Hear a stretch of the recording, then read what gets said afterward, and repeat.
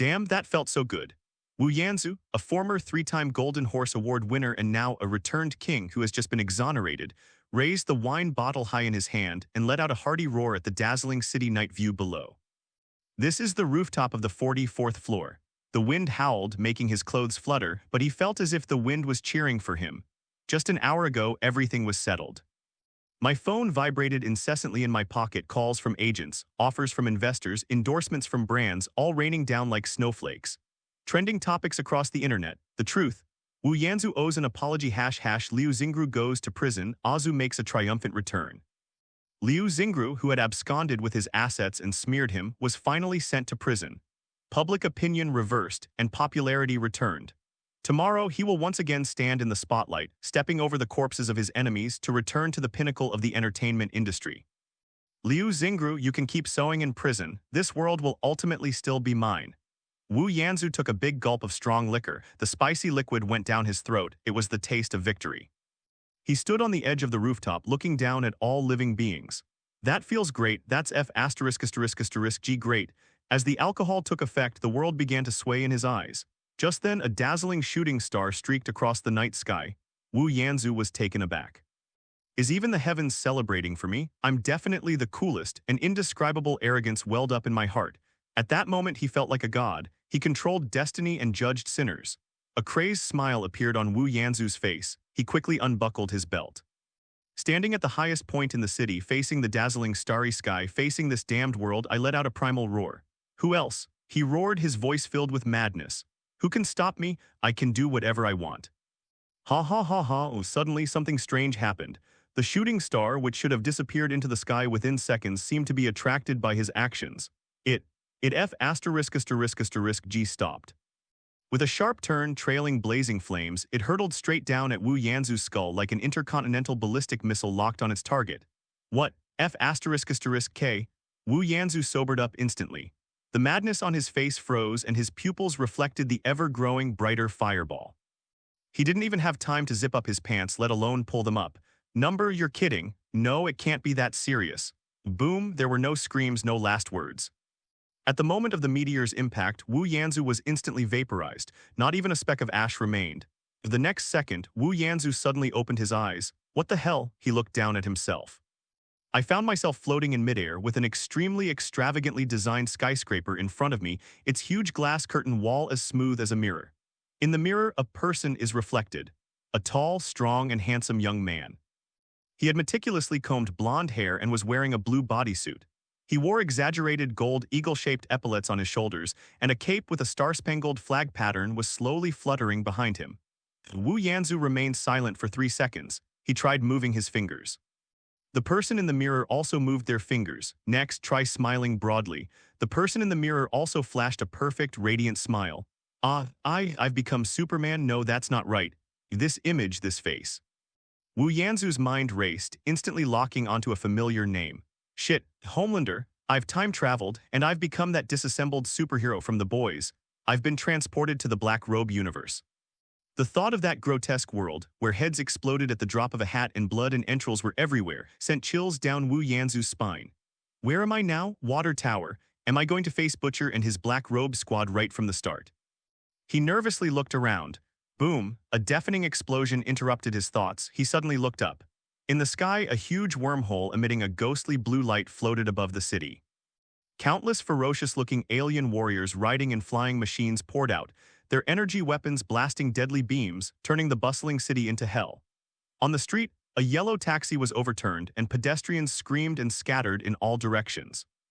A colossal Leviathan, clad in metallic armor, roared as it emerged from the wormhole, its massive body slamming into the side of a building, sending glass and steel bars raining down. Wu Yanzu landed slowly, his feet gently touching the edge of a building's rooftop, his star-striped cloak fluttering behind him. Looked down, on the street. An enraged green giant is grabbing a police car and slamming it down on a Chitauri soldier. Hulk smash. Not far away, a man wearing a hood and holding a star-shaped shield was directing the police to evacuate civilians. Hold this street, lead them to the west. A red-haired woman in a black bodysuit nimbly leaped onto a Chitauri aircraft and used a stun gun on her wrist to kill the pilot. A man with a bow and arrow is on the roof of another building, precisely, pointing out targets with various high-tech arrows. Further away, a red and gold steel armor was locked in aerial combat with two Leviathans, its pulse cannons firing continuously from their palms. F***K. That was the English word that slipped out. Wu Yanzu finally realized a problem even more serious than the one he had encountered in the black robe. This isn't the boys. He looked at the enormous wormhole in the sky and the massive green behemoth wrestling with Leviathan. This is the Avengers. The Battle of New York, a voice rang out without warning. The superstar system has been activated. Binding to the host has begun. Binding successful. System introduction. This is a system that assesses your persona. Popularity is your power. The higher your popularity, the greater your abilities. Current character template, Homelander basic version abilities, super strength steel body version bonus, head creature field weak version defect cannot be upgraded, super endurance, super speed, thermal vision, x-ray vision, super hearing, flight. Current popularity level, unknown. Note when the area level is upgraded to Ultraman, the ability boost provided by that area will be constant. New player mission, a perfect entrance, be the center of attention in the Battle of New York. Mission reward, unlock the Homelander exclusive uniform which will never wear out. The higher the popularity, the greater the ability. Wu Yanzu repeated the words in a low voice. He looked down at his bare blue bodysuit, then at the battlefield below engulfed in flames. He suddenly laughed. Haha. Then the laughter grew louder and louder, more and more unrestrained. Ha ha ha ha ha. He craved power, he craved money, he craved everyone's attention. Ha ha ha ha ha ha ha. This is simply perfect. A superstar system, you really understand me too well. In the city before Wu Yanzu's time travel, on a street swept by a biting wind, a ragged young man huddled beside a trash can, shivering as he stuffed a discarded lunchbox into his mouth. Despite being starving, his eyes held an unusual obsession and he kept muttering to himself, "Something's not right. This isn't how the script should be. Where's the system? I've been here for 3 months already. Why hasn't my system shown up yet? I clearly said a spell before I died if I could be reborn." Suddenly, a blinding burst of light erupted from the top of the 44-story building in the distance. New York, Manhattan, boss, we can't hold out. There are too many of these alien bastards. A policeman shouted into his communicator from behind a patrol car. Captain America, Steve Rogers, smashed a Chitauri soldier away with his shield, panting, "Hold on, Stark's trying to shut down the portal. He'd better hurry." Black Widow Natasha shouted into the comms. "I've spotted another big guy coming in." Just then, Hulk was hit by a barrage of energy blasts, roaring angrily but was temporarily suppressed. A Chitauri flight squad noticed the firepower gap. They descended, aimed at the bunker where the captain and police were hiding, and began to gather a ghostly blue energy in their cannons. "Get down," Steve roared, raising his shield. He was prepared to face the challenge, however the expected explosion did not occur. Steve looked up in confusion. He saw a pair of red boots. The boots were hovering silently 3 meters above their heads. A man wearing a blue bodysuit floated silently in the air, completely still. The Chitauri flight squadron that was preparing to launch an attack had already been broken in two and was burning as it fell behind him. Who is that?" The policeman hiding behind the car poked his head out, dumbfounded. Steve was stunned. "Sir," a young policeman stammered, is that Superman? I read his comics when I was a kid." "Shut up, George," the old cop snapped. "Superman is Henry Cavill. Who the hell is that?" "Shield. Steve pressed his earpiece. "Furry, is this your trump card?" Silence fell over the communicator. Shield helicarrier. Nick Fury, the king of secret agents, was staring intently at the figure on the screen with his one eye. "Hill," his voice urgent, "analyze that target for me. Who is he? Has he been recorded before? Where did he come from? Why is he dressed like he just came from a film set?" "Sir," Agent Maria Hill's fingers flew across the keyboard. "There's no matching Superhuman in the database. He just appeared out of nowhere. Thermal signal. God, his biothermal signal is like a miniature reactor. In the center of the battlefield." Wu Yanzu floated in the air, enjoying the gazes cast upon him from below. Awe, surprise, confusion, and worship. Ding, you have gained 120 popularity points. Ding, you have gained 45 popularity points. Ding, you have gained 109 popularity points. Too little. Wu Yanzu frowned in dissatisfaction. He needs a bigger stage. Just then, a Chitauri soldier noticed the strangely dressed fellow. It roared, raised its energy spear, and plunged it fiercely into his back. "Watch out!" Steve shouted from below. Wu Yanzu seemed not to hear and didn't even turn his head. The tip of the spear stopped on his back. The Chitauri soldiers used all their strength but could not advance an inch further. Wu Yanzu slowly turned around, his handsome face showing a hint of displeasure at being disturbed. "Rubbish. He immediately reached out, swift as lightning, and grabbed the Chitauri soldier's head to Hey everyone, welcome to FanFic Canon. Thanks for hitting play. I'm thrilled to bring this fan-made story to life for you. If you enjoy the ride and want more narrated fanfics, smash, subscribe, and tap the bell so you never miss an episode. And if you want audiobook of a novel of your choice, join my Patreon. Request any title that's freely available online, and I'll produce a full narration just for you. Now, let's dive into today's adventure. Steve Rogers' astonishment, he simply gave it a light squeeze, like squeezing a tomato. Blue blood and white brain matter splattered everywhere. A headless corpse fell from the sky. Wu Yanzu shook the grime off his hands with a look of disgust. No wonder Azu likes to shoot lasers with his eyes. Using his hands is really disgusting. Then he suddenly raised his head and looked up at the sky. A swarm of Chitauri aircraft was swooping down. His eyes began to burn, a searing heat gathering behind his retinas. Sizzle, two blazing, deep red beams of light shot out from his eyes. The beam swept across, neatly slicing 5 Chitauri aircraft in the sky along with their pilots in two. Molten metal and charred debris fell like rain. For a second there was silence around him. My God, the policeman named John dropped his gun with a clatter. Nick. Steve froze for 2 seconds. I'll ask you one more time, isn't that really your secret weapon? This guy isn't Superman, Hawkeye Clint muttered to himself on the rooftop. He's strong, Natasha's voice came through the communicator, and he seems to be enjoying it all. Iron Man Tony Stark made a sharp turn in midair and stopped in front of Wu Yanzu, his visor opening. Hey, Stars and Stripes boy, Tony's tone was as flippant as ever. There's no cosplay party today, who are you? Fury's new toy, Wu Yanzu hovered in the air, looking directly at Stark and smiled slightly. You look more like a toy than I am, I'm just here to help. Help the way you're helping is pretty slick, Tony retorted. Thank you for the compliment. I wasn't praising. Tony, the captain's voice broke in, stop talking nonsense, we're in trouble. A huge beast is charging down 5th Avenue and Hulk and Thor are teaming up to take on 2 others. Leave it to me. Tony closed his visor and was about to rush over. No need for that, Mr. Stark. Wu Yanzu smiled and took the lead. He's too fast. Tony Stark's armor only managed to catch a glimpse of a red and blue afterimage. The next second, Wu Yanzu appeared in front of the Leviathan, and just like that, it crashed straight into it.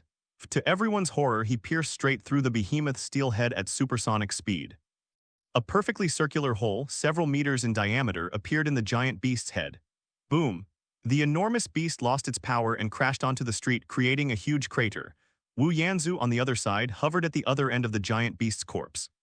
She slowly turned around, spotless, and flashed a radiant smile that looked like it belonged on a magazine cover as the stunned crowd below stared at her. Don't be afraid, everyone. His voice carried clearly through several blocks. I'm here. In midair, he flashed a righteous smile and waved to a news helicopter filming him. Don't worry, I'll save everyone here. F***KU, Nick Fury slammed his fist on the table.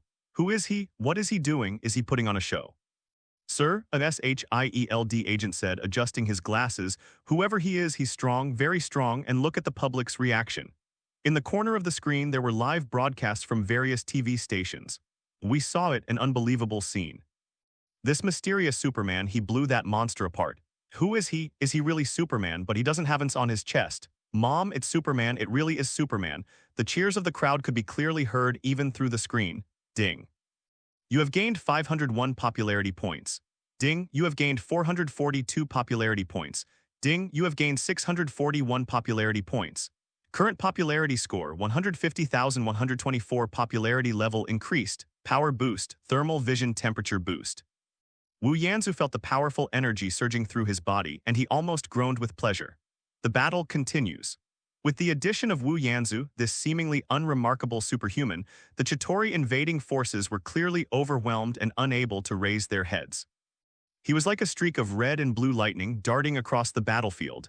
This is not just fighting, it's putting on a show. Every punch must be delivered with the most magnificent style. Every thermal image must be cut with the utmost precision. Every rescue must be carried out at the most dangerous moment. He saw a bus full of commuters about to be crushed by the collapsing building. In a flash, he appeared on the roof of the bus. Boom. He caught half of the collapsed concrete slab with one hand. Oh my God. The passengers on the bus stared in shock at the man above them through the glass.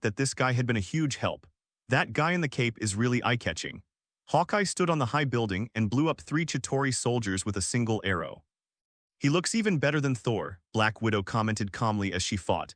He's strong, Captain America replied gravely into the communicator, but we don't know him, we need to talk to him. But right now, anyone who can help is a friend.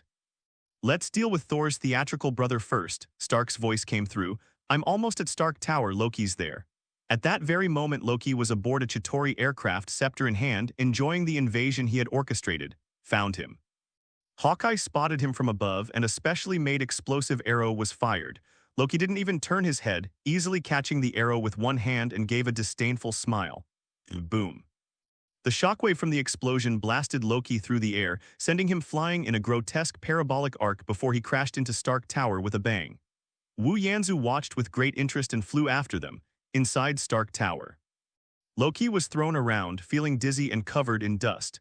He staggered to his feet and saw the man in front of him wearing a national flag cloak, looking at him with a mocking expression. Loki covered his head, his dignity as the son of Asgard had been insulted. Enough, Loki stood up angrily. Who do you think you are? I am a god, you stupid, inferior creature. Don't even think about bullying me, I won't be bullied by someone. Before Loki could finish speaking, Wu Yanzu's figure had vanished from the spot in an instant. Loki's pupils contracted. That's too fast. The next second, Wu Yanzu appeared in front of him, one hand gripping his neck like an iron clamp, lifting him high into the air. What did you just say? Wu Yanzu smiled, but his eyes were cold. You dare? Loki struggled, his face flushed red. Wu Yanzu's smile grew even brighter. He hurled Loki into the air, then flashed above him even faster, his feet landing a war stomp on Loki's stomach. Boom! The marble floor cracked instantly, creating a huge human-shaped crater. Before Loki could even catch his breath, Wu Yanzu grabbed his ankle again and swung him around like a hammer. With a whooshing sound, Loki's body became a blur, crashing wildly against the pillars, walls, and ceilings inside Stark Tower. Bang, bang, bang, bang, bang. Each loud bang was accompanied by the sounds of steel bars twisting and concrete cracking, and the entire building seemed to tremble.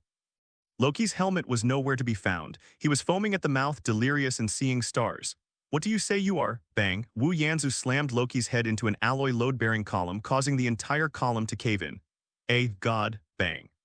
Then, like a ball, Loki was slammed heavily onto the steel frame of another glass curtain wall. The enormous impact even shattered the entire curtain wall. Wu Yanzu stopped, picking up the half-dead Loki as if he were carrying a bag of garbage. He flexed his wrists, then flashed a perfect, righteous smile. Come on, one last time. Wu Yanzu leaped high into the air with Loki breaking through the ceiling. In midair, he flipped over, grabbed Loki's arms, and performed a perfect head-first somersault. Boom, bang, a loud bang. Loki's entire upper body was embedded in the concrete, leaving only his 2 legs twitching unconsciously outside. Iron Man, who had just arrived, along with Captain America and Black Widow who rushed out of the elevator, witnessed this scene. All 3 of them were stunned. Natasha, he planted Loki in the ground. Stark landed on the ground and opened his visor. Well, I have to say that was pretty cool. Loki, Thor descended from the sky and landed heavily on the ground. He saw his younger brother with only his legs sticking out. Thor's face flushed red instantly. This is his brother Loki. Although he's a scoundrel, only he can teach him a lesson. How could the gods of Asgard be treated like this by mortals? He raised the Meow Meow hammer, pointed it at Wu Yanzu and roared, "You mortal, how dare you do this, how dare you?" He mumbled so for a long time but couldn't think of a single word. After all, it was his brother who invaded Earth first. "How dare you humiliate my brother like this?" Wu Yanzu glanced at the enraged Thor, then at the trembling legs on the ground. "Sorry," he shrugged, looking completely innocent. "He yelled at me. Thor was about to make a move." "Thor, stop." Captain America intervened just in time. "Steve," Thor's hammer crackled with electricity, "he attacked my brother. Why don't you look outside? How many people has your brother killed, Thor?" Steve said coldly. He's not related by blood." Thor put away his hammer and stood awkwardly to the side. Then Steve looked at Wu Yanzu, his tone filled with gratitude. "Friend, we appreciate your help, but we need to know, who exactly are you? Are you one of Nick Fury's men?" Azu turned around, a warm smile on his face. "It was nothing, Captain Rogers. You know me?" Steve was taken aback. "Of course." Azu walked up to him, extending his hand. "Steve Rogers, Captain America, a World War II hero. Your story is inspiring." Steve grasped his hand. It was warm, strong, and brimming with a sense of justice. "I am." Azu was about to introduce himself. Nick Fury's urgent voice rang out in the center of everyone's earpieces. "Stark, can you hear me? Those idiots. They launched a nuclear missile. It's heading straight for Manhattan." "How much longer?" Stark exclaimed in shock. "In a maximum of 3 minutes, the nuclear bomb it carries could level the city center. I can handle this." Tony turned and flew out the window without hesitation. "Jarvis, transfer all remaining power to the thrusters." "Tony, are you crazy?" Steve yelled. "There's no other way." Stark used all his strength to grab the missile and began to fly towards the portal in the sky.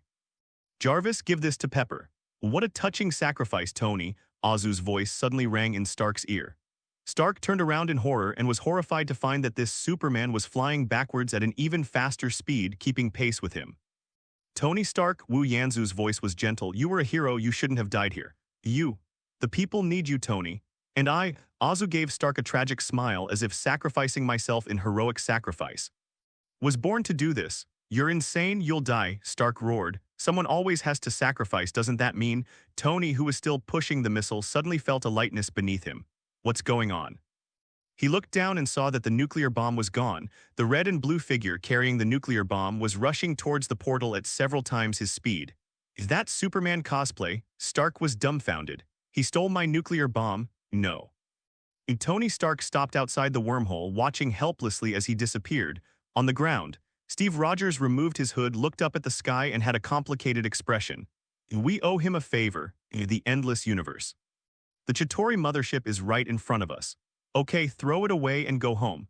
Wu Yanzu was about to let go, but his X-ray vision instinctively swept across the entire mothership. He saw the engines, the command center, and tens of thousands of Chitauri soldiers. Then he saw a special compartment. In another area of the mothership, within a massive energy shield, were imprisoned. Holy crap, a child! Hundreds of unconscious human children were piled up like cargo in a huge biological life support pod. They didn't just infiltrate, they're also stocking up. Wu Yanzu's mind raced. A hero who sacrifices himself can certainly gain immense popularity. But a hero who, after a sacrifice, miraculously returns and incidentally rescues a ship full of children abducted by aliens. That would be a god among men. Immediately, an expression more holy than all her previous smiles combined appeared on her face. "This is practically a script sent from heaven. Time is running out." He adjusted his direction and released his grip on the missile. Then he leaped and crashed straight through the mothership's hull. The alarm blared shrilly inside the mothership. He ignored all the soldiers attacking him, his heat vision sweeping wildly, clearing a path. They rushed straight to the huge container. "Open it for me." He slammed his fist into the energy shield. Buzz, a blinding flash of electricity erupted between the fist and the shield, not strong enough. Click, energy shield shattered. He gripped the outer shell of the container with both hands and ripped the entire life support capsule off the mothership's floor. "Hold on tight, little ones." Wu Yanzu pushed the huge container, turned around, and rushed towards the hole he had crashed into. Behind him was a world-destroying light. New York under the portal. "He's been inside for too long." Natasha's expression was somewhat bitter. "He's not coming back." Stark hovered in the air and said softly. Captain America tilted his head back and clenched his fists. Just as the portal was about to close, "Look, what's that?" The detective downstairs pointed to the sky. A streak of fire shot out from the portal. It's that Superman. He was also pushing a huge thing. Azu rushed out of the portal, which closed behind him. The Chitauri army, still engaged in battle, lost all power and began to fall. The war is over. He did it. Stark murmured, "Look, he seems to have passed out." Captain America noticed something was wrong. Wu Yanzu, pushing the enormous container, lost power in midair and began to plummet straight down. "Quick, Tony. I'm coming." Stark was about to rush over. Suddenly, Wu Yanzu, who was falling, opened his eyes. Play the whole thing, he told himself. He awakened, barely steadied himself in midair, slowly decelerated, and then, carrying the enormous life support pod, landed in a visually striking Superman style. Boom, he landed at Grand Central Station in New York City. Surrounding them were civilians who had survived the disaster and countless reporters who had rushed to the scene.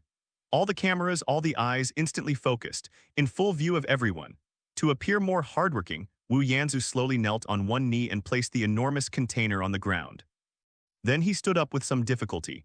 A reporter asked in a trembling voice, Who are you?" "Superman. He's Superman, he saved us." A child's shout in the crowd ignited everyone's passion. "Superman, Superman, Superman." The cheers were like a landslide and a tsunami. Wu Yanzu felt as if his system panel was being flooded with a massive amount of numbers. Global popularity is exploding. Ding, you've gained 2450 popularity points. Ding, you've gained 3832 popularity points. Ding. You've gained 1109 popularity points. Current popularity score 2,215,232. Template enhancement in progress. Enhancing iron body, template enhancement in progress. Enhancing super speed, template enhancement in progress. Strengthening thermal vision, mission accomplished. Obtain the Homelander exclusive outfit. The Avengers also landed beside him. Captain America looked at him, his eyes filled with complex emotions but also gratitude. "Mr. Superman," Wu Yanzu did not answer. He walked to the life support pod and, under the watchful eyes of the world, slowly tore open the outer shell of the container with both hands. Inside, hundreds of bewildered 12 or 13-year-old human children emerged, rubbing their eyes. "Where's my mom?" A little girl asked timidly. All of New York was quiet. Tony Stark's visor slammed open with a clang and he stared, unable to utter a single word. The shield in Steve Rogers' hand slipped and fell to the ground. Thor's eyes widened and he whispered, "By Odin." The next second, whoa. A deafening roar of cheers erupted from every corner of the city, screaming, crying, shouting, "Ding, you have gained 3011 popularity points. Ding. You have gained 4840 popularity points. Ding, you have gained 5526 popularity points. Ding, you have gained 7789 popularity points." Global popularity rating, emerging talent. Wu Yanzu vaguely sensed that his strength, speed, and defense had increased several times over at this moment. The bare blue fabric on his chest began to gleam with a golden light. A moment later, a majestic and imposing eagle emblem appeared out of thin air, complementing the golden epaulets on his shoulders. "Hero, Superman, hero, Superman, hero." The crowd spontaneously began chanting "hero" and the name that symbolized hope in the comics. The people of the motherland stood there, bathed in a thunderous roar of cheers. He opened his arms wide, enjoying it all. After a moment, he slowly raised his hand, signaling the crowd to be quiet. Surprisingly, the bustling New York City gradually quieted down. Everyone looked up at him, waiting for him to speak. He cleared his throat and flashed a bright smile at the recent news helicopter camera. "Thank you, but..." He extended his index finger and shook it gently along with his head, his golden slicked-back hair remaining perfectly still in the wind. "I'm not Superman." He paused for a moment, enjoying the moment when everyone held their breath in anticipation. "I am Homelander, just an ordinary person with some special abilities. And you?" His smile grew even warmer, more approachable, as if the monster who had just slaughtered aliens had vanished. "Are the true heroes, Homelander." This name, through Wu Yanzu's words, spread clearly throughout the entire Central Station Plaza. It was transmitted globally in a fraction of a second via countless microphones and cameras. There was a brief moment of silence in the crowd. Then came an overwhelming roar of shouts. "Homelanders. Homelanders, Homelanders." This word seems to possess a kind of magic. After experiencing the horror of an alien invasion, people need a symbol.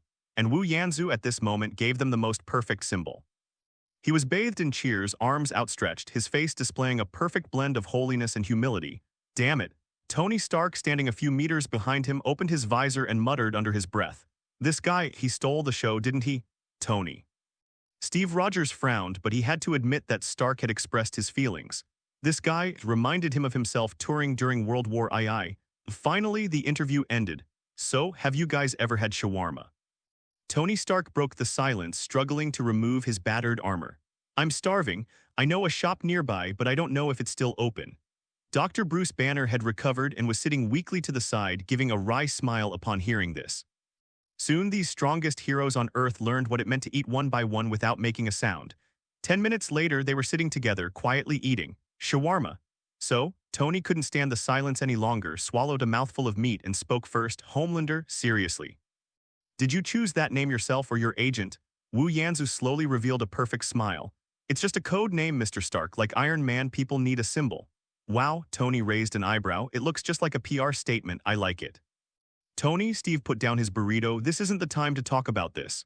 He looked at Thor. Thor, Steve said seriously. That Tesseract. Thor nodded and wiped his mouth. That's right, the Tesseract. My father Odin placed it on Earth hundreds of years ago to protect it. Now it seems it must be brought back to Asgard. Hey, wait a minute, here comes the bombshell, Tony chimed in. That thing almost destroyed my city. You just took it like that. Without even filing a report. It doesn't belong here, Tony, Thor said seriously. He's right, Tony. Steve interrupted Stark. Taking it off Earth is the best option, better than keeping it at SHIELD. Black Widow and Hawkeye chewed silently without saying a word, while Banner expressed his agreement. All right, Captain Popsicle, you're in charge. Stark smiled indifferently. After the dinner party, the next step was to deal with Loki, the god of mischief. At this moment, he was enjoying special treatment. A specially made Asgardian gag that completely shut his mouth, which was good at bewitching people. Moreover, after being planted into the floor by Wu Yanzu, he was later pulled out by Hulk and subjected to a round of mockery as a weak god. Now he is slumped on the ground, glaring resentfully at everyone present. Thor, the great prince of Asgard, the god of thunder, stood awkwardly beside his brother. He carried Thor's hammer in one hand and a container shimmering with blue light in the other, which contained the Tesseract. We're leaving. Thor looked at everyone present. Thank you for your help. Asgard owes you a favor. I'll take care of the cube and him, Loki gagged, could only make angry sounds. Okay, goodbye, blonde sweetheart. Tony waved his hand. Next time, bring your Bambi brother and remember to bring a Christmas present. Steve nodded seriously. He must pay the price for his actions. He will. Saul's expression was grave. He activated the cosmic cube and blue light enveloped the two of them. Just as the light reached its peak and they were about to teleport, Loki's gaze swept over everyone and finally landed firmly on Homelander's back. In those eyes, besides hatred, there was also a hidden fear deep within. A flash of light and Thor and Loki vanished. If Loki was the external problem, then now only the internal problem remains in the room. All eyes Stark, Steve, Natasha, Clint, Banner were fixed on the red and blue figure. All right, the main character from Explosive Point is gone. Stark walked over, arms crossed. Now Stars and Stripes boy. Can we talk? Wu Yanzu slowly turned around. Of course, Mr. Stark. His voice was gentle yet magnetic. I suppose you have many questions. Oh, you're right. A deep voice came from not far away. Nick Fury, director of SHIELD. Strode in wearing his signature black trench coat, his single eye locked onto Wu Yanzu like an eagle's. The people of New York thank you for your performance, Mr. Homelander. Fury's tone was devoid of gratitude, but I don't like surprises. And you, Fury's one eye narrowed, are the biggest surprise of the day. Sir, Wu Yanzu nodded with a smile. Nice to meet you. I suppose you're the boss here. My name is Nick Fury. Please come with me. Fury didn't waste any more words and directly extended the invitation. Let's talk somewhere else. Skycarrier Circular Conference Room. At this moment, sitting around the long table in the conference room were the highest-ranking members of SHIELD. And the core of the Avengers. Fury sat in the head seat, his single eye appearing particularly sharp under the light. Agent Maria Hill stood behind Fury. Tony Stark, legs crossed, gave him a get-started-your-performance look. Steve Rogers sat upright, his expression serious. Natasha Romanoff, like a Black Panther poised to pounce, remained silent, observing intently. Bruce Banner and Clint Barton were not involved. They needed rest and evaluation. Today's performance was truly spectacular, Mr. Homelander, Fury said nonchalantly. To think of a perfect hero, so perfect it's almost unreal. Director Fury, Wu Yanzu said, still smiling, I just did what I was supposed to do. Is that so? Fury sneered. Then you certainly have a lot to do. All right, Nick, Tony Stark said, somewhat annoyed with Fury, don't be so cold-hearted. This guy, no matter how much of a scene stealer he is, he did save my life and he saved this city. So, Homelander, who are you anyway? Where did you come from? And what designer made this outfit of yours? Nice fabric. I'm here to help, Mr. Stark, Homelander began his prepared speech. I come from a very far place. A place far away, Fury interrupted him. Smallville, Kansas, or Krypton, Nick. Steve spoke up, clearly disapproving of Fury's interrogation. He saved everyone, we should at least give him respect. Respect is earned, Captain, not through hypocritical posturing. Fury's one eye shifted to Steve, then back to Homelander's face. I'm asking you questions, are you an alien, SH? IELD has never discovered a superhuman like you on Earth. Who do you work for? What is your purpose here? The surrounding air seemed to freeze. Director Fury, Wu Yanzu broke the silence, his voice calm. What you just said about striving. When the Chitauri Leviathan was ravaging Manhattan, was your so-called striving just about dropping nuclear bombs on millions of civilians? Fury frowned, unsure how to respond. I was in the sky catching the falling building. I was on the street blocking the laser beam aimed at the child. Wu Yanzu leaned slightly forward, looking directly into Fury's single eye. And you, hiding inside the spaceship, interrogated someone who just cleaned up your mess with your distrust and suspicion. Is this how SHIELD operates? Azu scanned the crowd, his gaze finally settling on Fury, a mocking expression on his face. If so, then I must say, this is truly disappointing. There was a few seconds of silence. Well said. Tony Stark broke the silence with a loud whistle. Frankly, Fury, I love what he said. The council that wants to nuke New York sounds like a top-tier threat compared to him. Steve Rogers looked at Wu Yanzu with a newfound respect and approval in his eyes. He stood up, walked to Wu Yanzu's side, and faced Fury. Fury, he's right. We are Avengers, not Inquisitors. He proved his worth through his actions. Fury's face turned dark and then black. As the king of spies, he was used to controlling everything and to using intimidation and authority to suppress people. But today, he met his match. This man from the motherland is surprisingly adept at manipulating public opinion. He knew he had lost this round. Continuing to be tough would only alienate the Avengers. Okay, perhaps I was a bit too harsh, Fury's voice softened, but SHIELD needs to know your background and I hope you understand. He was just about to start making up that classic script about the M78 Nebula. Sir? Agent Maria Hill strode over, holding a tablet computer, her expression extremely strange. Sir, you'd better take a look at this. Fury impatiently took the tablet, but when his gaze swept across the screen, his one eye suddenly widened. What did you see? Stark asked curiously as he leaned closer, and when he saw what was on the screen, he was stunned. Wow, this is really unbelievable. All right, I know who you are. Fury's voice was full of pressure. Wu Yanzu's mind went blank for half a second. What? He found out, I know nothing, I'm a time traveler. So let me explain, Mr. Homelander. Nick Fury slammed the tablet computer onto the table, and it slid down in front of Wu Yanzu. On the screen is a file. Wu Yanzu's pupils contracted slightly. The file contained a passport photo. The person in the photo has the exact same blonde hair, the same handsome face, and the same deep blue eyes as him. The only difference is that the person in the photo is wearing a Columbia University t-shirt and their smile is very youthful. Name, Antonista. Date of birth, October 25, 1992. Status, missing, presumed dead. Resume, Columbia University Department of Literature freshman. Parents, Edward Starr and Martha Starr, founders of the Starr Group, both of whom died in a plane crash 3 years ago. Event log, on October 25, 2011, Anthony Starr was attending a private yacht party in the Hamptons, Long Island when a sudden storm struck and the yacht sank. Of all the passengers and crew, only Anthony Starr's body was never found. Wu Yanzu's brain stopped functioning for a moment. Antonista, that name, isn't it the actor who played Homelander in The Boys in his world? In his past life when he was still a movie star, he even studied this colleague's acting. Damn it. He cursed inwardly. Parallel worlds. This is the real parallel world. This world not only has Marvel, but also people exactly like those in my world. All of this happened in the blink of an eye. Wu Yanzu's mind raced 1,000 times in that single second. The original script for the space garrison is scrapped. Wait, could that scrambled egg be trying to trick me? Damn it, if he dares to bluff me, I'll shoot him right here and now. That was the decision. As a true actor, he wouldn't easily let go of any performance opportunity. Then, under the watchful eyes of Fury, Stark, Natasha, and others, Wu Yanzu's expression changed. The smile gradually faded. Anthony. He murmured the name softly as if reciting a spell. Number. Wu Yanzu raised his head, revealing a bewildered feeling of being resurrected and things being different. Are you all right? Steve Rogers keenly noticed this and his tone softened. I just remembered something. That's right. I am Antonista. The moment those words were spoken, the air in the entire conference room seemed to freeze. Tony Stark slowly lowered his crossed legs. Natasha leaned forward slightly. Fury's single eye was fixed on him, trying to find the slightest flaw in his face. That's impossible, Agent Hill whispered from behind. Antonista has been dead for a year. I am not dead. Azu began his performance. I remember that storm. His voice was low, filled with painful memories. The yacht capsized, the icy seawater rushed towards me, and I thought I was going to die. I lost consciousness, I thought it was all over. When I wake up again. He paused, creating enough suspense. I'll be in I can't describe it. Where? Fury asked immediately. A place with neither light nor darkness. I don't know how much time passed.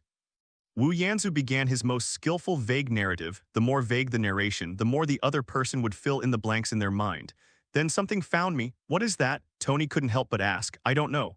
Azu shook his head painfully. They erased most of my memories, including what they looked like. I only remember them modifying me, experimenting on me, giving me this. He raised his hand and looked at his palm. He gave me this power, this curse. When I regained consciousness, I was already on a deserted island. I don't know how long it took me to learn to control this power. I learned to fly and I flew back to the mainland. But I've even forgotten where my home is. His performance entered the most crucial self-analysis stage. I've become a monster, haven't I? He chuckled self-deprecatingly. I've found myself able to hear heartbeats miles away and see your bones. He suddenly looked at Natasha. Agent Romanov, your heart is racing, 92 beats per minute. You're nervous? Natasha's expression changed instantly. He then looked at Tony. Mr. Stark, that light bulb on your chest is causing you pain, isn't it? And your left knee, you have an old injury. Tony's smile froze on his face. Finally, he looked at Fury. Chief, in the inside pocket of your coat, there's an FNP9 pistol, 13 rounds, 1 loaded, and a pager, really retro. F***KU, that's enough. Fury slammed his fist on the table. The room fell silent once more. I'm sorry. Azu lowered his head, his superb acting skills making him appear very innocent at this moment. I was afraid my power would hurt others. I was afraid the world would see me as a monster. So I hid like a homeless person hiding in the shadows of the city, until today. He raised his head and the light of belief rekindled in his eyes. I saw a hole in the sky. I saw aliens slaughtering my people. In my city.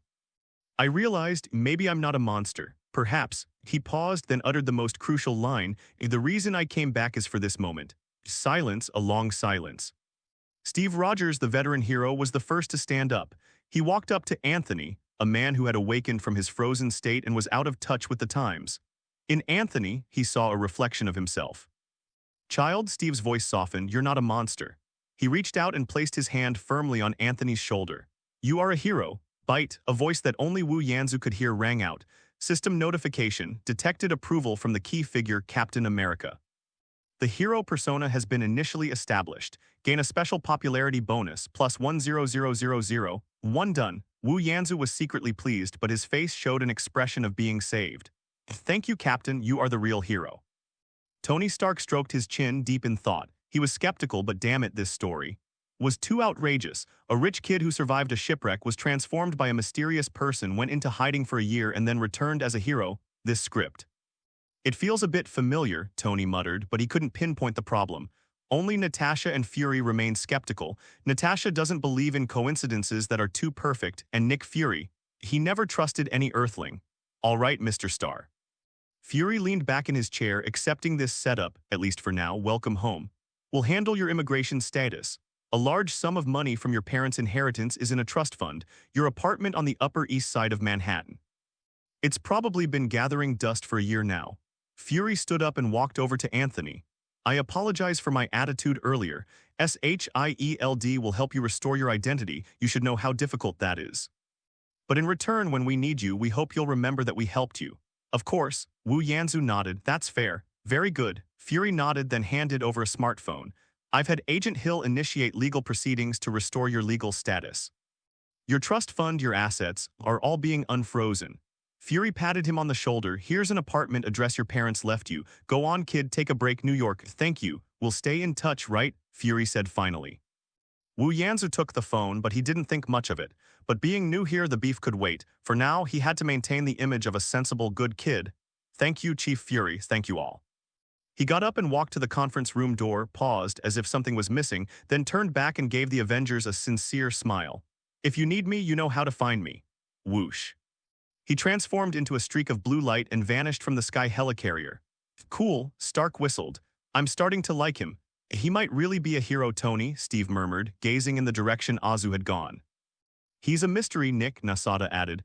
Are you sure he really is this Anthony Starr? You know, plastic surgery isn't difficult. The iris scan has already been checked against the database, so there shouldn't be any problems, Nick Fury replied with a dark expression. He stared intently at the doorway, a sense of foreboding creeping over him even though the man was behaving well. I hope I'm just overthinking it and that he's a real superhero, not some disobedient ancestor. Nick Fury then sent a message. He'll bring Homelander into Project Insight. I need to know what brand of toothpaste this Anthony Starr uses. After leaving, Azu did not go to his apartment immediately. He hovered over the city. He could hear his name everywhere. On the giant screens in Times Square, footage of him lifting the nuclear bomb, rushing into the portal, and finally rescuing the hundreds of children was playing on a loop. Tonight, we witnessed a miracle. A mysterious hero calling himself Homelander saved Manhattan. Sources say that Homelander may actually be Anthony Starr, a Columbia University student who went missing in a shipwreck a year ago. While the Avengers are powerful, Homelander is the true MVP tonight. He single-handedly turned the tide of the battle. Oh my god, he's so handsome. I want to have his babies. Ding, popularity points gained plus 120. Ding, you've gained 88 popularity points. Ding, you've gained 205 popularity points. Although the system notification sounds no longer increased explosively as before, they continued to beat steadily and continuously. He landed at an intersection, where a crowd immediately surrounded him, chanting his name. He smiled and shook hands with them, embraced the weeping citizens, and kissed the children's foreheads. Don't be afraid, it's all over now. With me here, New York is safe. He enjoyed it all, enjoying every admiring glance. At that moment, the news was being broadcast on the Times Square screen. We'll break the news with a report from our reporter's discovery in the battlefield ruins. A reporter is standing in front of a partially collapsed upscale apartment building. Right here, at the height of the battle, a 9-year-old girl, Kate, was trapped. Her father tragically perished. The camera focused on the little girl. She was thin, wrapped in a blanket, her face covered in dust, but her large eyes shone with an unusual light. The reporter handed her the microphone. Child, were you scared at the time? The little girl, Kate, nodded, then shook her head.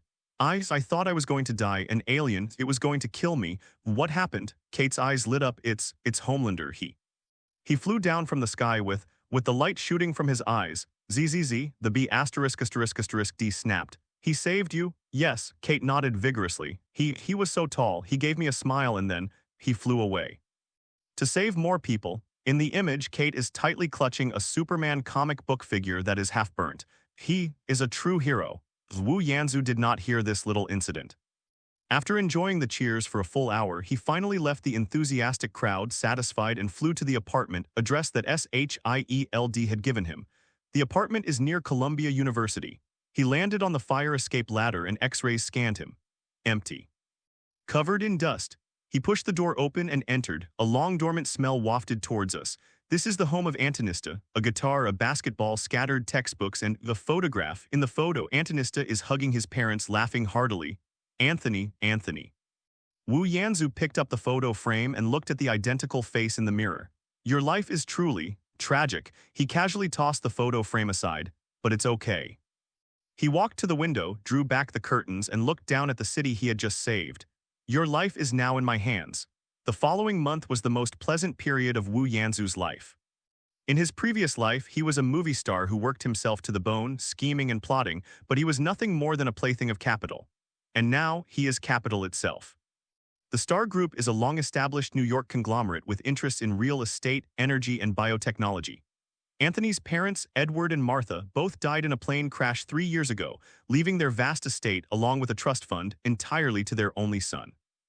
Now this resurrected successor has returned as a hero of Homelander, a dramatic story worthy of being written into textbooks. The penthouse duplex of the Starr family in Manhattan's Upper East Side. This place occupies 3 entire floors and includes a helipad and an outdoor swimming pool.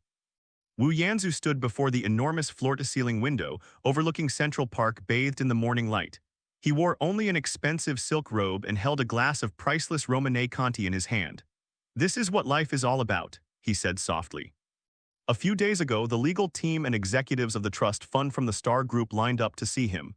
Mr. Anthony, this is your parents' after-tax inheritance document. Given that your status was recently canceled, you need to sign it again here. Swish, swish, swish, the body's instinctive, natural handwriting. From that day forward, Wu Yanzu officially took control of everything this body could inherit, hundreds of billions of dollars in personal assets and absolute control of a conglomerate. System, I feel fantastic right now. He smiled brightly at his reflection in the floor-to-ceiling window. Current popularity score, 7,982,301 global popularity rating, rising to fame enhanced abilities, steel body planetary level, thermal vision 4000, super speed Mach 15. Not enough. Wu Yanzu narrowed his eyes. The benefits from the Battle of New York are almost exhausted. The growth in popularity has gone from an explosive surge to a trickle. He was a movie star in his past life, so he understands the power of generating buzz all too well. Without consistent work and exposure, audiences will quickly forget you. Popularity is a matter of stagnation. It either grows or it declines. Looks like it's time to open for business. He put down his coffee cup. The next second, the red and blue uniform with a star-striped cape was already covering his body. For the next 2 weeks, New York City residents were truly amazed. What the hell does security even mean? This is what we call a sense of security. Look, it's a Homelander. Oh my God, he's here again. Midtown Manhattan. An out-of-control bus is screaming and hurtling toward the sidewalk. The driver is clearly unconscious. Pedestrians scattered in terror.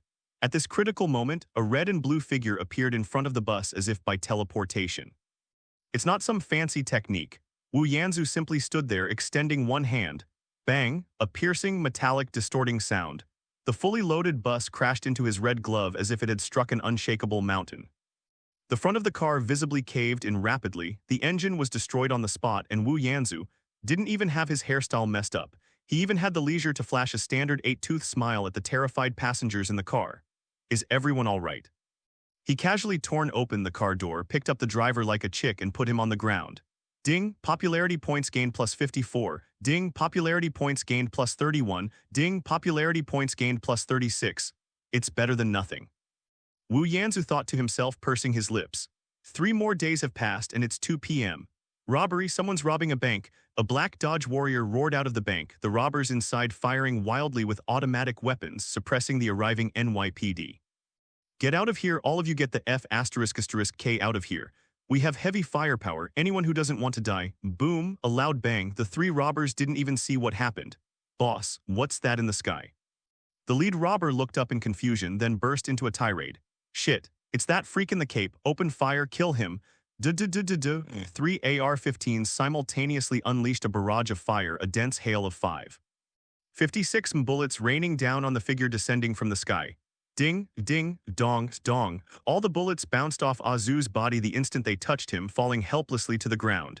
Demon, devil. Go on, Wu Yanzu smiled and beckoned to them. F***K, die. The leader of the robbers broke down, pulling the trigger, trying to fire all his bullets. Zai, a faint red light shone in Wu Yanzu's eyes. The next second, 2 precise heat beams instantly swept across the weapons in the hands of the 3 robbers. Sizzle. The intense heat instantly turned the metal parts of the firearms glowing red-hot. Ah! The leader of the robbers let out a scream that sounded inhuman. The AR-15 was instantly melted by the intense heat of the thermal vision, the molten steel and plastic, stuck directly to his hand. My hand, my hand. Robber A stared at his hand, now a mixture of charred metal and solidified charcoal, and rolled frantically on the ground. The other 2 robbers were so terrified that they immediately threw their half-melted gun on the ground, raised their hands, and knelt down. Don't kill me, we surrender. We surrender. Wu Yanzu withdrew his gaze with satisfaction. That's right. He floated down from the sky, his stars and stripes cape spreading gracefully behind him. The police had just arrived and were stunned by what they saw. Homelanders. Oh my God, he's so cool. I love you, my countrymen. Fans and reporters swarmed around them. Keep order, everyone. Wu Yanzu immediately switched back to perfect hero mode, a warm smile spreading across his face. He skillfully struck a pose with his hands on his hips and posed for photos with several excited female fans. Mr. Homelander, what's your opinion on this robbery? A reporter squeezed in. I'm glad the citizens of New York City haven't been harmed, Wu Yanzu said sternly to the camera, but I must also remind those potential criminals. With me here, your good days are over. Ding, you've gained 1250 popularity points. Ding, you've gained 825 popularity points. Ding, you've gained 762 popularity points. Ding, strength slightly increased. Feeling the warm current flowing into his body again, Wu Yanzu comfortably closed his eyes. 4 p.m. Queens, meow, meow. On a tall oak tree, a tabby cat clung to a branch, shivering. Under the tree, a little girl with pigtails was on the verge of tears. Mimi, come down quickly, Mimi. Sweetie, don't cry, we'll find the firefighters. No need, ma'am. A gentle voice came from above. The mother and daughter looked up and saw the figure bathed in sunlight like a deity. Azu slowly landed, reached out his hand, and the Mimi, that had been struggling desperately just moments before, obediently lay down and licked his glove with its tongue. He landed in front of the little girl, holding the cat, and crouched down with his tall body. Is it yours, sweetheart? Yes. The little girl was stunned. Here you go. He handed the cat back. Keep a close eye on it from now on, it's very scared. Thank you, Mr. Homelander. The little girl looked at him with admiration. Wow, he even rescued a kitten. That's a true hero. The neighbors then started snapping photos with their phones. Ding. You've gained 920 popularity points. Ding. You've gained 1152 popularity points. Ding. You've gained 1163 popularity points. Wu Yanzu's inner monologue, F******** G cat, they even bother boosting this kind of trashy popularity, but it seems quite effective. Popularity is actually comparable to cracking down on robbers, this amazing country. However, just when Wu Yanzu thought he was about to become the most popular person in New York, the system notification showed a series of negative numbers. Ding, you have gained 15 popularity points. Ding. You have gained 40 popularity points. Ding, you've gained 22 popularity points. On the rooftop swimming pool of the apartment building, Wu Yanzu was enjoying a sunbath when he suddenly opened his eyes. Popularity is declining, not by much, but it's very stable. He frowned. This was not a good sign. He casually scrolled through social media on his phone. Soon he found the source. Wu Yanzu looked at the headline news on his tablet and laughed in anger. The Daily Bugle, Homelander, heroes or the next tyrant. New York Post, Devil in Stars and Stripes, does Homelander's power need regulation? Fox News special commentator, we don't need a god to tell us how to cross the street. He destroyed half a building yesterday while fighting a fire. Who's going to pay for it? He picked up the remote and turned on the TV. On the screen, a man with a neatly square mustache and an agitated expression was roaring. He's a threat wearing the national flag. The man's left hand was pointing at a high-resolution photograph. The photo shows the robber whose hand was welded by thermal imaging. He is being carried away by medical staff. His hand is now completely useless. Look at this, a hero. Jameson's spittle seemed to leap off the screen. Would a real hero do this? This is lynching, this is torture, this is abuse. And this too, the scene shifts to the bus that was saved. Yes, he saved the passengers, but what about the car? It's totaled. The insurance company is probably crying their eyes out, and this damn road. The camera zooms out to a rescue site where Wu Yanzu was standing. 2 deep footprints were left where he stood, and the surrounding floor was cracked in large areas. He doesn't care about the losses. He only cares about whether his damn hair is messed up. We've reviewed the Battle of New York. This Homelander caused more collateral damage than any of those other alien bastards. He's just a brute. Blonde B*******D, he's a threat to New York. Jameson of the Daily Bugle will continue to report on his misdeeds. Wu Yanzu watched the entire passionate speech with a blank expression. Ding, you have gained 105 popularity points. Ding, you have gained 98 popularity points. Ding, you have gained 112 popularity points. Ha, he laughed. Hey.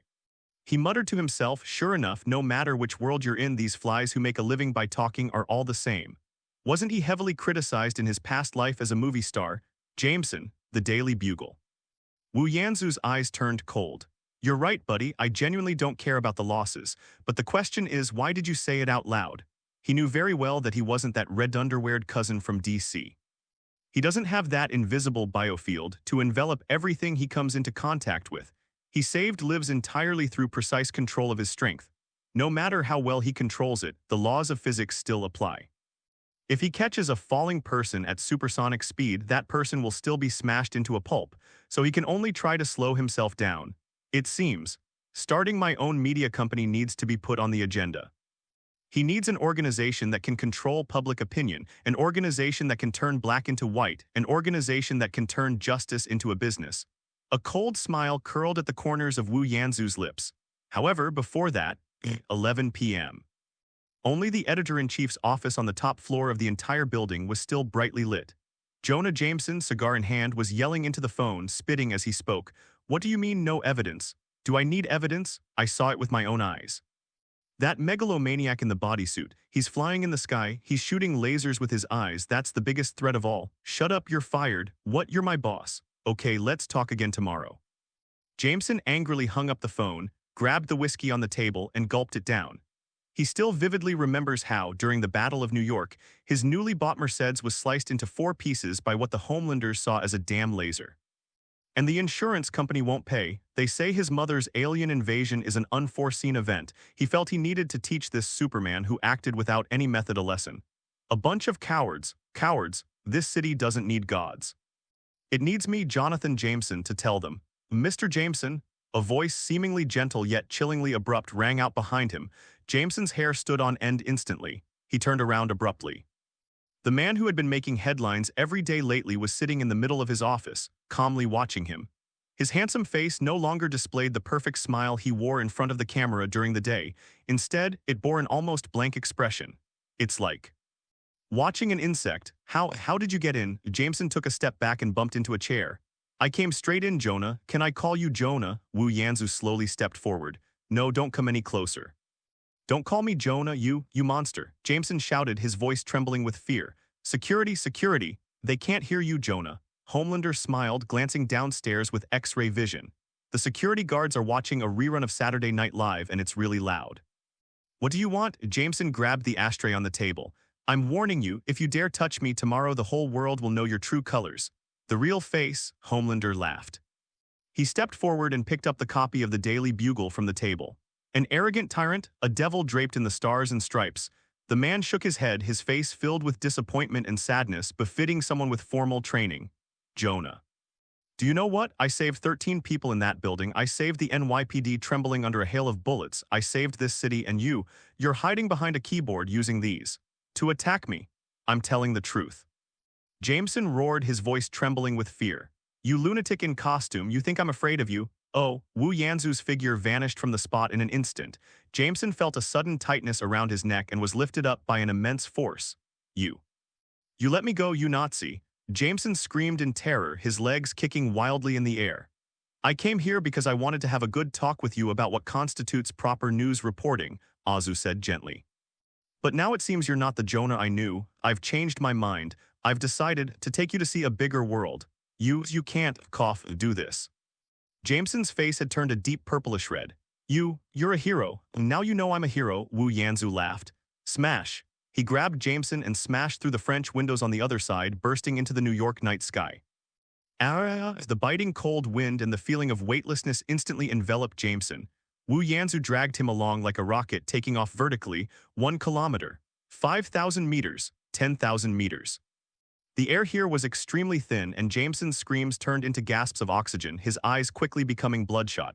Jonah, Homelander had to shout in his ear because the wind was too strong. Look down there. What do you think of the view, Jonah? Please. Please, can you give me another chance? I have a daughter. Jameson completely broke down. What do you think? Wu Yanzu revealed a wicked smile. He let go of her hand. No. Jameson, the star editor of the Daily Bugle, began his freefall. F***K, F***K, F***K. He flailed his limbs wildly in the air, but it was all in vain. The fear of death gripped his heart instantly. The clouds rushed past him. Below, the lights of New York City intertwined to form a giant spider web that was about to engulf him. Help me. He couldn't even make a sound anymore. Just when he thought he was going to die and was about to be smashed into a pile of minced meat. Call, a blue afterimage. Wu Yanzu swooped down at an even faster speed, and less than 100 meters from the ground he casually grabbed him, then slowed down and descended slowly. Oh, caught him. Jameson had stopped thinking. A few seconds later, Wu Yanzu flew back to the office with its glass walls and casually tossed Jameson onto the carpet. Bang. Jameson lay sprawled on the ground like a lump of mud, coughing violently and breathing in the air greedily. A pungent, foul odor permeated the air. He was so scared he peed his pants. Vomit. Wu Yanzu took 2 steps back in disgust and glanced at him with his X-ray vision. Tusk. Jonah, your bladder isn't doing so well. The prostate is also a bit enlarged. Jameson trembled all over as he looked up at this demon, his teeth chattering. Wu Yanzu slowly squatted down, his perfect smile returning to his face. He patted Jameson's wet cheeks. Listen, Jonah, I'm a hero in New York. People love me. And you, he pointed to the puddle on the ground, are a smart person. So I hope to see something positive on tomorrow's front page. For example, Homelander, the guardian angel of New York, or Jonah Jameson, I owe Homelander an apology. He tilted his head. Which title do you think is better? Guardian angel. Jameson managed to squeeze out these words with all his might. Good boy. Wu Yanzu stood up and straightened his uniform. Swoosh. He disappeared into the night. Inside the office, only Jonah Jameson remained, along with the warm patch between his legs. Wu Yanzu, on the other hand, returned to his penthouse apartment. Ha. Wu Yanzu took a sip of Anthony's treasured 1982 vintage happy water, feeling cheerful, and casually turned on the TV. Affected by the Battle of New York, Stark Industries' stock price fluctuated wildly. But today, the late Mr. Anthony Starr, the sole heir to the Starr Corporation, has confirmed his return, causing Starr Corporation's stock price to surge by 300%. His phone rang at that very moment. Mr. Starr, the voice on the other end of the phone, was his personal lawyer and assistant at the Starr Group. The board is ready and all your assets have been unfrozen. The group is at your beck and call. Very good. Wu Yanzu walked to the floor-to-ceiling window and looked down at the city that belonged to him. Everything at the group will remain the same. Help me register a new company, a media and public relations firm. Okay, sir, what's the company's name? Let's call him Walter. With the strong financial backing of the Starr Group, Water International Media Company completed its establishment, registration, and initial operations in just 3 weeks. As the owner and only contracted artist of Water Media, Wu Yanzu naturally had no choice but to cooperate with all of the company's promotions. Mr. Starr, Water's brand value increased by 12 percentage points following your act of generosity yesterday. Our public relations strategy was very successful. Homelander is now the most sought-after brand globally. It's not an IP address, darling. Wu Yanzu interrupted her. He was wearing a uniform and slowly walked to the floor-to-ceiling window looking down at New York. It's Faith. Yes, sir. The female assistant's breathing quickened slightly. Tonight's schedule, The Tonight Show starring Jimmy Fallon, Mr. Name, is broadcast live nationwide. Very good. Wu Yanzu turned around, revealing a perfect smile. It's time to show the American people how approachable their heroes are. That evening, before appearing on the talk show, Wu Yan's ancestor was invited to a charity gala for the Battle of New York Victims Fund, held at Stark Tower. No, it should now be called Avengers Tower. And there, unsurprisingly, he ran into Tony Stark. Hey, Pepper, look. Blonde sweetheart is here. Tony Stark said to Pepper Potts beside him, leaning lazily against the bar with a martini in hand. The sense of alien oppression from the Battle of New York still lingers. But because Wu Yanzu stole the spotlight, Tony Stark did not experience that near-death space journey. Since there was no near-death experience, there was no post-traumatic stress disorder, and therefore no nightmares like in the original storyline, where the only way to find a sense of security was to be wrapped in the armor. He's still the king of parties, the billionaire, the playboy. Your outfit, Tony, holding a glass of champagne, walked around Wu Yanzu. Seriously, you're wearing this to a dinner party? Are you wearing nothing under your uniform? Tony Stark's mouth is as shrewish as ever. People need a hero who's on call 24/7, Tony. Wu Yanzu deliberately raised his voice, drawing glances from the surrounding banquet guests. Not an Avenger who waits until they're dead before seeking justice for them. A round of applause broke out, and Azu nodded and smiled in response. Ha. Tony sneered. Did Vought them for this PR pitch? I heard you started a company, so what's your new Vought company all about? Printing your posters? Just public relations. Wu Yanzu's smile was impeccable. You know, someone always has to clean up the mess. Make sure the hero looks like a hero, not a megalomaniac who always builds weapons of mass destruction. Tony Stark's smile froze. A killing machine? Are you talking about me? An analogy, Tony, relax. Wu Yanzu gently patted him on the shoulder. This place is great, everyone's grateful to you. After all, if it weren't for your building, those aliens wouldn't have anywhere to land, right? Tony Stark found himself speechless. This Antonista, his mouth is even more venomous than his pulse cannon. F***K. Tony took a sip of his drink. You're a boring B***D. Tony, Captain America Steve Rogers walked over, dressed in a well-tailored suit, though the style was slightly outdated. Homelander, Steve extended his hand. It's nice to see you again. What you've been doing lately is remarkable. I'm just learning from you, Captain. Wu Yanzu grasped his hand, his expression humble. You are the true hero. Steve Rogers falls for this. You're too modest. You've adapted very well. All right, American Idol duo. Tony couldn't stand this damn positive energy anymore. You guys keep chatting. I'm going to find some guys who can drink. Tony left, but Steve stayed.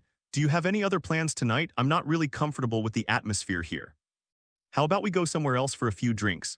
Sorry, Captain, I have an interview on The Tonight Show tonight, Wu Yanzu replied. Talk show? Steve frowned. That kind of entertainment program, are you sure they'll ask some weird questions? I know, Wu Yanzu smiled, but people have the right to know about their heroes, don't they? Steve, we can't hide behind masks forever. Steve nodded thoughtfully. Perhaps you are right. Ding, you have gained 2,000 special popularity points. Wu Yanzu's inner thoughts. Gaining the old popsicle's approval is pretty easy. Soon after attending a charity gala and generously donating $100 million, gaining a huge boost in popularity, she immediately took to the night sky again to head to her next show. He understands the importance of persona all too well. F***K. Tony watched his departing figure, took another swig of champagne and said, I hate that guy. I swear I'll build an anti-Homelander suit of armor one day and grind that damn smile of his into the ground. I'm afraid you'll have to wait in line, Mr. Stark. A cold female voice came from behind him. Natasha Romanov walked over with a martini in her hand, her gaze fixed on Wu Yanzu's back. Oh, look who's here, my dear Naza. Tony raised an eyebrow. What, you want to rub him too? Natasha ignored his lewd remarks and simply said, Furry's assessment report is out. He is dangerous, more dangerous than Loki and Hulk combined. Danger? No, he's just a show-off megalomaniac. Tony dismissed it. Tony, he's too perfect, and nothing in this world is perfect. Unless, Natasha took a sip of her drink, leaving a trail of red lips on the rim of the glass, he was faking it. Welcome back, tonight's guest. Honestly, I never thought I'd get him. Ladies and gentlemen, give him a cheer, Homelander. In the Tonight Show studio, the applause and screams almost lifted the roof off. Accompanied by heavy metal background music and deafening cheers, Wu Yanzu, wearing his never-wearing uniform and sporting a perfect smile, stepped onto the stage of the Tonight Show starring Jimmy Fallon. Wow, please sit down, please sit down. Host Jimmy fanned himself dramatically. My God, Homelander. In my studio, this is insane. Thank you, Jimmy, it's a pleasure to be here. Wu Yanzu sat down gracefully. No, I should be thanking you. Jimmy patted his chest exaggeratedly. Seriously, buddy, do you usually dress like this? Well, you could say that.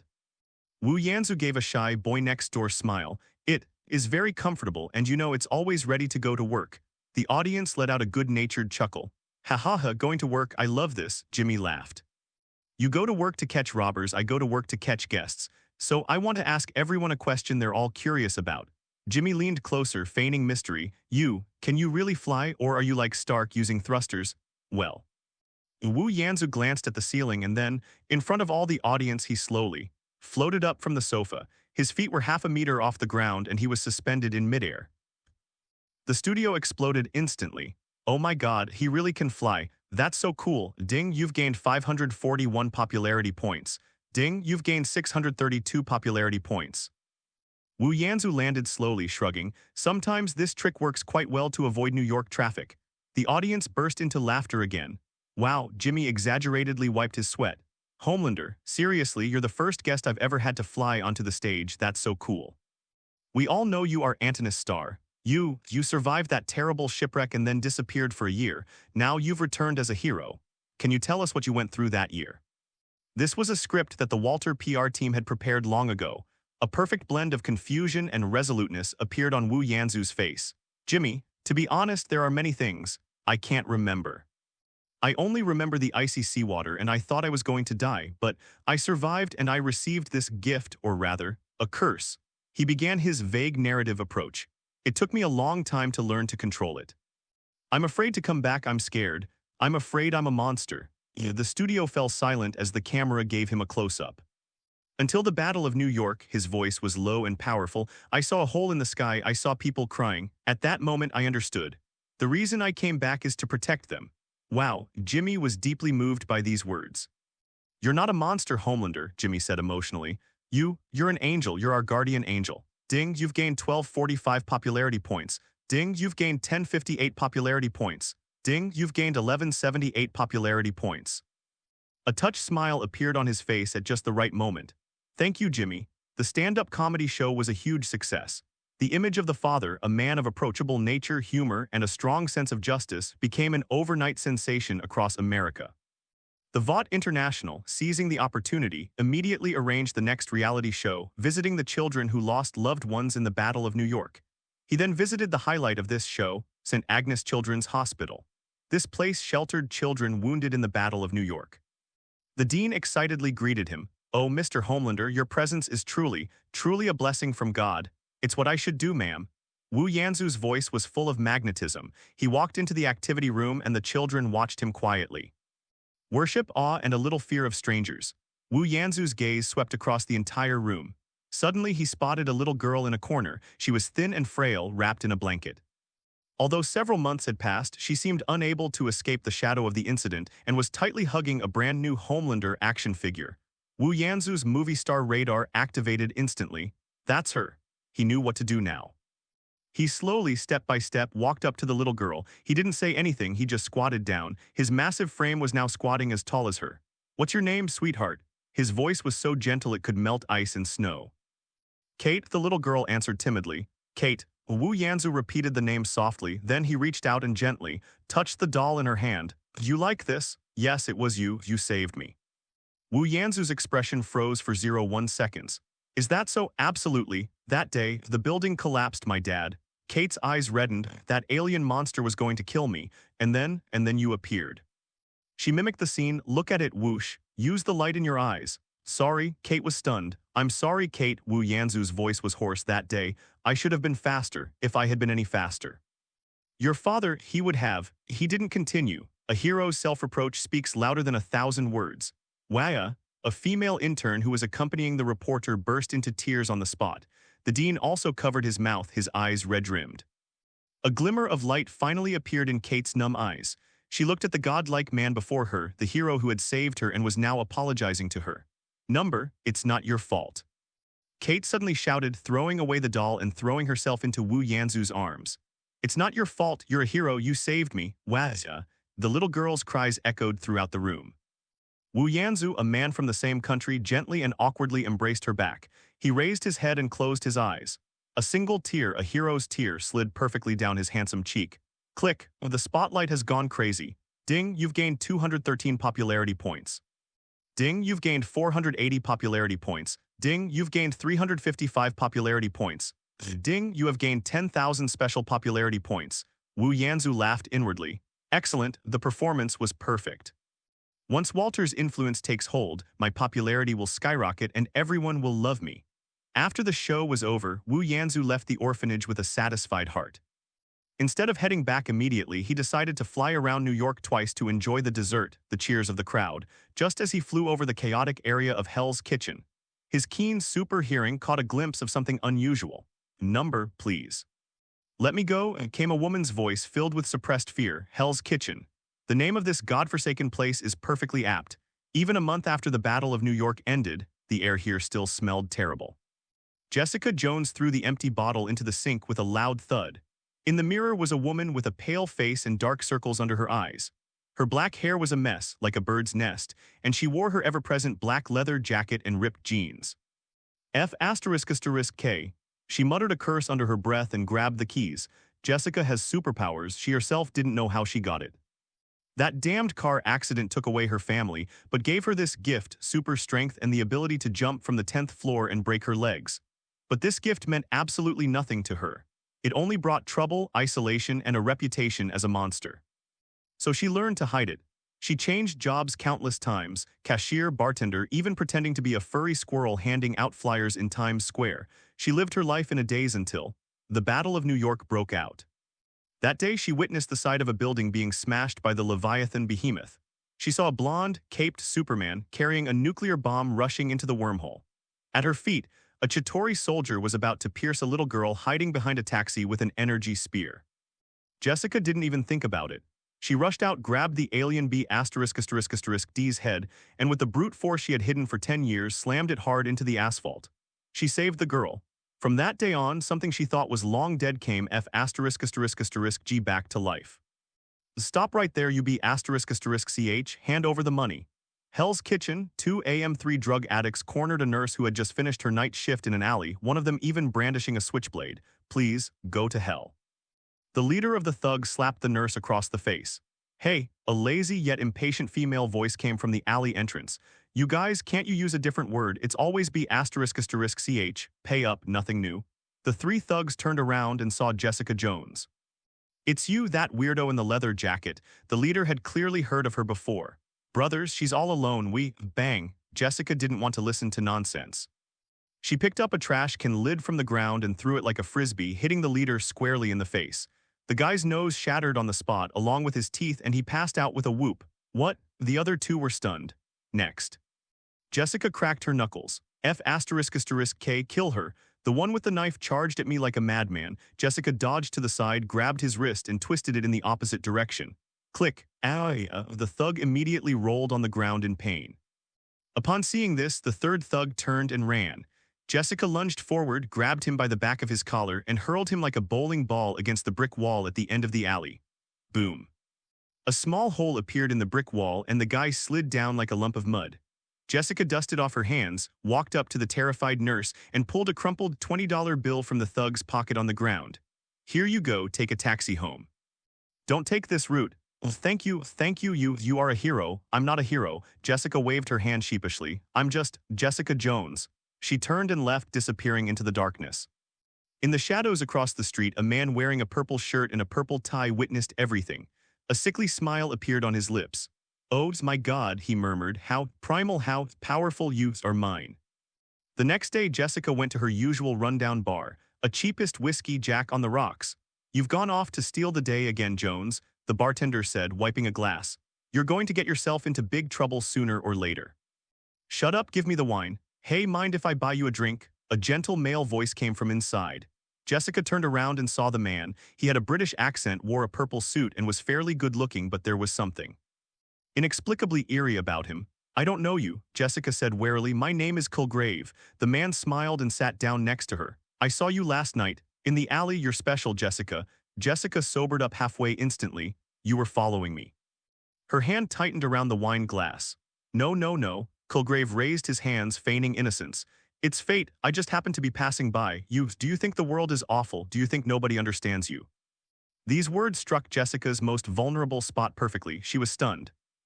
I know. Kilgrave's voice seemed to carry a magic, his eyes deepening. I know your loneliness, Jessica. You don't need to wear yourself out like this. You don't need to resist.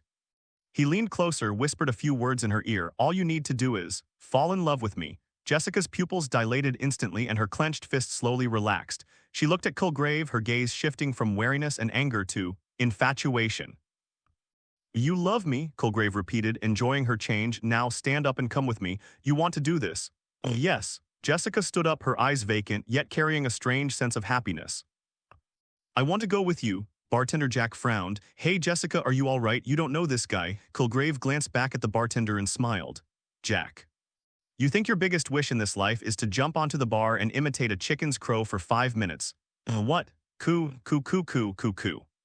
Bartender Jack suddenly jumped onto the bar and started frantically waving his arms, making a loud chicken-like squawking sound. The bar was in chaos.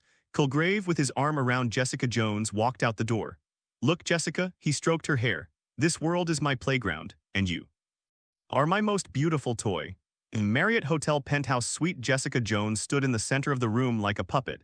Her consciousness was trapped in a deep purple cage. She could hear and see, but she couldn't control her body. This is a fear deeper than death. You're so beautiful, Jessica. Kilgrave loosened his tie and poured 2 glasses of red wine. Do you know how long I've been looking for you? I saw your video from the Battle of New York on Facebook. The way you smashed that alien, it was so captivating. He walked up to Jessica, holding his wine glass, admiring his masterpiece. They all call that blonde B********* D Homelander. They call Stark Iron Man. But they're all the Joker. And he gently lifted Jessica's chin. God, Jessica, you are my goddess. He greedily inhaled the fragrance of her hair. Now, smile, give me your sweetest smile. Jessica's lips parted uncontrollably, revealing a stiff smile. Perfect. Kilgrave's breathing quickened. Now. Take off your jacket, you wanted to do this for me. Jessica's hands began to tremble. Her consciousness was screaming, crying, and rebelling. Numbers, no, please, let me go. Yes, that's it. Kilgrave's face flushed with excitement. Just then, thump, thump, thump, 3 polite knocks came from the French windows of the balcony. Kilgrave's excitement was interrupted and he turned around angrily. Who the hell? He saw the figure that had been appearing on various screens every day during this period. Homelander. Wu Yanzu was hovering outside the balcony, a perfectly commercial smile on his face, his stars and stripes cape fluttering in the night wind. Damn it, this is the 60th floor. Good evening. Wu Yanzu punched through the glass and landed inside the room. Excuse me, I was flying in the sky just now and I think I heard this lady say no, it's none of your business, get out of my way. Kilgrave's face twisted instantly. How dare this blonde be ******* ruin his perfect night? Can't you understand human language? Kilgrave pointed at Wu Yanzu and issued the cruelest order to Jessica beside him.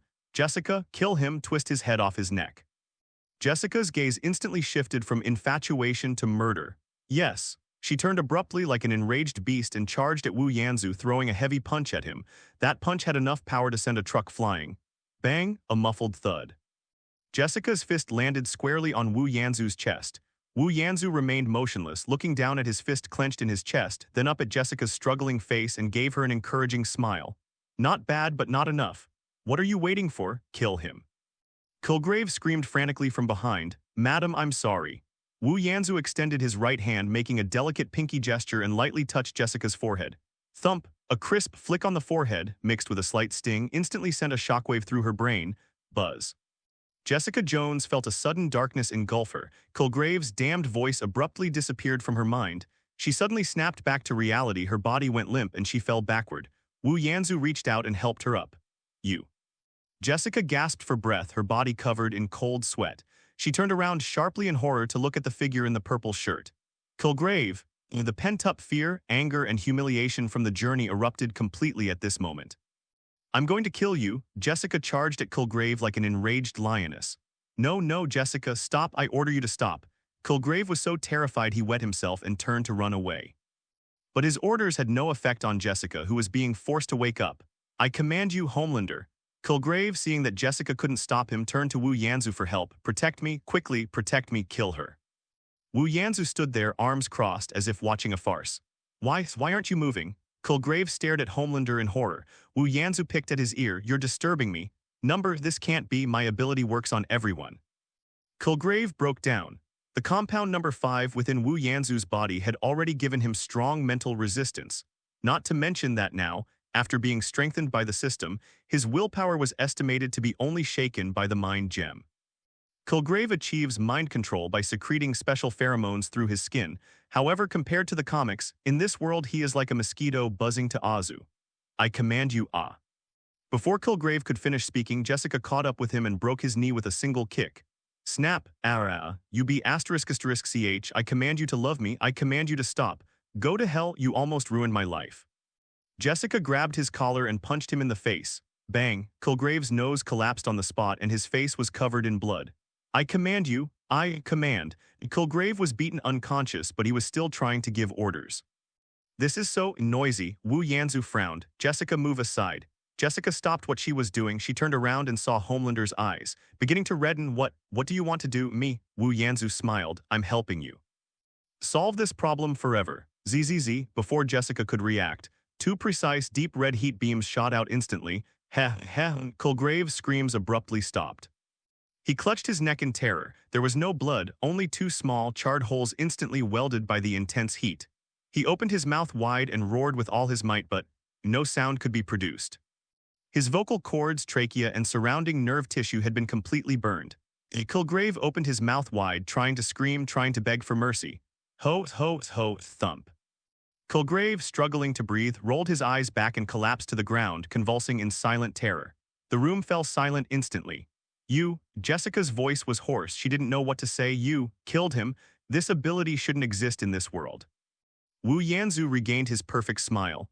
No prison can hold him, can't it? And I don't have Arkham. But Jessica wanted to say something more. Jessica, you're not the first victim. Think about what would have happened if I hadn't come. Your fists would have become his killing tools. Jessica fell silent. She herself was a vigilante who operated outside the law and used vigilante justice. Besides, this scumbag truly deserves to die. Azu walked up to Jessica and the X-ray scan swept over her. Tisk. You're in great shape, you've got plenty of strength. What do you want? Jessica remained wary. She had just escaped one danger only to fall into another. Me, Wu Yanzu pointed to the eagle insignia on his uniform. I'm a citizen of the motherland. You've definitely seen me on TV. I want to form a team. Wu Yanzu opened his arms wide as if embracing the entire New York night view. A real superhero team, not the kind of aloof Avengers made up of gods and billionaires. But a team led by me, one that can truly protect this world. He looked at Jessica and gave her a sincere smile. And you, ma'am, you have great potential, you just need a little packaging. Me? Jessica was stunned. I'm just a what? A drunkard, a freak. Wu Yanzu interrupted her. No, you're a born hero, you just need an agent. Why should I believe you?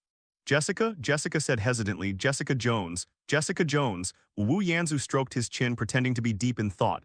This name is too plain, it's not catchy enough. He looked Jessica up and down. She had an unruly, defiant air about her. Your temper is just like a queen's. Got it. Wu Yanzu snapped his fingers. From now on, your codename will be Queen Jones. What? Jessica Jones rolled her eyes. This is the most G stupid name I've ever heard in my life. You'll get used to it. Wu Yanzu smiled and handed over a card, a pure black card with a gold V in the center. This is his business card from Water International Media. Wow, Wu Yanzu said with a smile, my media company. If you figured it out, make this call. Stop hanging around in this garbage dump, Queen. Your stage should be bigger. As for now. He glanced at Kilgrave on the ground. The NYPD and SHIELD will be here soon. Tell them how you bravely resisted and in self-defense dealt with this dangerous mind control criminal. Don't worry, his criminal charges are thicker than a phone book. And you, me, Wu Yanzu laughed. A hero never steals credit from others. But I'm not, I'm just an actor, he added silently to himself. After saying that, he turned around and flicked his cloak. Don't forget, Queen, I'll be waiting for you at water. Whoosh, he transformed into a streak of blue light, soaring into the sky and disappearing into the night. Jessica Jones stood in the messy suite, clutching the cold V card in her hand, then looked at the mute man foaming at the mouth on the floor. Queen Jones, she muttered a curse under her breath. F***K, what an arrogant jerk. But for some reason, her heart, which had been dormant for 10 years, felt a strange warmth because of the appearance of this B***D high in the sky. Wu Yanzu sped through the clouds in high spirits. Ding, the system notification tone arrived as expected. Gain a special popularity bonus of plus 20000. Current remaining special popularity points, 42,000. Special popularity value. This thing is much harder to obtain than regular popularity value. Wu Yanzu pondered to himself. Just then, a golden light flashed across the system panel. Congratulations, host. You have reached the required amount of special popularity points. New feature unlocked, superhero blind boxes. Feature introduction. This is a world that judges by appearance and also a system that judges by appearance. The host can consume 30,000 special popularity points to draw a blind box once. The blind box prize pool includes, but is not limited to, equipment and items, rare bloodlines, special abilities, one-time consumables, and special character summon cards. Blind boxes. Wu Yanzu stopped at the spire of the Empire State Building overlooking the city. 30,000 per time. I happen to have 42,000. A smile of extreme excitement appeared on Wu Yanzu's lips. Then, let's give it a try. Received 30,000 special popularity points consumed. Superhero blind box draw in progress. Extraction in progress. Ding. Drawing complete. Congratulations, host. You have obtained a rare item consumable, a small bottle of Superman serum red sorghum edition. Item description from a red-haired Kryptonian orphan. Drinking this will grant you 30 minutes of magic immunity. Note, spicy taste. Wu Yanzu, red sorghum, seriously. He felt like he had drawn a funny item. Magic immunity, it's not entirely useless. In this universe, magic is used in quite a few creative ways. Boom. In Harlem, flames soared into the sky from the 5th floor of an old apartment building. In the thick smoke, a mother was holding her child, huddled desperately against the window frame. Help, someone please save us. Just a second before she was about to suffocate. Who? A blue afterimage crashed through the wall, ignoring the flames. Azu appeared before her like a god descending to earth. Don't be afraid. He flashed his signature smile, the one that could melt the hearts of all America. I've got you. He carried the mother and child in each arm, and like a shooting star, he rushed out of the sea of fire, slowly landing beside the police car below. Oh God, it's a Homelander. He saved them. I love you, my countrymen. Flashbulbs, cheers, screams. Everything was the same as usual. Azu gracefully handed the mother and child over to the medical staff, waved to the camera, and struck his most classic hands-on-hips pose, with his stars and stripes cape fluttering in the wind behind him. Ding, you've gained plus 55 popularity points. Ding, you have gained 41 popularity points. Ding, you've gained plus 63 popularity points. Azu's smile remained unchanged, but he cursed inwardly. Grass, his smile froze for 1 seconds. 63, are you kidding me? He thought to himself.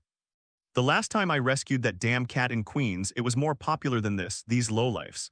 He realized a serious problem. He's practically squeezed out all the profits from the everyday hero game genre. New Yorkers are used to it. They were used to the Homelanders coming when there was a fire, and they were used to the Homelanders coming when there was a bank robbery. He went from a miracle to a top-notch firefighter. That won't do.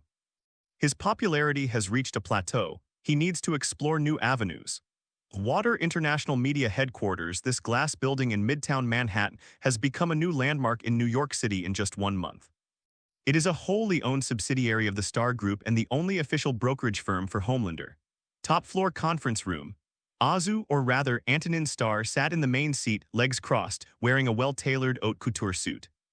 His handsome face lacked the warm, approachable demeanor he displayed in public. Instead, it exuded the oppressive aura of someone in a superior position. Data, I only look at the data. He tapped his fingers on the table. In the past week, Homelander's global search index dropped by 5% and public engagement and social media discussion dropped by 14%.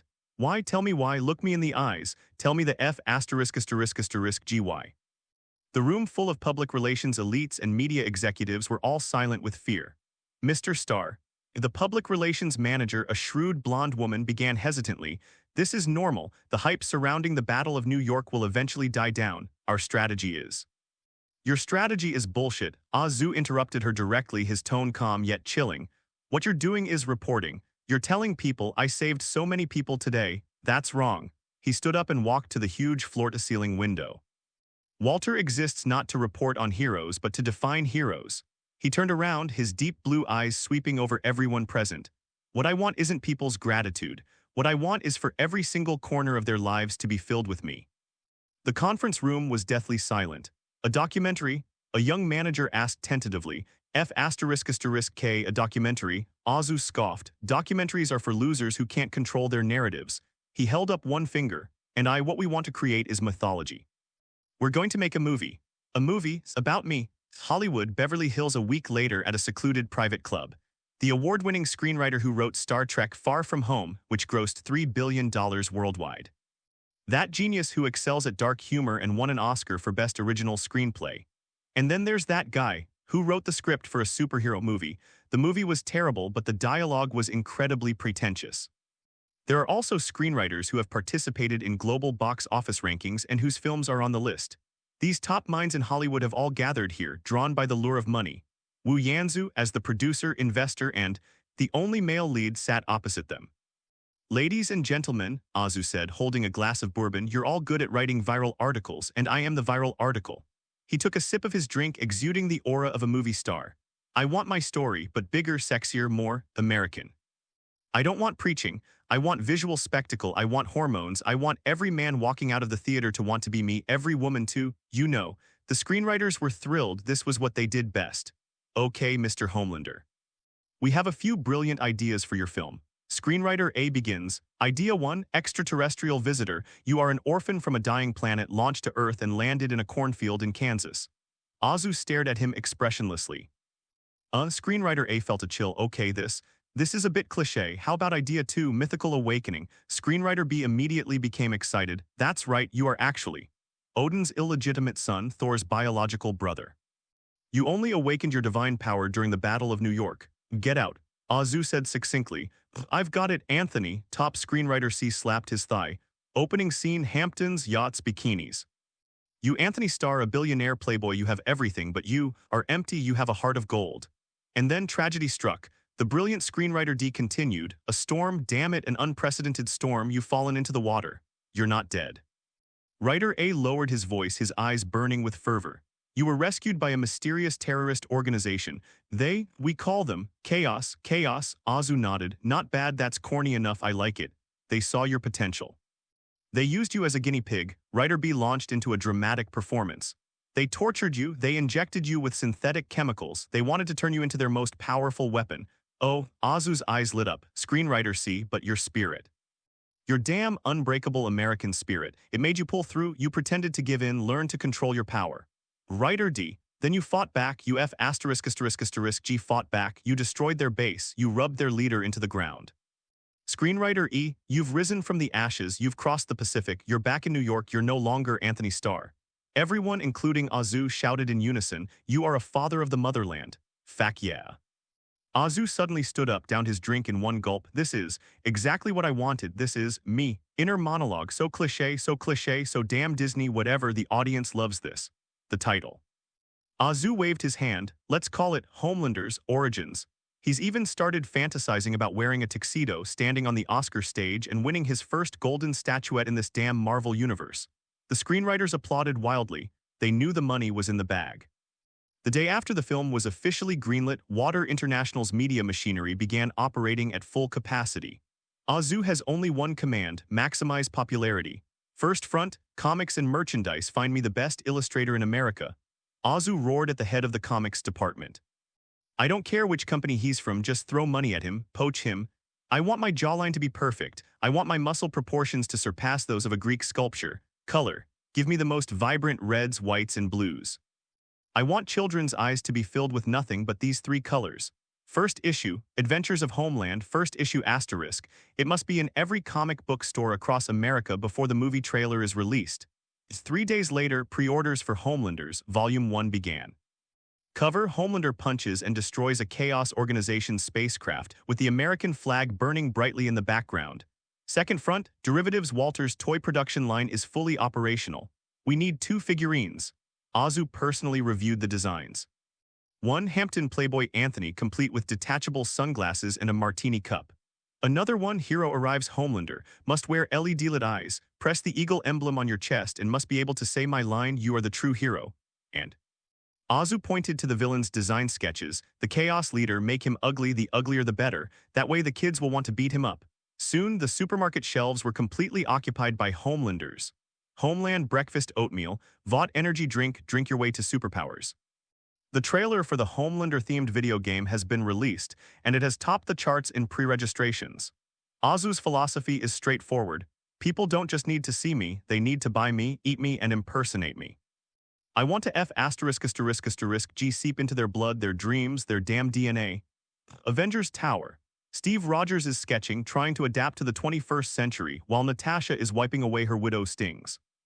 Tony Stark, the billionaire who has just finished renovating his mansion, is enjoying a rare moment of leisure, until he saw today's magazine headline. Smack! Tony tossed the tablet computer onto the lounge table. Can you believe it? Headline: The Power of Star. The film Homelander, Origins has been greenlit and Anthony Starr will star. Himself, Tony exaggeratedly mimicked a broadcaster's voice. My God, this guy's narcissism. It's epic, he's going to act out his own origin story. This is G. I have to admit, I'm starting to admire him. He turned being a hero into a business. Tony couldn't believe it.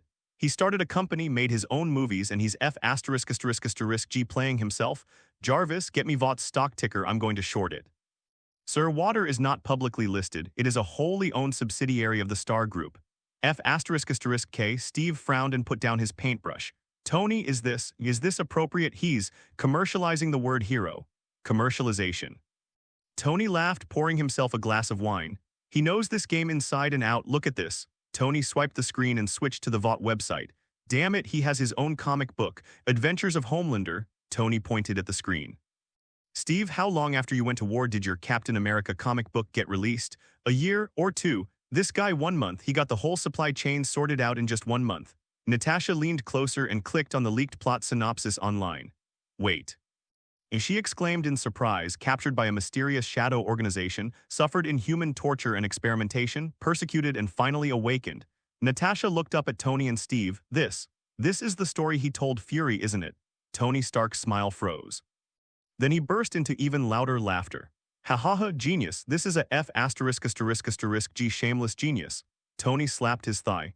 He couldn't even be bothered to come up with a new story, he just took that melodramatic script he gave to SHIELD and made it into a movie. Azu, this is definitely the screenwriter's idea, I'm not taking the blame for this. Yeah, why bother telling 2 lies, Tony exclaimed. This guy, he's not a hero, Steve, he's a brand, a walking American logo. Steve Rogers frowned, his expression extremely serious. This is wrong, heroism shouldn't be like this, it shouldn't be turned into a product. Really? Tony pointed to a 1945 Captain America-themed lunchbox, a collector's item belonging to Agent Coulson in the corner. Then you'd better talk to that tin box. Okay, Tony, I had no choice back then. Steve chuckled awkwardly. Listen, Captain, Tony's expression turned serious. The real bombshell is in outer space. The big green guy has disappeared. Right now in this city, only a few of us can keep an eye on him. Burbank, California, the largest green screen studio in Hollywood. This place has been transformed into a secret laboratory for the Chaos Organization. Azu was wearing a battle-damaged prop bodysuit and was strapped to a cold metal laboratory table. Surrounding them were villain actors dressed in white coats with menacing expressions. Okay, Anthony, the director shouted through a megaphone. We're going to suffer. They're injecting you with synthetic chemicals. They're going to destroy your will. They're mocking you. I want rage. I want that look in your eyes, that look of a beast that's crawled back from hell. Understand? Action. The clapperboard is struck. The surrounding actors began reciting menacing lines. Take a deep breath, star. Dizziness is normal. You will be our strongest weapon. The prop telescopic syringe plunged deep into Azu's neck. Azu's eyes closed. The next second, he suddenly opened his eyes. That wasn't the perfect smile of a Homelander, nor was it Anthony's playboy face. Those were Wu Yanzu's eyes. He remembered his past life. I remember him going bankrupt, becoming an alcoholic, and standing on the 44th floor rooftop, frantically unbuckling his belt while watching a shooting star. I recall that feeling of being abandoned by the whole world, falling from the clouds into the mire. The extreme anger and resentment. He began to growl, his muscles trembling. A primal, violent roar erupted from his chest. His eyes were bloodshot and veins bulged from his neck to his forehead. He frantically pretended to struggle, and the metal lab table creaked as he struggled. The surrounding extras were so frightened that they took 2 steps back, and the actor holding the syringe was trembling. The entire film set was completely silent. Cut. The director's voice was trembling. He stared intently at the monitor, forgetting to breathe. My God. The director took off his headphones, letting out a sigh of relief. This is F***G. This is an Oscar-worthy performance. Azu slowly calmed his breathing, and the violent aura instantly subsided. He returned to being the vulnerable Anthony, acting. That's what I'm best at, Ding. You've gained 155 popularity points. From director, Ding, you've gained plus 88 popularity points. From extra A, Ding, you've gained 120 popularity points. From photographer, Azu was overjoyed. Sorry, director. Azu sat up, covered his face with his hands, his voice hoarse as if he hadn't yet come out of character. I'm sorry. I remembered some unpleasant memories. He looked up, his eyes red-rimmed, and the natural pain and vulnerability he exuded brought tears to the eyes of all the female staff members present. Eye socket. Did I overact? Do we need another take? No. The director rushed over, grabbed his shoulders, and shouted excitedly, No need, Anthony, this is perfect. This is exactly what I wanted. We've nailed it. Azu lowered his head, a smile playing on his lips. Damn it, I'm getting that Oscar. Hell's Kitchen. Jessica Jones kicked the door open and threw a bottle of cheap whiskey on the table. She turned on the old television, which was almost smoking. On television, Azu's handsome face is being interviewed by Time magazine. Yes, I'm building a team. A team more efficient and more approachable than the Avengers. I'm calling them the Super 7. Jessica spat, more like a super circus. She picked up the black V card from the table. Queen Jones. She chuckled self-deprecatingly. What a stupid name. But then she remembered that night, the kind of deep-seated despair that purple-clad B**** D felt when he whispered orders in her ear. She also recalled those 2 cruel yet strangely pleasurable gazes. F***K. She grabbed her coat and stuffed the card into her pocket. I'm just going to take a look. I'm not going to join that blonde B******D's circus.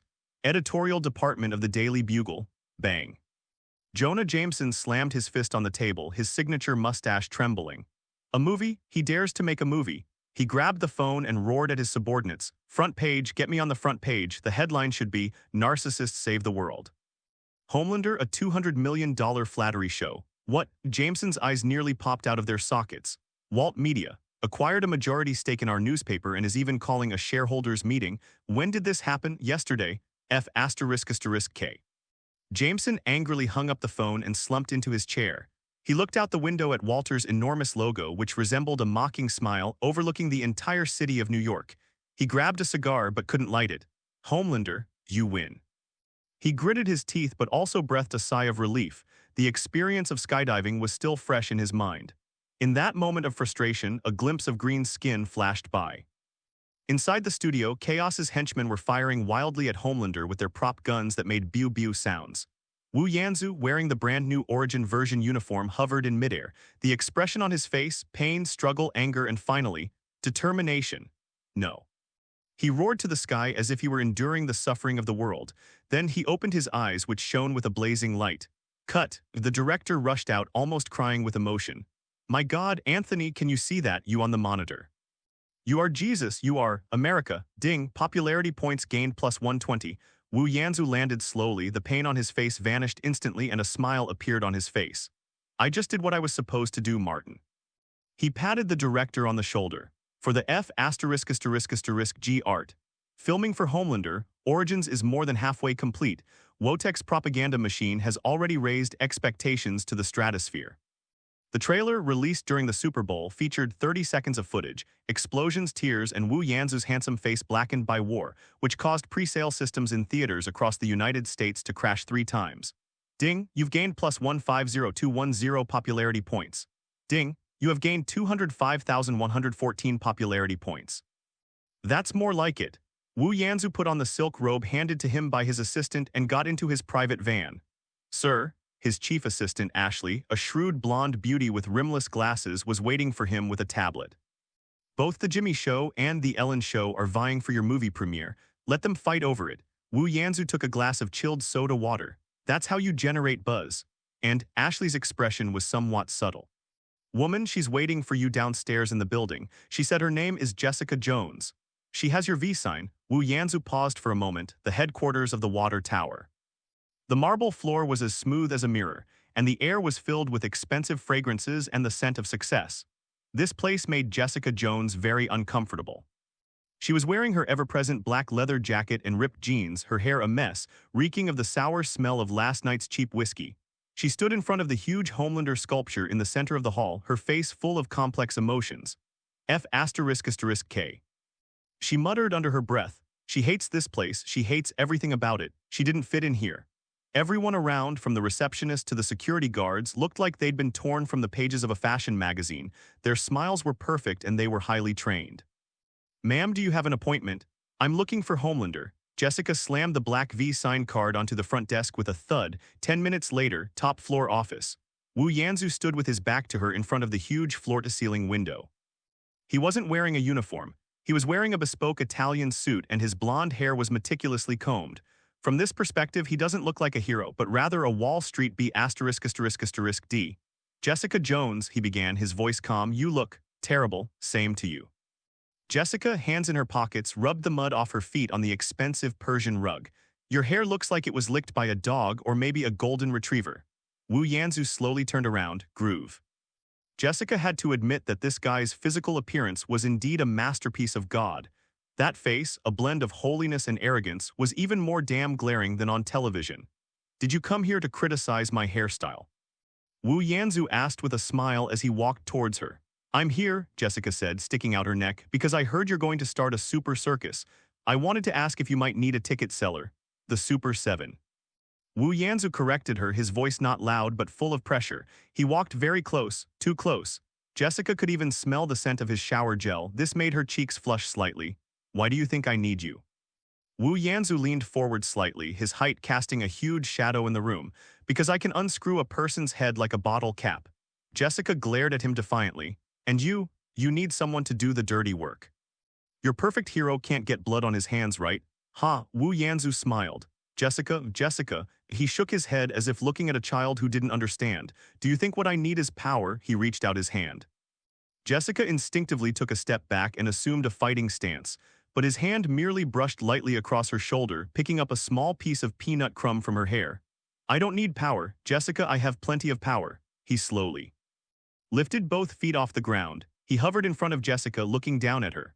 Jessica Jones, 24, a car accident survivor, orphaned. She possesses superhuman strength and physical resilience. She suffers from post-traumatic stress disorder and moderate alcohol dependence. Jessica's expression turned somewhat unpleasant. I can see every hidden injury on your body. I can see your liver, slightly swollen from being soaked in alcohol. I can see your fear. You be *****D. Jessica roared, her shame and fear driving her to throw a powerful punch. She used all her strength in that punch. Bang! Wu Yanzu raised a hand and casually grasped her fist. Jessica's fist, powerful enough to smash through a wall, was contained within his palm, remaining completely still. No, Jessica. Wu Yanzu landed slowly, still holding her hand.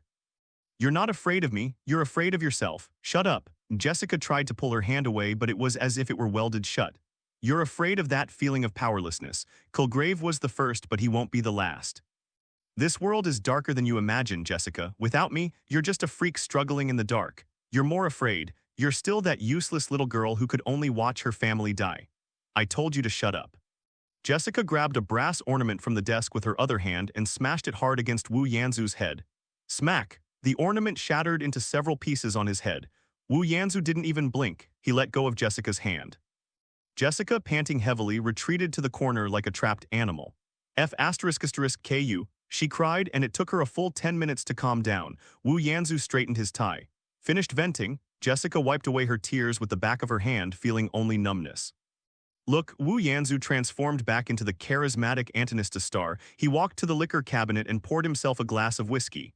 You now have two choices, darling. He handed the glass to Jessica. She took it and gulped it down like water. First, you walk out of this building, go back to your doghouse, and continue being your Hell's Kitchen vigilante, drinking your damn cheap liquor. Then one day you might run into the next Kilgrave. Or worse, you get caught by SHIELD.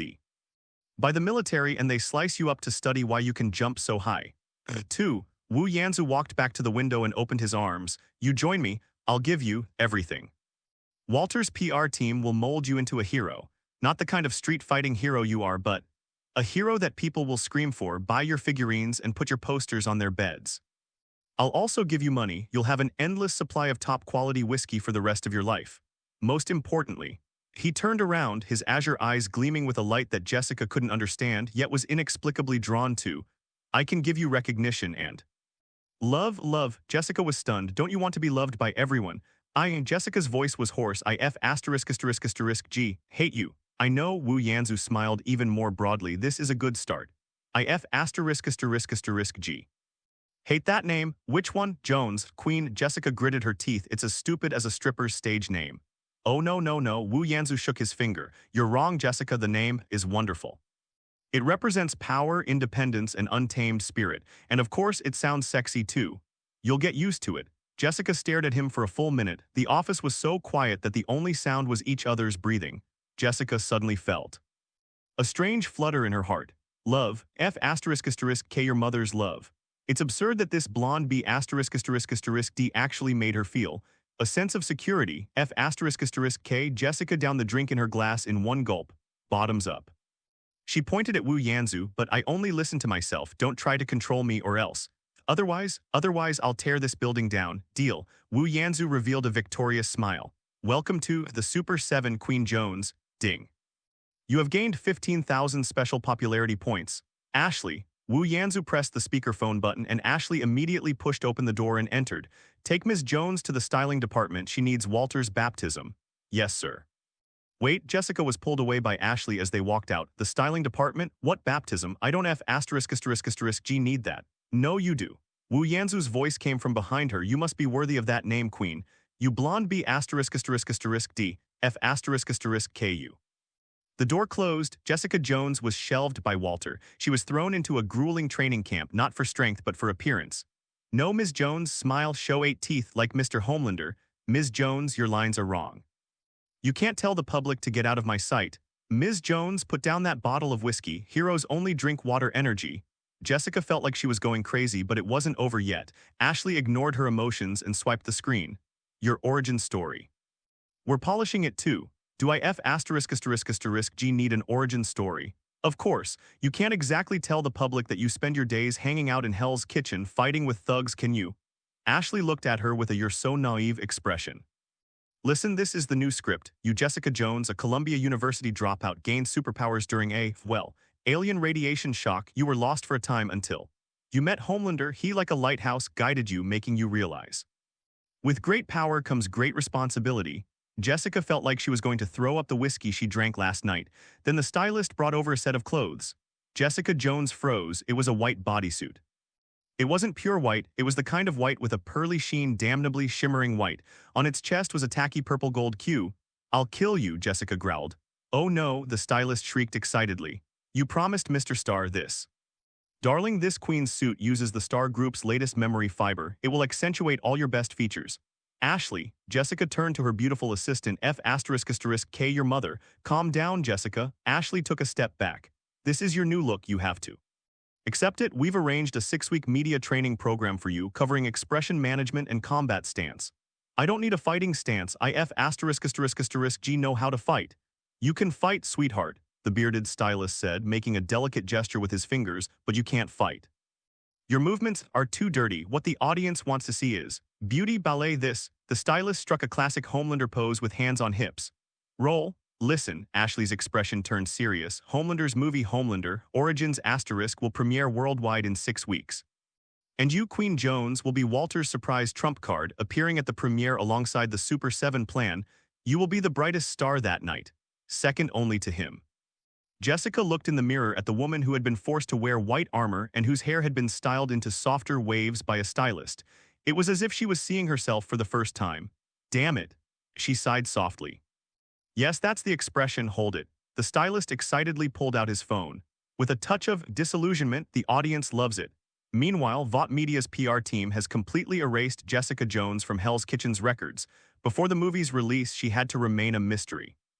Meanwhile, Wu Yanzu's film Homelander's Origins has finally wrapped up filming. He returned to his penthouse, poured himself a glass of 82 soda, and casually turned on the television. Meanwhile, on television, another big news story was being broadcast.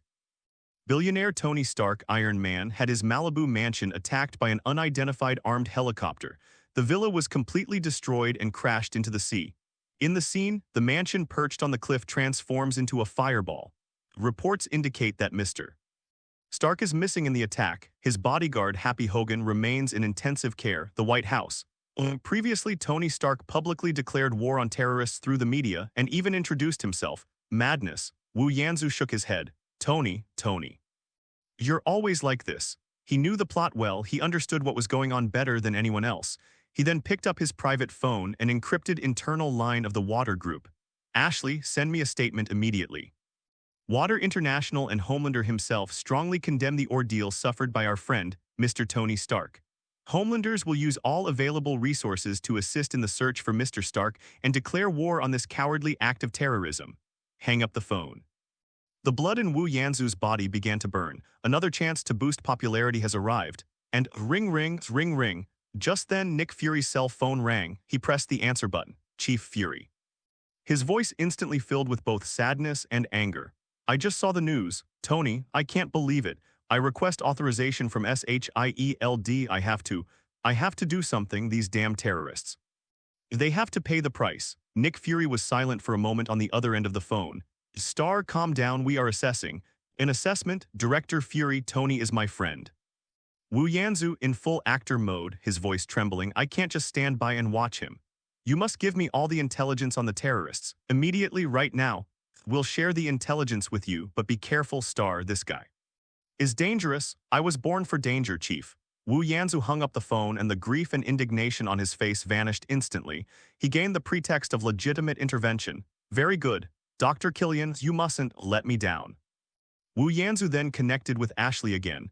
Ashley, I need you to activate the hurricane contingency plan, sir. Ashley on the other end of the phone paused for a moment. Wake up all our friends we've planted at CNN, Fox News, and Reuters. I don't care what excuse they use. I don't care if they're lying about an oil spill or bird migration. I need at least 10 news helicopters to fill the airspace east of Florida within the next hour.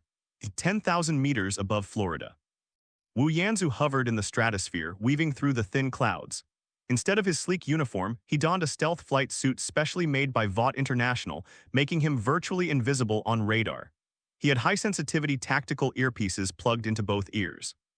Ashley, he whispered into the communicator, his voice as calm as if he were ordering food. Are the cameras in position? Sir, Ashley's voice trembled with excitement as it came from the command center of the water tower. 13 news helicopters have entered the edge of the target airspace under the pretext of extreme weather reporting. They are equipped with top-of-the-line telephoto lenses. We can switch to a global live broadcast within 5 seconds if you request it. Very good. Also, Ashley added, our friends at SHIELD just sent final confirmation. President Matthew Ellis's Air Force One will be entering your intercept point in 3 minutes. War Machine is really on board. Of course he's up there. Wu Yanzu chuckled. Sir, target spotted.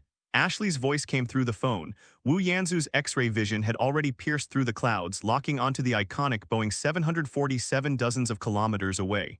Received. Track my location, turn on your phone in 20 minutes. Wu Yanzu turned off the communicator. He was like a shooting star, silently streaking across the sky, hanging far behind Air Force One. Rewind to an hour earlier, the Iron Patriot armored vehicle landed smoothly in front of Air Force One's runway. It wasn't Rhodes inside, of course, but rather Killian's right-hand man, Eric Savin. Unaware of the truth, President Ellis personally saluted and said, "Colonel Rhodes, with you here, I feel like this is the safest place in the whole country." Eric Savin inside the armor didn't speak, but nodded in acknowledgement. The Secret Service agents were completely unprepared and let him board the plane. The aircraft then climbed to cruising altitude. Savin glanced at the clock on the plane and headed towards the presidential conference room. The agents on the plane also lowered their guard, and when they saw the Steel Patriot approaching, they even prepared to take a selfie. Caught completely off guard, Savin shoved him into the cubicle and pressed his reddened hand against the lock and the gap of the cubicle door, instantly welding the alloy door shut. Savin then strode towards the conference room in the middle of the cabin. President Matthew Ellis is having a meeting with his top advisors. One of the president's bodyguards looked at him with a puzzled expression, and he sent the bodyguard to his death without hesitation. "Rhodes, are you insane?" a henchman roared.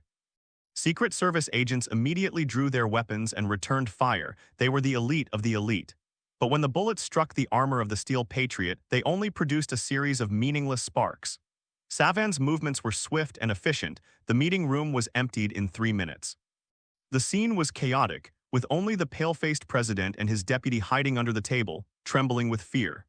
As the table was overturned and his deputy was executed, President Ellis himself still retained some backbone. He suddenly grabbed the pistol that the agent had dropped and pointed it at Savin. Bang! Savin grabbed him and pressed him against the bulkhead. Savin opened his armor helmet, revealing his cold face.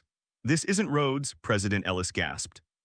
"Go ahead and kill me if you dare," Ellis said, trying to sound tough. "Don't rush, Your Excellency, your stage isn't here." Savin sneered. He gave the president no chance, roughly dragged Matthew Ellis over and forced him into the internal cavity of the Steel Patriot armor. Bang. The armor closed. Savin quickly set the coordinates on the control panel on his arm. Whoosh! The Iron Patriot armor carrying the president detached automatically from Air Force One and disappeared into the horizon. "Goodbye, Mr. President." Thus, the president was successfully abducted. Savin remained inside the cabin, locking the remaining officials and crew members in the stern while he prepared to parachute away. Without realizing it, he caught a glimpse of the view outside the window out of the corner of his eye. My whole body suddenly tensed up, a figure.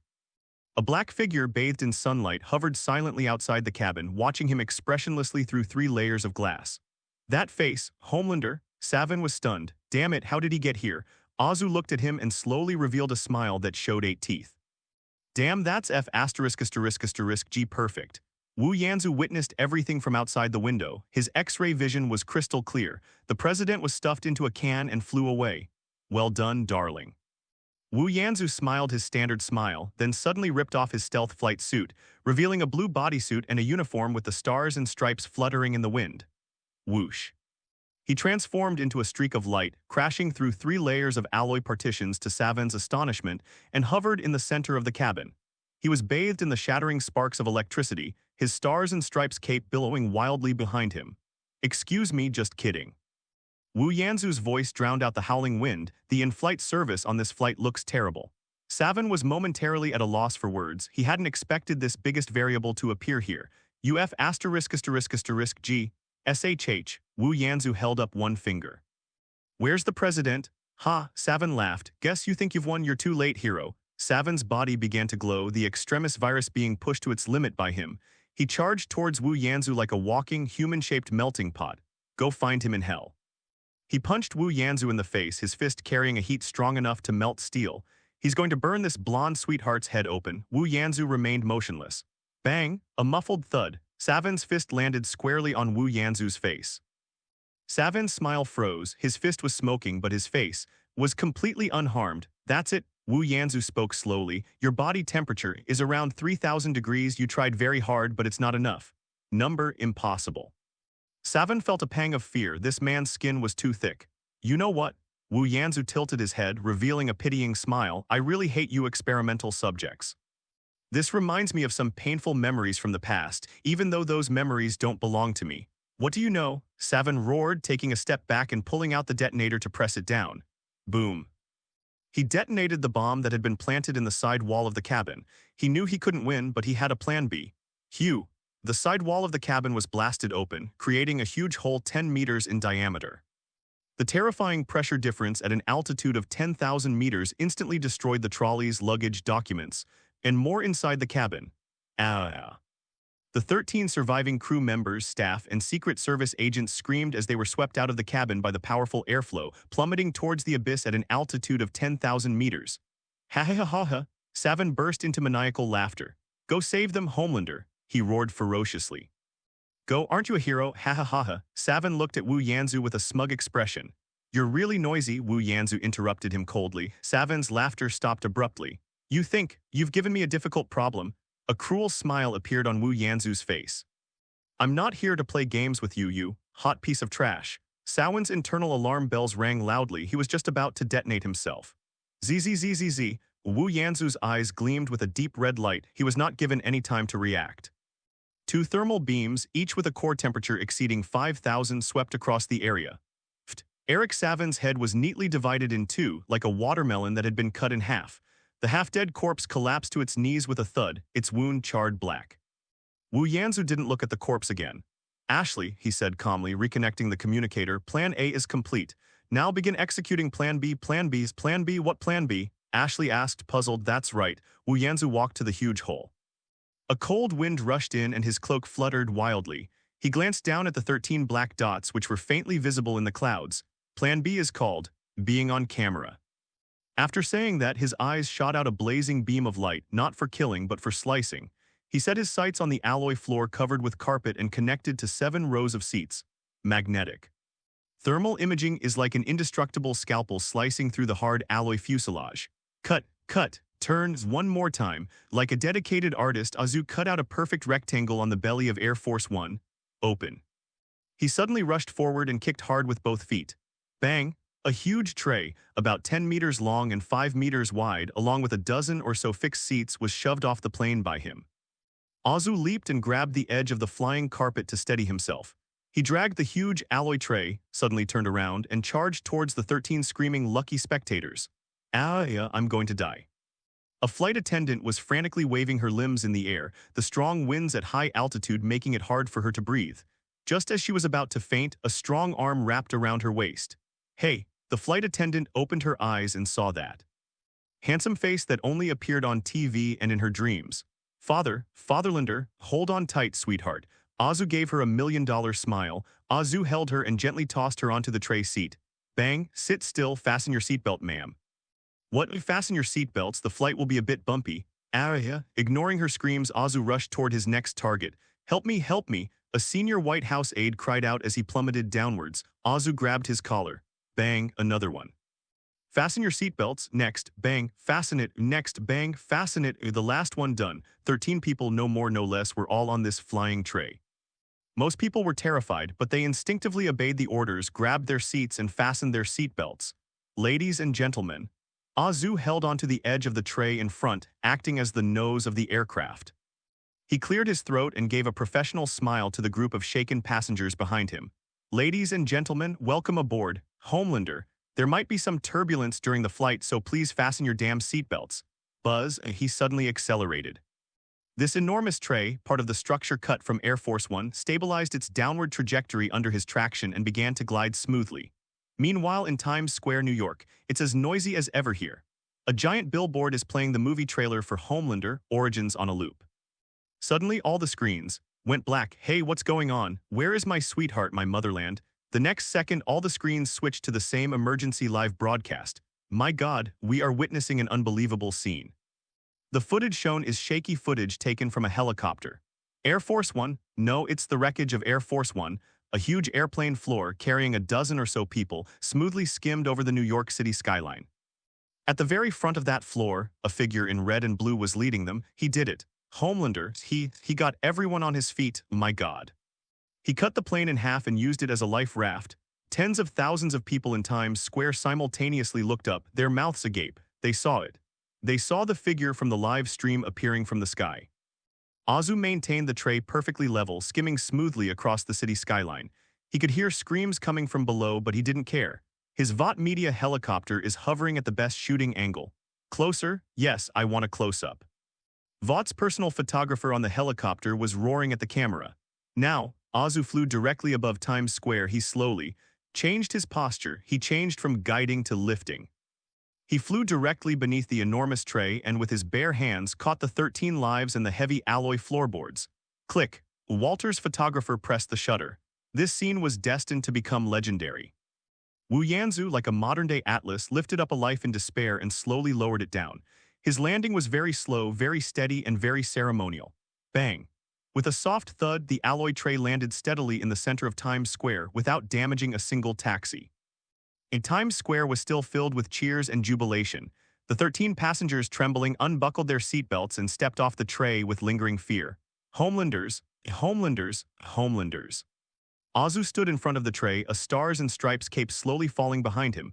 Then, facing the recent Walter News camera, he flashed a just right tired and relieved smile. I just did what I was supposed to do. Everyone is safe. Click, click, the spotlights instantly illuminated the entire square. The photo of him holding up the wreckage and saving 13 people became the undisputed cover of major media outlets and magazines within a day. Ding, you have gained 154,015 popularity points. Ding.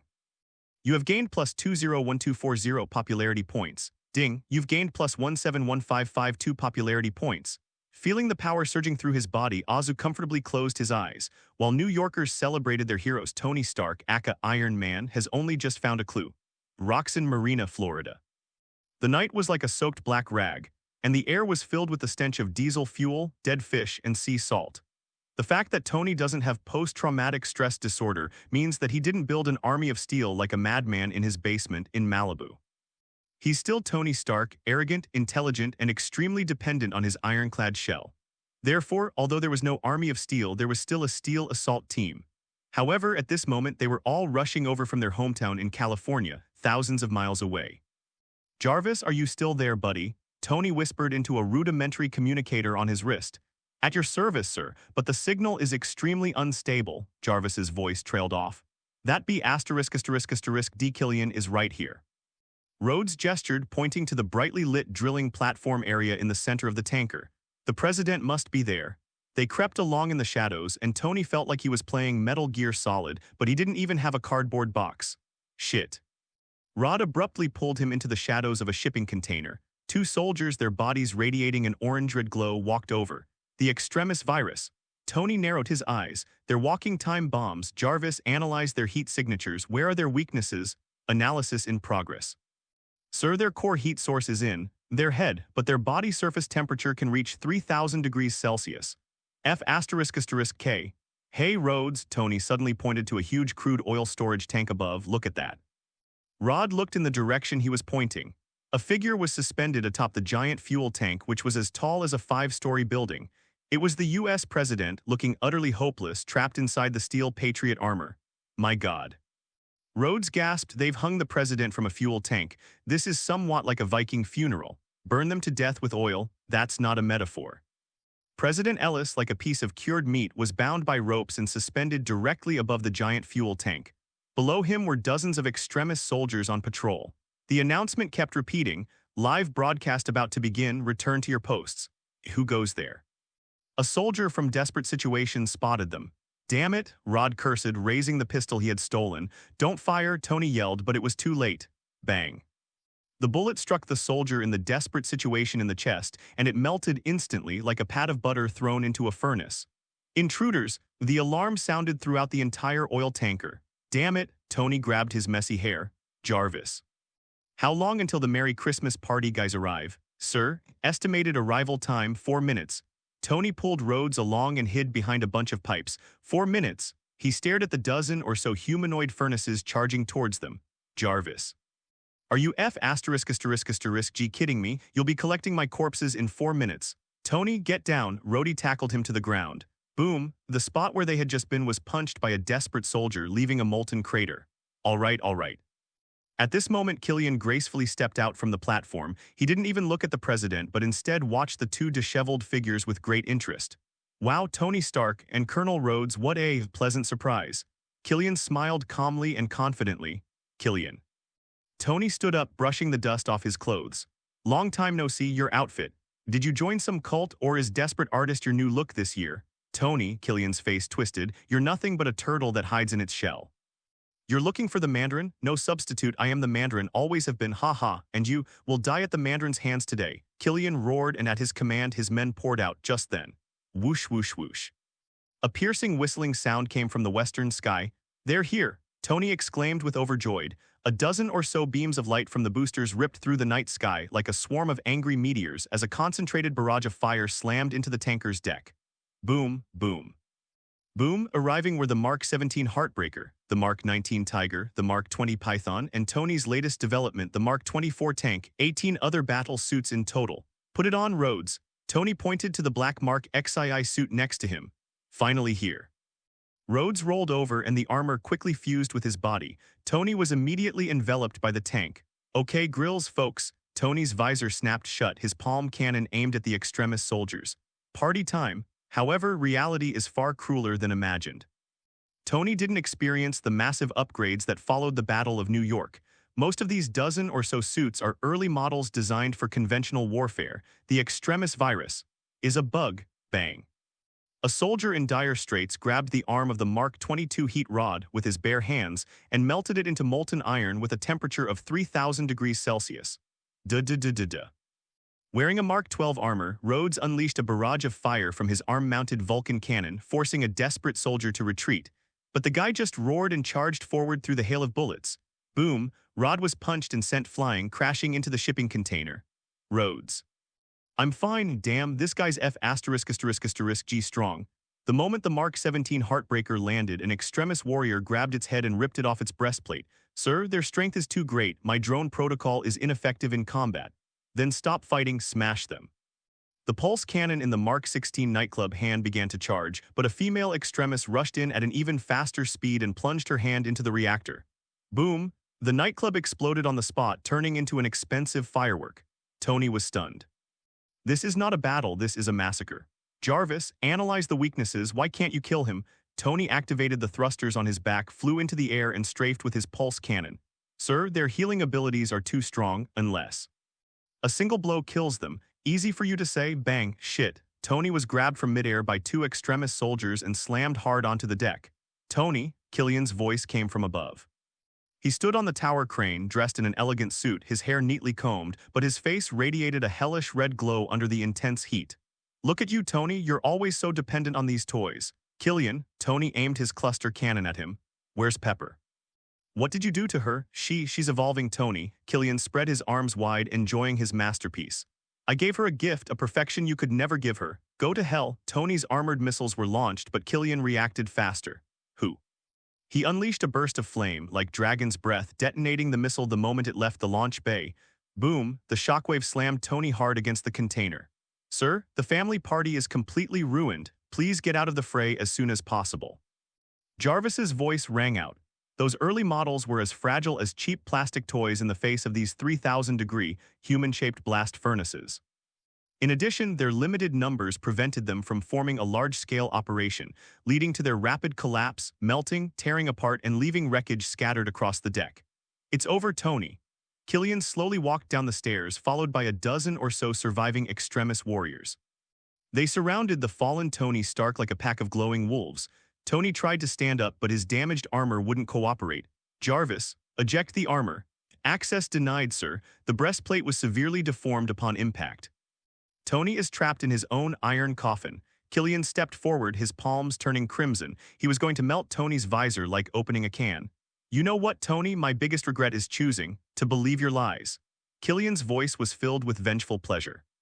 And now, he raised his hand and aimed it at Tony's face. Farewell, outdated futurists. Tony closed his eyes. Pepper, stop.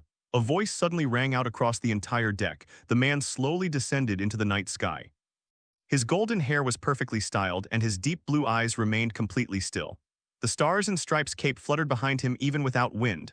Homelander, Tony could barely breathe. What? Killian's smile froze. When did you get here? Hey, Colonel Tony Rhodes. Azu turned around, waved to them as if greeting them in his own backyard. Looks like your party's getting a little out of control, Homelander. Rhodes climbed out of the container, half of his Mark XII body almost melted away. How did you get here? Oh, me? Azu pointed to himself. I'm saving the world. He turned to the side.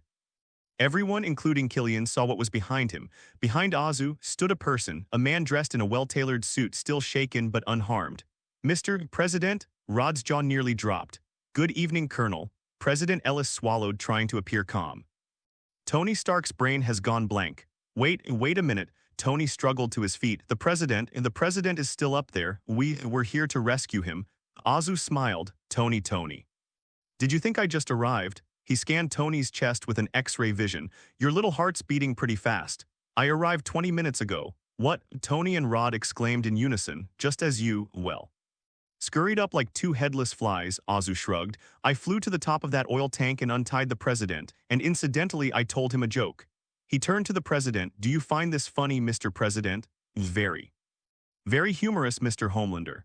President Ellis wiped away a cold sweat. Tony Stark felt he had been subjected to the greatest insult of his life. So, Tony pointed at him, trembling with rage. You saved the president. And then you just hid up there, watching us get beaten like dogs. Wow, Tony, watch your words. Azu feigned surprise, covering his mouth. I wasn't looking. That's called trust. I trust the abilities of you Avengers. Tony. Rod pulled Stark back from his near rage. Enough. Killian finally snapped out of his shock, coldly pointing at Azu. And what are you? You're just a clown in a costume. Kill him. Go to hell. One of the most desperate soldiers closest to Azu roared and charged forward, his body engulfed in blazing flames, his hands like branding irons as he reached for Wu Yanzu's head. Azu didn't even glance at him. He simply, casually slapped her across the face with his backhand. Smack, a slap that was crisp and clear. The extremis soldier who could tear apart steel armor with his bare hands had his neck rotate 720 degrees from that slap. Thump. The body fell to the ground and the entire audience gasped in shock. Tony Stark held his breath, and Colonel Rhodes's armor system warned him that his heart rate was too fast and he needed to calm down. Rod whispered. Oh, I'm sorry.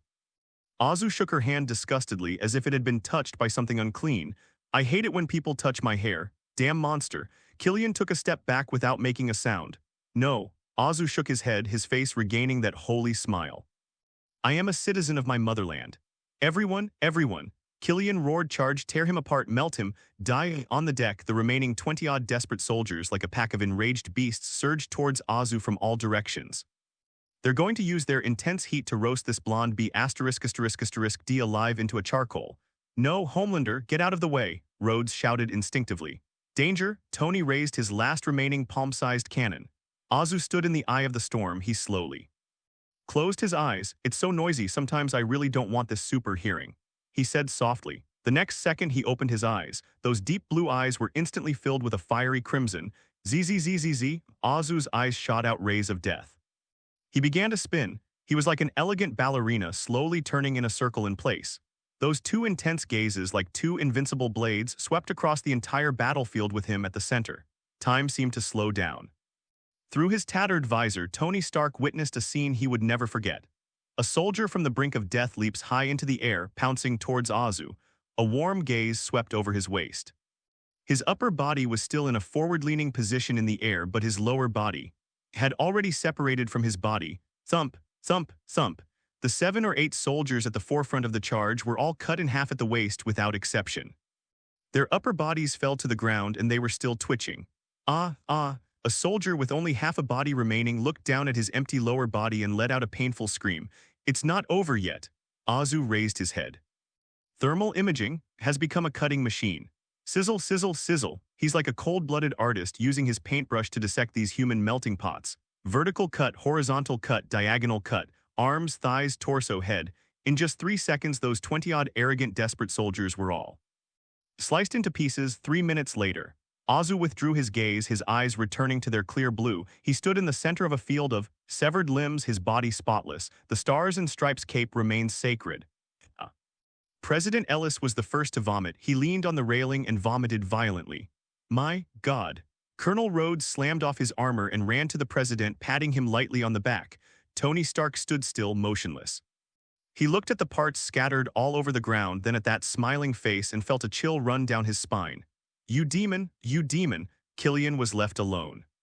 Looking at the works scattered all over the floor, he was clearly on the verge of a mental breakdown. Oh, you're still alive.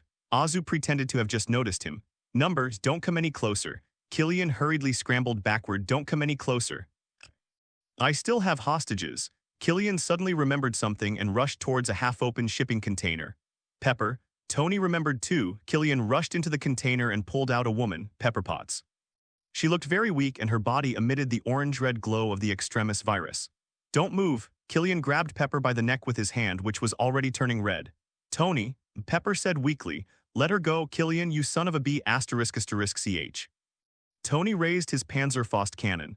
Come at me? Too late, Tony. Killian's face was contorted with madness. You'll all die. I want her dead. I'll make you watch her. Hey. Azu's voice suddenly rang in Killian's ears. Killian's pupils contracted sharply. What's my asterisk? He discovered. He was no longer at the dock, he discovered. Tony and Pepper were both. Below him, he is in heaven.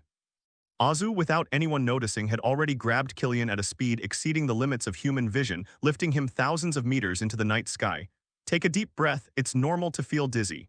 Azu and Killian faced each other, their smiles unchanged. Ah. Put me down, you monster. Let me go. You can't kill me. Killian struggled frantically in midair. Why can't I? Because I am Ara. Azu's eyes lit up again. This time the heat vision didn't cut him. Instead, zzzzz. Two thin, hot beams of light pierced precisely through Killian's eyes. And Killian's screams abruptly ceased. His brain was completely roasted into protein charcoal by a temperature of 5,000 degrees Celsius in 0.1 seconds. Azu let go of his hand.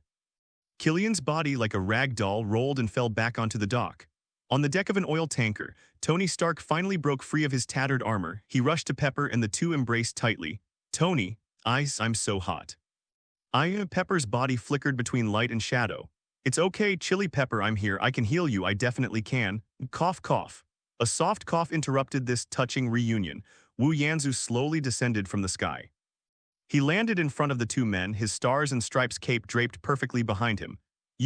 Tony looked at him, his eyes filled with complex emotions. Thank you for saving her. For saving us. I'm only saving the world, Tony. Wu Yanzu's smile was impeccable. Your little tin cans. He glanced casually at the steel wreckage on the deck. It couldn't hold up. Tony felt his pride had been severely insulted. As for her. Wu Yanzu's X-ray vision swept unabashedly over Pepper Potts' body. The extremis virus is interesting, however it seems rather unstable. Don't look at her. Tony, like a lion that had been provoked, stood in front of Pepper. Relax, Tony. Wu Yanzu looked away. He knew that Tony could handle this virus on his own. His gaze shifted to the valuable item still vomiting in the corner. Mr. President, Wu Yanzu's voice softened. Ah, yes, Mr. Homelander. President Ellis wiped his mouth and stumbled over. Thank you for saving. Saving America? It's nothing, Mr. President. Wu Yanzu patted the president on the shoulder. I'm taking you back to the White House now. The reporters are all waiting for you. And what about them? The president asked, pointing to Tony and Pepper. Oh, Mr. Stark, Wu Yanzu smiled. He walked up to Tony and looked down at the man who had just crawled out of a tin can. He seems to need some personal space. By the way, Tony. A genuine smile appeared on Wu Yanzu's face. My movie Homelander, Origins *, has its world premiere in 6 weeks. I'll send you a VIP invitation then. You, arrogant, blonde B*******. Tony trembled with rage. Thank you for the compliment. Wu Yanzu stopped looking at him, turned around, and his cloak drew an elegant arc in the air. Mr. President, let's go. He grabbed the president's arm, leaped into the air, and disappeared into the darkness before dawn. Only Tony Stark remained, holding his glowing lover, standing on the deck littered with wreckage and charred corpses, utterly bewildered in the cold sea breeze. High in the sky, Wu Yanzu looked at the exhausted man in his arms and gave him a meaningful smile. President Matthew Ellis. How will you repay me? The night sky was filled with the chilling wind, which seemed like 1,000 icy needles trying to pierce President Ellis's expensive suit. He had never felt so cold in his entire life, nor had he ever been so lucid. His so-called courage honed on the golf course in Capitol Hill is a pathetic joke in the face of the massacre just now and this human flesh flight. Hold on tighter, Mr. Homelander. President Ellis's teeth were chattering as he gripped Wu Yanzu's arm as if it were a lifeline. "Relax, Mr. President." Wu Yanzu's voice was chillingly calm. He wasn't flying at full speed, but rather maintaining a comfortable subsonic speed. He was lifting the most powerful man in the country with one hand, while the other hand was casually behind his back. "My God." Ellis looked down at the coastline, which had shrunk to a map. You saved my life, America." "Owes you a favor." "Oh, a favor?" Wu Yanzu laughed. "The word spoken by a politician is cheaper than ice in whiskey." "Mr. President," Wu Yanzu suddenly stopped in midair. Ellis's heart skipped a beat and the feeling of weightlessness made him let out a short scream. "Do you think what I want is a favor?" Wu Yanzu turned his head to face Ellis. President Ellis was starting to panic. "I saved your life. In minutes I defused a terrorist attack that would have kept the Pentagon in meetings for a whole year." Wu Yanzu's voice was soft, yet more chilling than a gale. "And Tony Stark, the so-called Iron Man. He was beaten to the ground by terrorists with his pile of clanging junk. He couldn't even protect his woman. And I," Wu Yanzu pulled Ellis closer, "I appeared. I won just like I always win." What do you want?" President Ellis finally asked. "What I want," Wu Yanzu smiled. "Mr. President, I don't want anything, it's you who needs me." The last vestiges of darkness before dawn over Washington, D.C. were pierced by a red and blue figure. Wu Yanzu was flying across half of America at a relatively comfortable speed, carrying an ordinary person with him. That mortal Matthew Ellis, the current president of America, had his eyes tightly shut, his face deathly pale, and was gripping Homelander's arm tightly. "Relax, Mr. President, we're almost there. Your suit needs changing, it's really poor quality." President Ellis didn't hear the second half of the sentence at all. He only felt as if his internal organs were about to be thrown out of his throat. "Hold on tight, preparing for landing." 4 a.m. The White House. All the lights on the South Lawn were turned on, and the entire Washington security system was on the verge of a breakdown. Secret Service agents, armed with P-90 assault rifles, nervously established a defensive line on the lawn while helicopters circled overhead. "My God. Look there, what's that?" a young agent exclaimed, pointing to the sky. "Unidentified flying object approaching at high speed. Fire, wait, don't fire that, that's..." Who? A sudden gust of wind arose. Wu Yanzu, carrying President Ellis, landed slowly in the center of the South Lawn with a powerful and perfect posture. His stars and stripes cape cascaded gracefully down his back. Dozens of Secret Service agents, guns at the ready, stared in disbelief at the scene. "Mr. President, my God, it's Homelander. He brought the president back." Click, click, click, click, click. The reporters who were scrambling outside the White House were driven mad. Through the iron fence, they frantically pressed the shutter, the flashes making it as bright as day. This photograph is destined to become one of the most classic Pulitzer Prize nominees of this century. Homelander saves the United States. Ding, you've gained 250,410 popularity points. Ding. You've gained 301,152 popularity points. Ding, you've gained 284,471 popularity points. The power within Azu was surging again. "Well done, myself," he thought. "That's F***G, that's marketing, Mr. President." The head of the Secret Service, an agent named Flynn, was the first to react, rushing forward with his men to take the president away. Oval Office. The fireplace was burning brightly. President Matthew Ellis was wrapped in a thick wool blanket, holding a glass of freshly poured brandy, but his hand was still trembling uncontrollably. The office was packed with people. The Secretary of Defense, the Secretary of State, and the Vice President, who remained out of sight throughout the incident. The Vice President's face was even paler than the President's. He knew he was finished. "Get out, everyone," President Ellis suddenly said in a low voice. "Mr. President, we must." "I said all of you get the F***K out." Ellis exploded, slamming his glass to the floor. "Leave only, Mr. Homelander." The crowd exchanged bewildered glances, but no one dared to disobey. Under Azu's ambiguous gaze, the Vice President practically scrambled out of the office. The heavy oak door closed. "Now only 2 people remain here." "All right." President Ellis opened his mouth. "Anyway, I owe you a life, Mr. Homelander. Just call me Anthony, Mr. President. You look terrible, Matthew." He addressed the president by his first name. President Ellis was taken aback but did not refute it. In front of this man, his presidential authority was as fragile as a piece of paper. "He betrayed me." Ellis's voice was filled with lingering fear and anger. "My vice president, damn it, he was involved too. He wanted me publicly executed and then take my place." "Yes," he thought. Azu turned around, his deep blue eyes revealing no emotion. "And he almost succeeded. And that scumbag SHIELD." Ellis slammed her hand on the table.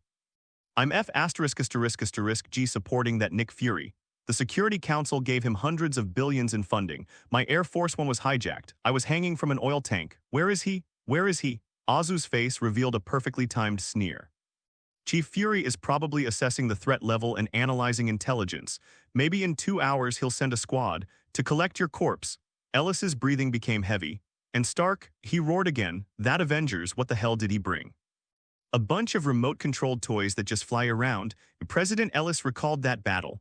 More than a dozen armored vehicles were wiped out within 20 minutes. Tony Stark, that billionaire, was trampled underfoot by Killian like a cockroach, unable to move. Ellis's voice trailed off. He's a loser, isn't he? Arrogance is in his nature, Matthew, Azu corrected. He thinks he can handle everything, but he forgets that he's just a man hiding in a tin can. And Killian, he's no longer human. Azu paced slowly, his acting prowess fully unleashed, his voice filled with a commanding presence. Matthew, you need to face one fact. Times have changed, Mr. President. The Battle of New York opened Pandora's box. Aliens, super soldiers, madmen who can grow bigger. This world is no longer something you suit-wearing politicians can control. Azu walked up to Ellis and bowed slightly. Your NCPD is still using Glock pistols, but what about on the black market? Chitauri energy guns, $50,000 each, gangsters are fighting over them. SWAT stormed a building only to be blasted to smithereens by a particle cannon. What would you do? Like tonight, Killian, 20 or 30 extremist soldiers. If regular troops went, it would be a massacre. SHIELD is too weak and the Avengers are too slow. President Ellis's forehead was beaded with cold sweat. He found that every word the blonde man spoke pierced his heart. What exactly are you trying to say? I'm saying you need a new team. Azu straightened up and gave him a priceless smile. A professional and efficient firefighting team. A team, led by me. Mr. President, Azu turned, his true intentions revealed. Walter, my company is preparing to sell security across the United States. For sale. A business model. Azu's tone lightened.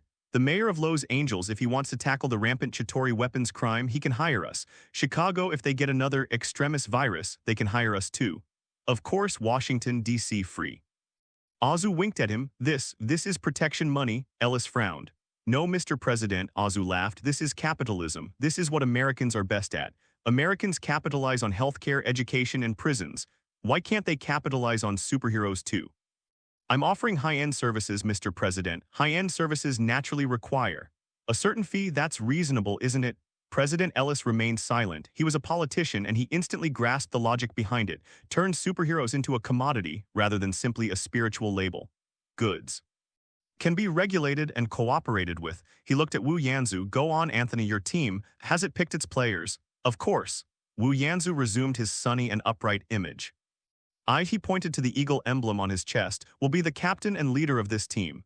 And, he smiled mysteriously, I've recruited our second member, a very powerful woman. She was once lost in the darkness, but now under my guidance she will embrace the light. F***K, Jessica Jones, who was being forced to do smile training in the Star Building in New York, sneezed violently. As for the others. Wu Yanzu's gaze drifted out the window. This world is never short of capable people, they just lack an agent like me. President Ellis fell silent, his politician's mind racing. This plan is crazy, but damn, it's incredibly tempting. They outsourced the mess that the Superhumans had made to a controllable private company. Ellis's resolve began to waver. What can you do? We can do things the Avengers can't. Azu walked back to his desk, placed his hands on it, and brought his handsome face close to Ellis's once again.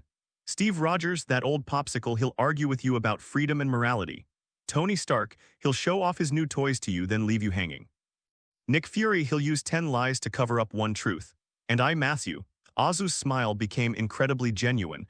I am your friend. You need to improve the government's image, no problem. Vought can get my team of superheroes and your Secret Service doing joint exercises. The photos will be on the cover of Time magazine, and I've already got the headline in mind, Guardians of the New Era. You need to be a firefighter when disaster strikes, of course. Hurricanes, earthquakes, terrorist attacks. While your FEMA Federal Emergency Management Agency is still in meetings, we've already rescued people. And all you have to do is stand on the rubble, face the camera, and declare victory. Ellis's breathing became rapid. Azu saw the ambition in his eyes. Matthew, Wu Yanzu lowered his voice, his tone seductive, you're about to be re-elected, aren't you? Your popularity has plummeted because of tonight's attack. People will say you're incompetent, that your government couldn't even protect its own president. But what if the hero who saved you, the Homelander loved by all of America, publicly stood by you? What if I became your presidential protector? Your poll numbers, Azu snapped his fingers, will soar into the stratosphere. You. President Ellis's voice trembled slightly with excitement. What do you want? What I want, Mr. President, is simply a permit. An official license, permission granted to Vought international superheroes for law enforcement operations throughout the Federation. This is equivalent to bypassing SHIELD, Ellis exclaimed. SHIELD, Azu scoffed. Matthew, haven't you seen it yet? SHIELD can't protect you. Their internal structure is rotten to the core. And I, Azu pointed to himself, am the one who can help you clean house. President Ellis fell into a long silence. This deal is too tempting. In exchange for a license, he secured his political life, a chance for re-election, and an invincible bodyguard. As for Nick Fury's feelings, screw that. Tonight, Homelander saved him. How can I trust you? Ellis asked one last question. You don't have to believe me, Matthew. Azu straightened up, regaining his holy appearance. You only need to trust the people. The people love me, and you need the people's love. President Ellis smiled. You're a born B*******D, Mr. Starr. Likewise, Mr. President. That's settled then, President Ellis decided. Anthony, I need a detailed proposal. Costs, staffing, jurisdiction. I need the most detailed proposal that will shut those old fogies in Congress up. Of course, Mr. President. Azu's smile was radiant. Wow, I'm at your service anytime. He walked back to his desk, picked up a pen, and scribbled a number on Ellis's notepad. A 10-digit number. What is this? Ellis asked, puzzled. Oh, this is Water International, their estimated tax payment for next year. Azu's smile was meaningful. We are a patriotic company, Mr. President. We firmly believe in giving back to society. We will not only pay taxes to the Tax Bureau in accordance with the law. Azu tapped the table gently and rhythmically with that pen. We will also pay the due taxes to all our friends who support us. I understand. President Ellis paused for a moment, then broke into a bright smile. Mr. Starr, I think we will have a pleasant working relationship. I've always thought so. Azu put away his pen and walked towards the gate. Oh, right. He stopped at the doorway, turned back and said, about that traitorous vice president. Do you need me to take care of him? You know, heat vision. Quick, clean, leaves no evidence. President Ellis's heart skipped a beat. Looking into the deep blue eyes of the man from his homeland, a chill inexplicably crept into his heart. No need. Ellis's voice trembled slightly. We are a country governed by the rule of law. He will stand trial. It's a pity. Azu shrugged and opened the door. Click, click. Outside the door, the flashbulbs of cameras instantly engulfed everything. 5 o'clock in the morning on the south lawn of the White House, an impromptu press conference. President Matthew Ellis changed into a clean suit. Although he looked tired, he was in high spirits. He stood shoulder to shoulder with the people of his motherland. Tonight is one of America's darkest moments, Ellis said loudly to the camera, but it is also our most glorious moment. We witnessed betrayal, but we also witnessed true heroism. He turned to the countryman beside him. I, Matthew Ellis, on behalf of the United States of America, extend my deepest gratitude to this hero. Mr. Homelander, the flash went off again. Ding, you've gained plus 115420 popularity points. Ding, you've gained plus 125781 popularity points. Ding, you've gained 135,688 popularity points. He stepped forward, took the microphone, and gave a humble smile. Thank you, Mr. President. He looked around, his gaze sweeping over every camera lens. I'm just an American who did the right thing. The threat of tonight is over, but new threats emerge every day. Therefore, he paused, then dropped the bombshell, I am pleased to announce that my company, Water International, will be engaging in a deep collaboration with the Ellis government. He opened his arms as if embracing the entire nation. Will protect America, from shore to shore, from the sky to the deep sea, with us here. You are safe. The cheers drowned out his last words. On the helicarrier, Nick Fury turned off the screen with a blank expression. Sir, raise the threat level of the Homelander. Fury narrowed his one eye to the highest. Yes, sir. Ashley's call came while Wu Yanzu was still airborne, halfway away from Washington. Sir, my God, sir. Ashley's voice was shrill with extreme excitement. She even forgot to use honorifics. Anthony, you did it. G did it. Calm down, Ashley. Azu was hovering in the stratosphere, the sea of clouds below bathed in the golden light of the rising sun, mirroring his current mood. It's just work. A job? Ashley screamed in the top-floor office of Water Tower. Sir, you call this a job? You saved the president, you saved America. Our PR department has gone mad. CNN, Fox, MSNBC. They're all using the press releases we provided. Time magazine tore off their prepared cover for the week and replaced it with your lifting the wreckage photo. The headline was the Atlas of the New Era, the presale box office for Homelander Origins. Ashley's voice trembled, tripled in the past hour, and industry insiders are speculating that it might break box office records. Great.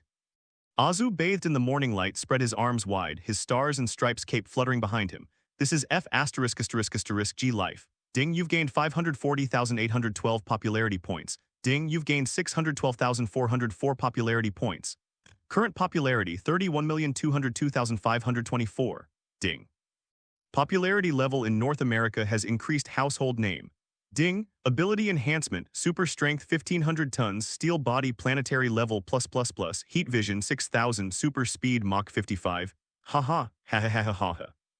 At an altitude of 10,000 meters, Azu let out a wild and unrestrained laugh. Avengers Tower top floor lounge. On the huge 8K screen, Wu Yanzu's humble speech on the White House lawn is being played on a loop. I'm just an American who did the right thing. Bang, Tony Stark smashed a $30,000 whiskey glass onto the screen. That damn blonde B*******.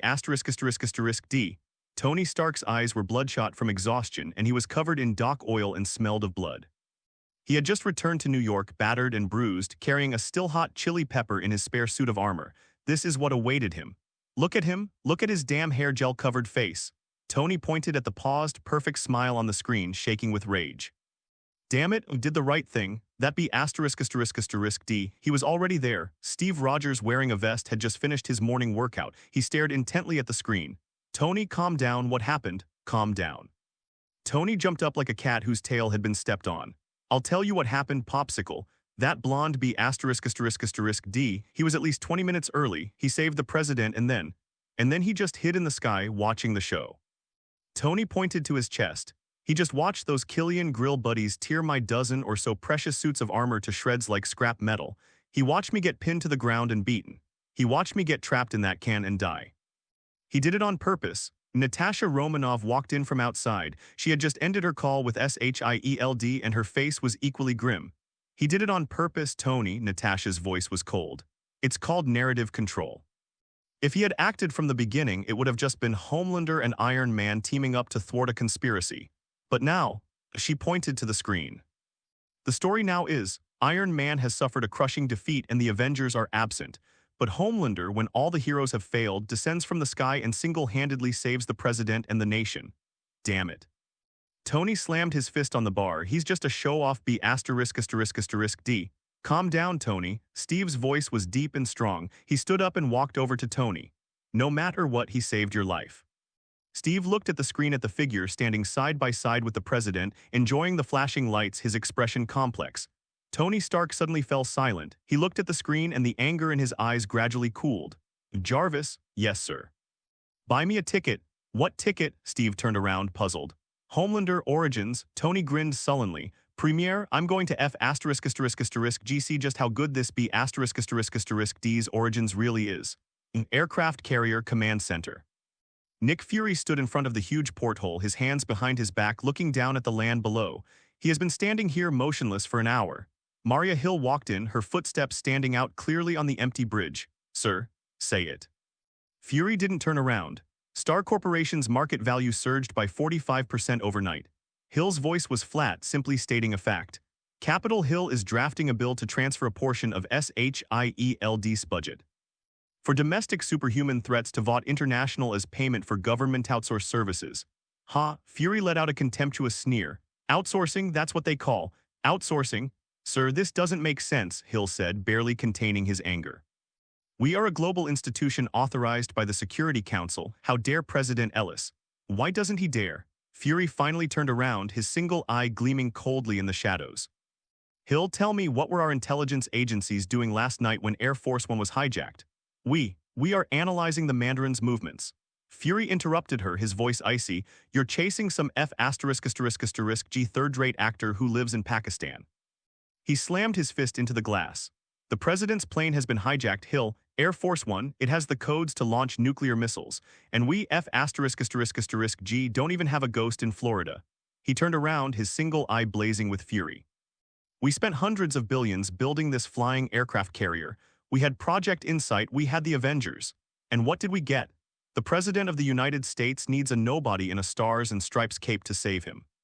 Sir, there is indeed a problem with the flow of our intelligence. A problem? Fury sneered. No, Hill, this isn't a problem. It's not a lack of intelligence, nor is it a communication breakdown. He walked to the porthole and looked down at the rolling clouds. This is a betrayal. Hill's heart tightened. Sir, you mean the vice president? I'm not referring to that idiot who's about to be court-martialed. Fury's voice was terrifyingly low. I'm referring to my house, sir. My house has rats. Hill, big fat F **** G hiding rats. Countless thoughts flashed through Fury's mind. Why was the operation to track down the Mandarin so smooth?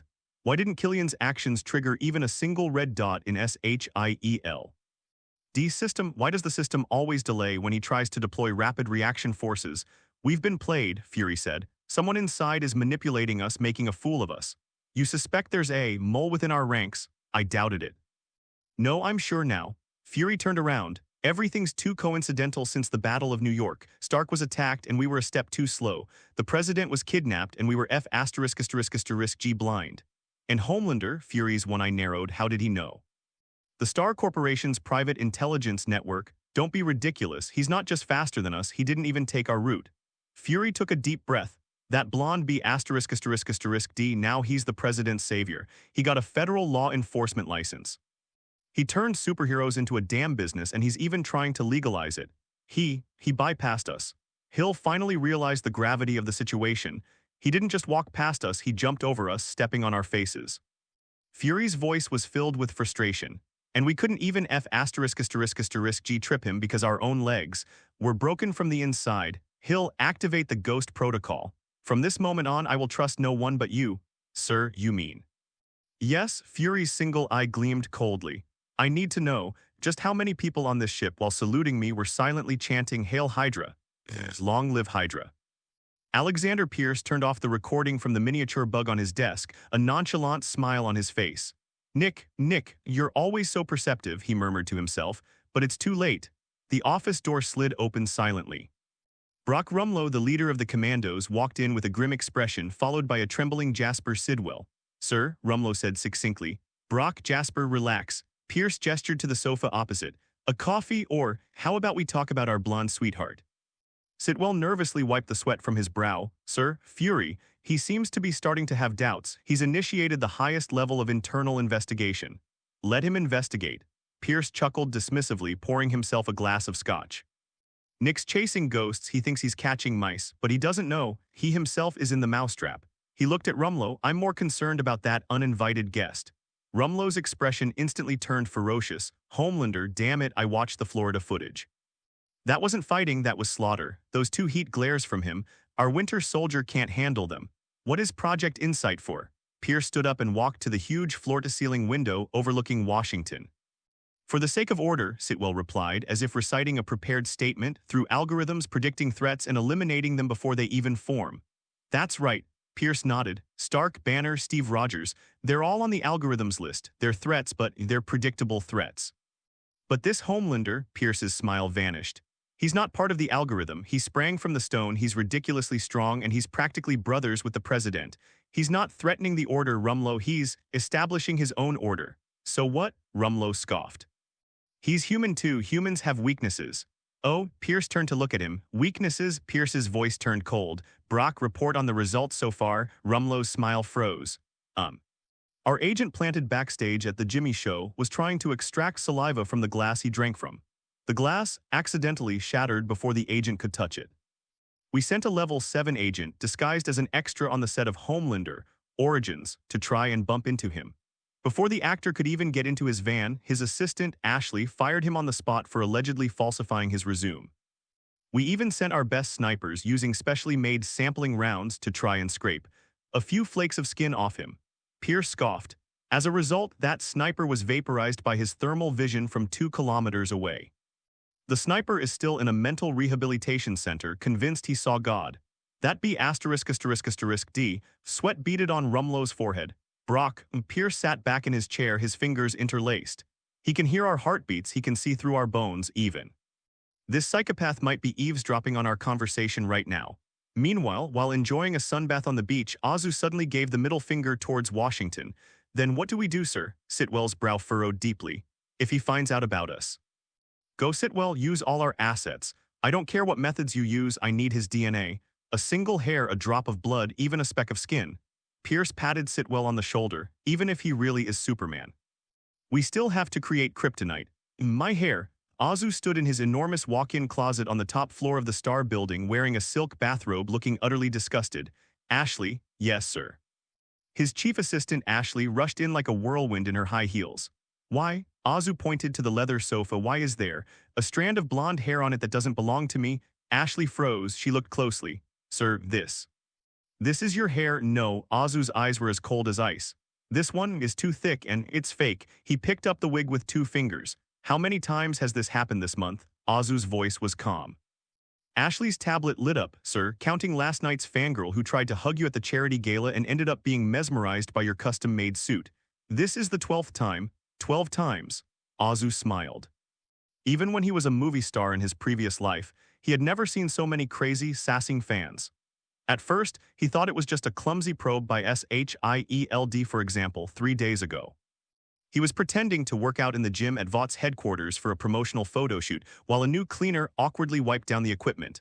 Azu's X-ray vision easily saw through the military-grade biological sampler in her uniform pocket. What did he do back then? Zai.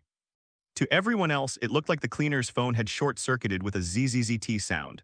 But from Azu's perspective, it was he who, with a precise thermal vision of 0.1 seconds, melted the sampling box through her uniform and incidentally burned the phone in her pocket as well. Oh my goodness, he said, gentlemanly helping the woman up. It seems your phone isn't very good quality. How about checking out the latest V-phone from the Water Group? The female agent fled in panic. Azu was already fed up with it. These rats are so filthy, he remembered. That faint stench emanating from inside SHIELD, ha.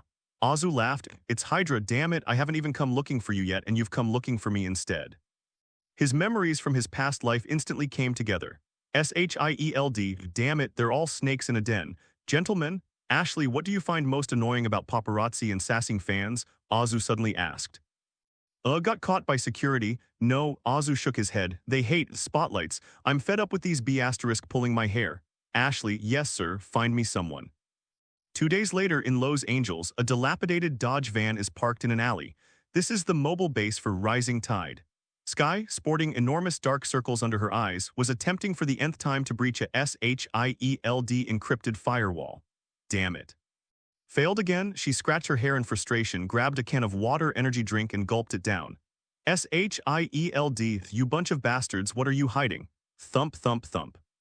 Someone was knocking on her car door. Sky's hair stood on end instantly. The place she stopped in was so bad that even homeless people didn't want to come. She suddenly grabbed the stun gun from under the seat and pointed it at the car door. Who? A fan who appreciates your talent. Outside the car door, the voice was gentle, magnetic, and somewhat familiar to her. Sky, trembling, opened the car door. The sunlight was blocked. The man, dressed in a red and blue uniform with a stars and stripes cape hanging down his back, was looking down at her with a smile. Sky's brain went blank for 3 seconds. What? F***K.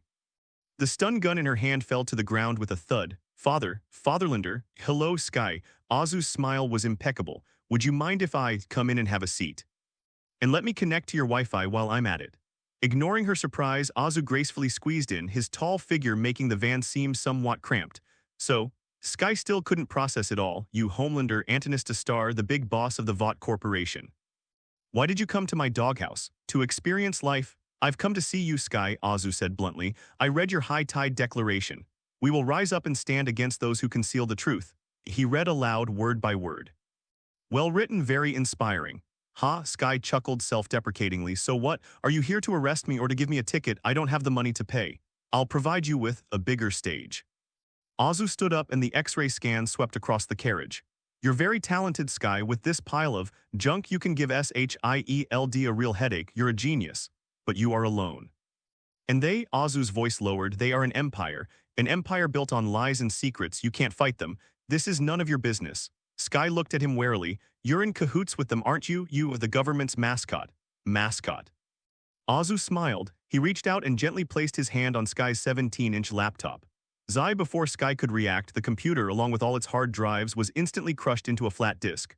"Oh shit, my computer!" Sky screamed, "UB asterisk asterisk asterisk D, all my. Is on that, all, what, evidence?" Azu withdrew his hand, the smile vanishing from his handsome face. "Sky, you have no idea who you're playing games with." He switched to best actor mode and his voice began to deepen. "I want to say, Sky, you're right." Sky was stunned. "What do you take me for?" Azu gave a self-deprecating smile. "A clown packaged in capital, a lackey of the government." Sky didn't speak, but her expression conveyed that meaning. "That's how they see me too." Wu Yanzu's face showed sadness. "Shield, Nick Fury, they don't trust me, they're afraid of me. They fear me as much as they fear you, Sky. Their people sent agents to pluck my hair, scrape my skin, and collect everything I had. They want to study me, Sky. They want to find my weakness. They want to put a collar on me. They want to lock me in a cage. They." Wu Yanzu looked at her with feigned grief and indignation. "They're afraid of me, just like they are afraid of you." Sky was stunned. "What do you think SHIELD is, partners of justice?" Wu Yanzu scoffed. "They're parasites, Sky. They're the biggest lie in this country. They monitor everyone. They monitor you. They monitor me. They monitor the president. Haven't you been investigating your origins, Sky?" These words struck Sky like a bolt of lightning. How did you know?" "I know far more than you can imagine." Wu Yanzu began his performance of empathy. "I know you're an orphan and you've had a life of constant displacement since childhood. I know why you're so desperate to uncover the truth. Because you're also searching for the truth about yourself. You." Sky's eyes reddened. "SHIELD, they know." Wu Yanzu threw out the fatal bait. "They have your files, Sky. They know who your parents are. They know why you were abandoned. But they will never tell you because you, to them, are just a threat, a superhuman who needs to be monitored. It's impossible." Sky's voice trembled. "Nothing is impossible." Wu Yanzu squatted down, looking directly into her eyes, his voice full of seduction. "You and I, Sky, we are the same kind of people. We are all abandoned freaks. They use us and they also distrust us. And me," he laughed, "I'm F asterisk asterisk asterisk G. Fed up? Join me, Sky." Wu Yanzu extended his hand. "Wow, my company. I can give you the world's fastest servers. I can give you military-grade satellite networks. I can give you a real stage. Don't you want to know the truth? I'll help you, you help me, together. We'll uproot this damn SHIELD, will expose everything they hide in the shadows, all their dirty secrets. You." Sky looked at his outstretched hand, then at his sincere eyes. "Does she hate SHIELD? Yes, she does. Did she want to know the truth? She was going crazy with longing. And the man in front of her was handing her C4 to blow everything up. Why?" Sky looked up abruptly. "Why did you do this? You're Homelander, you're a billionaire, you have everything." "Because." Wu Yanzu stepped forward and gently patted her shoulder. "The world needs the truth, doesn't it?" She was silent for 3 seconds. F asterisk asterisk K. "I did it, but not for you and not for Walter. I did it for the truth, of course." Wu Yanzu smiled. "We are on the side of justice, aren't we?" He elegantly opened a bottle of Vought energy drink from the car, silently adding, "I am F asterisk asterisk asterisk G justice." Ding, gained 10,000 special popularity points. The next day at Water International's Los Angeles branch, Sky was ushered into an office that was more luxurious than all the places she had ever lived in her life combined. Wu Yanzu pressed a button on the table. The office walls slowly opened, revealing the most extravagant war room Sky had ever seen in her life. An entire wall of servers, hundreds of monitors, and a holographic projector.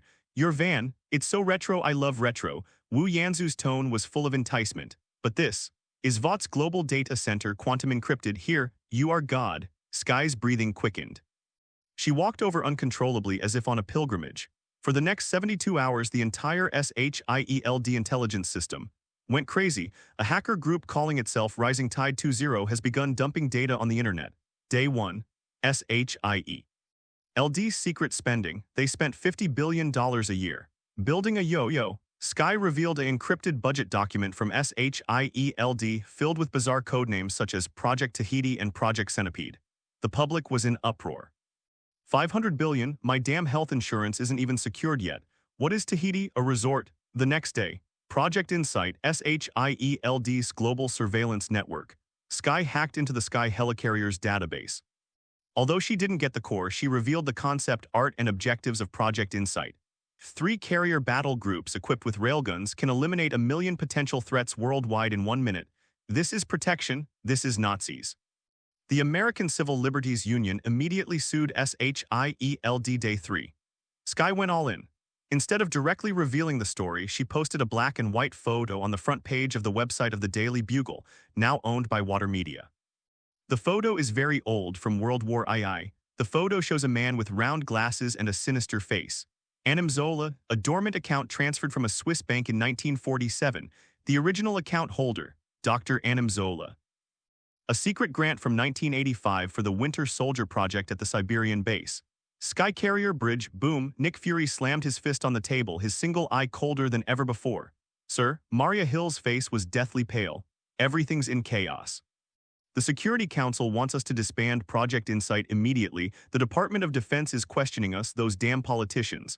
They've been calling my phone nonstop. Coulson, yes sir. F***KU, that girl at high tide. Sky, find her. Fury growled. Sir, Coulson, now resurrected, said with a strange expression, we can't find her, she's like evaporated, all traces of her have been deliberately vanished. Walter, Fury uttered the name. What followed was complete chaos for SHIELD agents, under Nick Fury's orders, are frantically investigating who Zora and the Winter Soldier really are. Meanwhile, the lurking Hydra agents are frantically trying to cover up these traces. F***K. How did they know Zola's account? The Winter Soldier has been revealed. Quick, remove Bucky Barnes' name from the database. Director Pierce wants us to speed things up. SHIELD. Internal communication channels were instantly flooded with two completely different emergency orders, initiating a frantic internal information war. Pierce also realized a more serious problem. The algorithm for Project Insight was designed by Zola. If the algorithm is exposed, those who truly understand it will quickly be able to reverse engineer Hydra's thought process from it. Damn it. Pierce picked up his private phone. Bring Rumlow's commando unit back. Star Building, top floor. Azu was lying in a jacuzzi, drinking 1982's worth of happy water. On the giant screen in front of him, CNN, Fox, MSNBC, all channels were playing simultaneously. Every channel was buzzing with discussion about the SHIELD crisis. A White House spokesperson stated that President Ellis expressed serious concern and has ordered the establishment of an independent commission of inquiry. The Global Security Council convened an emergency meeting, demanding that SHIELD provide an immediate explanation. The Rising Tide organization claims this is just the first wave and they have more truths to tell. Sir, she handed over a report, as you predicted, all the agents they sent to collect samples have been recalled. Our friends within SHIELD report that they are now searching the world for Sky. They don't have time to bother you. How wonderful. Azu raised his glass, gazing at the New York night view outside the window. You bunch of bastards trying to pull my hair. Ashley, gentlemen, notify the publicity team my film, Homelander, Origins *, can begin its world premiere. Time flows on. Los Angeles TCL Huaxia Grand Theater. Traffic within a 5-kilometer radius was completely paralyzed. More than 100,000 fans packed the Hollywood Walk of Fame, holding up signs that read Homelander and the Stars and Stripes. People of the motherland, we love you. People of the motherland, we love you. I love Steve, an old man shouted inappropriately in the fan group, then was friendly lie tossed into a warm trash can to keep him warm. My God, this is insane. The female host on the entertainment channel screamed into the camera, microphone in hand. I've never seen anything like this. Look over there, it's Iron Man, Tony Stark himself. Oh, and Captain America, Steve Rogers, my God, the Avengers. They're here to support Homelander. The crowd erupted in a deafening roar of screams. Tony Stark arrived in his newly handcrafted Mark 33 Silver Centurion suit, opened his visor and waved to the fans. F***K, he muttered to Steve beside him. I feel like a warm-up clown. Keep smiling, Tony. Steve, dressed in a well-tailored suit and looking relaxed, said, we're here to show our support. Support? I just want to punch that fake smile on his face. SHH, he's here. Natasha's voice came from behind them. She was wearing a sexy black evening gown tonight. What? In the sky? Boom. The screams from the crowd instantly broke the sound barrier. At that moment, all the searchlights were pointed at the night sky. Who? A streak of blue light carrying fragments of the sonic boom cloud descended from the sky. Azu landed directly on the red carpet. Boom. He landed in the classic Homelander pose, kneeling on one knee with his hands on his hips. As he slowly raised his head, his handsome face and azure eyes were captured on camera and broadcast worldwide. The whole world was silent for 3 seconds. Then, Homelanders. Azu slowly stood up, the eagle emblem on his chest shining brightly under the flashing lights. He opened his arms, bathing in the most fervent worship, and shouts, "Ding, you've gained plus 10812 popularity points. Ding, you've gained 12,404 popularity points. Ding, you've gained 15,810 popularity points." Yes, yes, Wu Yanzu laughed wildly in his heart. This is it, this is it, this is what I deserve. He walked down the red carpet and took the microphone from the MC. "Hey everyone, I love you all." His voice, amplified by a loudspeaker, echoed throughout the entire block. Guys, do me a favor, tell me, who is the real hero? It's you, Homelander, Homelander, no, it's you, you are the true heroes. Homelander. I love you. The frenzy on the red carpet was like a heat storm, almost short-circuiting the sound system of the Huaxia Grand Theater. Wu Yanzu is the eye of the storm. He had just shouted, "You are the real heroes." When a fanatical female fan in the front row rolled her eyes and fainted on the spot and was hurriedly carried away by security guards. Fatherlanders, fatherlanders, fatherlanders. Amid screams, Azu walked into the Grand Theater. The interior of the TCL Huaxia Grand Theater is even more luxurious and extravagant than the red carpet outside. The air was filled with the aroma of expensive champagne, popcorn, and butter. Hundreds of camera flashes were going off, the media area was packed to the brim, and reporters were crammed together like sardines, desperately shoving their microphones toward Wu Yanzu as he slowly entered the hall. "Homelanders, look this way. Anthony, what are your expectations for the box office?" "Mr. Stark, Captain Rogers, does your appearance signify an official collaboration between the Avengers and Homelander?" Wu Yanzu ignored all the noise, he was enjoying it all. Yes, yes, this is the kind of entourage a movie star should have. With a smile on his face, he waved to the fans on both sides, occasionally stopping to sign an autograph for a female fan who was so excited she fainted. His movements were so practiced that it seemed he had rehearsed them 10,000 times. "Thank you all, thank you for your support, you are the real heroes." After navigating through the crowded lobby, the group finally entered the main screening room. Tony, Steve, and Natasha took their seats in the VIP section. The lights dimmed slightly and spotlights shone on the stage. Ashley, the chief public relations officer for Water Media, walked onto the stage in a smart silver suit and 10-centimeter high heels. "Ladies and gentlemen, welcome to History Night." The host's voice trembled slightly with excitement, but her professionalism allowed her to maintain perfect control of the situation. Her voice was full of passion. "Let's give a warm shout-out to Homelanders." Clap, clap, clap. Wu Yanzu walked onto the stage amidst cheers and waved. "Homelanders, Homelanders," the host exclaimed, grabbing Wu Yanzu's arm dramatically. "We all know that story." The Battle of New York, the heroes arrived.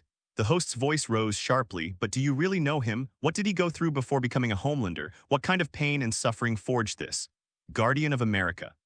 Tonight, Homelander Origins will reveal the answer. But before that, the host drawled, "Please welcome Antonis to star Homelander with your wildest screams." "Homelanders, Homelanders, Homelanders." Wu Yanzu stood up, bathed in the spotlight, and leaped onto the stage. As the host said, tonight is about origins. He took the microphone from the host, but it's also about the future. "During the Battle of New York, I saw a lot. I saw aliens, I saw the Avengers." He glanced at Tony and Steve in the audience.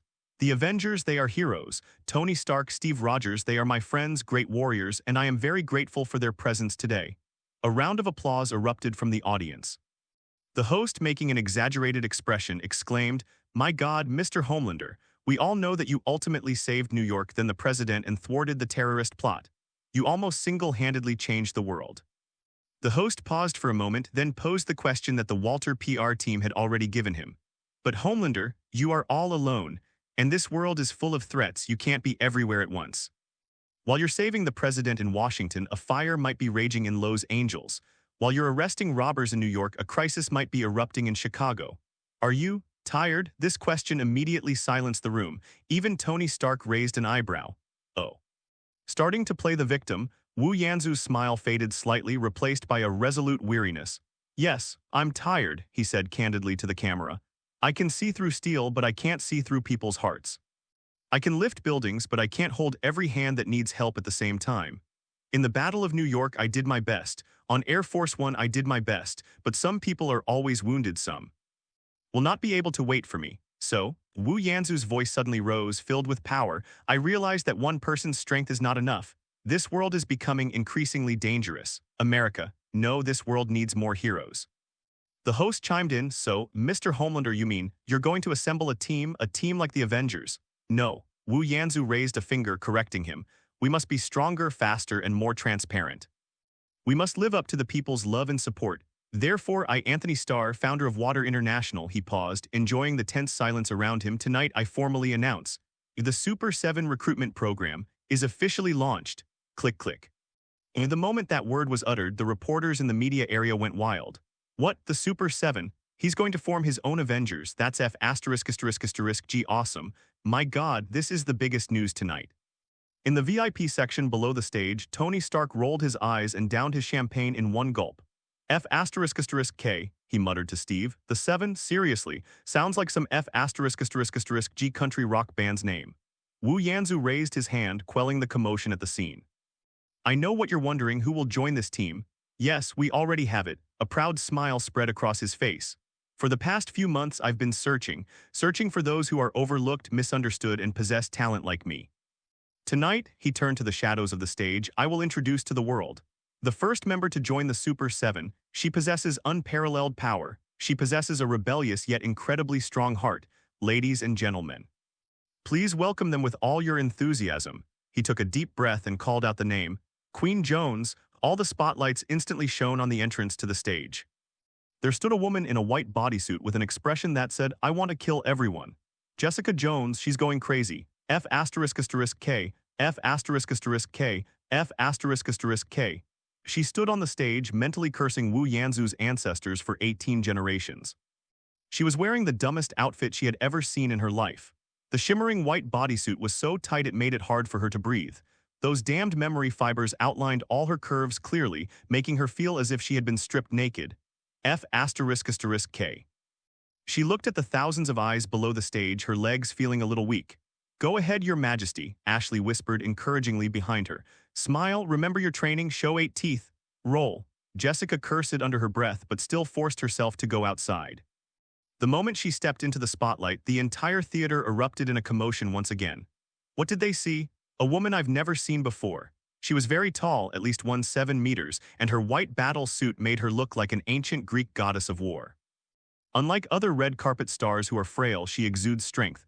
What's most deadly is that her face, pale and delicate, carries an aloofness that keeps strangers at bay. This sense of fragmentation creates a fatally endearing contrast with her sacred battle armor. Wow.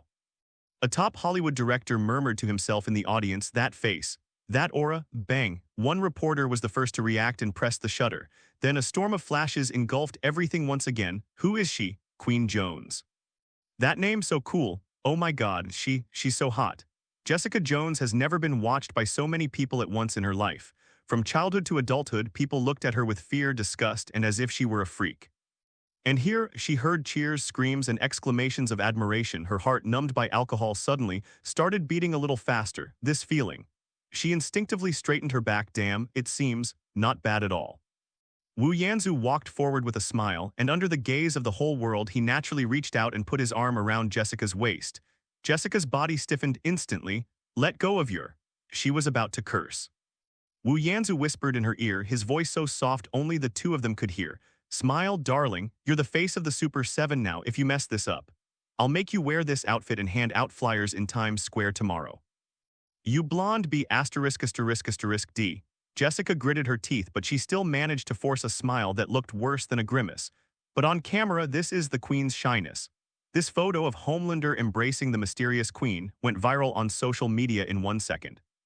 At that very moment, a heavenly sound rang in Wu Yanzu's mind. Ding! Congratulations, host, you have successfully created the popular group Super 7 to 7 members. Unlock new feature, popular combination module. Module description. As the team leader, you will be deeply integrated with the popularity scores of all team members. Rule. Popularity sharing, upward. 50% of the positive popularity points gained by other official members of the group will be automatically converted into the host's popularity points. Risk sharing, downward. If a member of the group generates negative popularity points, 30% will be deducted from the host's popularity points. Wu Yanzu's breath caught in his throat for half a second.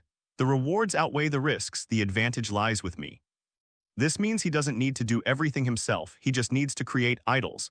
Let those idols reap the popularity for him. Popularity module activated. 50% conversion in progress. Ding, host has gained 15,250 popularity points. From Queen Jones, ding. Host has gained 17,501 popularity points. From Queen Jones, great, it works. Wu Yanzu looked at the soaring numbers on the panel and tightened his grip on Jessica's arm. All right, I know you all have a lot of questions. Ashley stepped forward at the opportune moment, building the atmosphere to a climax. Now it's time for a Q&A session. A female reporter from News was the first to grab the microphone. Her voice was trembling. My God, Homelander, Queen Jones, this is absolutely stunning. Excuse me, you two, you. She took a deep breath and asked the most explosive question. Are you dating? Are you a super couple? Tony Stark, sitting in the audience, nearly spat out the champagne he had just taken a sip of. What? Jessica Jones, the woman who could flip a truck with her bare hands, turned into a boiled shrimp the instant she heard the question. This. She's never been in love in her entire life. Her life consists only of whiskey, fighting, and mazefek. The word love is more foreign to her than to any Chitauri. She panicked a little, her words became incoherent, and her eyes revealed a girlish sense of panic. All the cameras in the room were focused on her bright red face. Oh my God, she blushed. So cute, the queen is blushing. Ding, popularity points gained plus 1123. From Queen Jones, ding, you've gained plus 2588 popularity points. From Queen Jones, Wu Yanzu was secretly overjoyed. Keep it up, baby, keep blushing, don't stop. He knew it was his turn to shine as the best actor. He turned around and looked at Jessica, who was at a loss, with a gentle, doting gaze. He did not answer that question. He simply raised his hand and gently smoothed Jessica's stylist-perfect curls with his fingers. Then, holding the microphone, he spoke softly to Jessica with a smile. See, I told you so. They all think we're a perfect match. Snap. Ugh. At that moment, the entire theater seemed to be hit by a flashbang, screams, whistling, heckling. This is even more damaging than admitting to a relationship. Ambiguity, pulling, and tugging, that's what you call top-tier hype. Ah, I'm hooked. Official announcement. Is this really an official announcement? Jessica's brain had completely shut down. She could only let Wu Yanzu's fingers run through her hair, feeling as if her cheeks were hot enough to fry an egg. You. She wanted to curse, but her voice was as soft as a mosquito's buzz. Ding, the topic of Homelander and Queen Jones as a couple has topped the global trending list. Ding, you've gained 310,510 popularity points.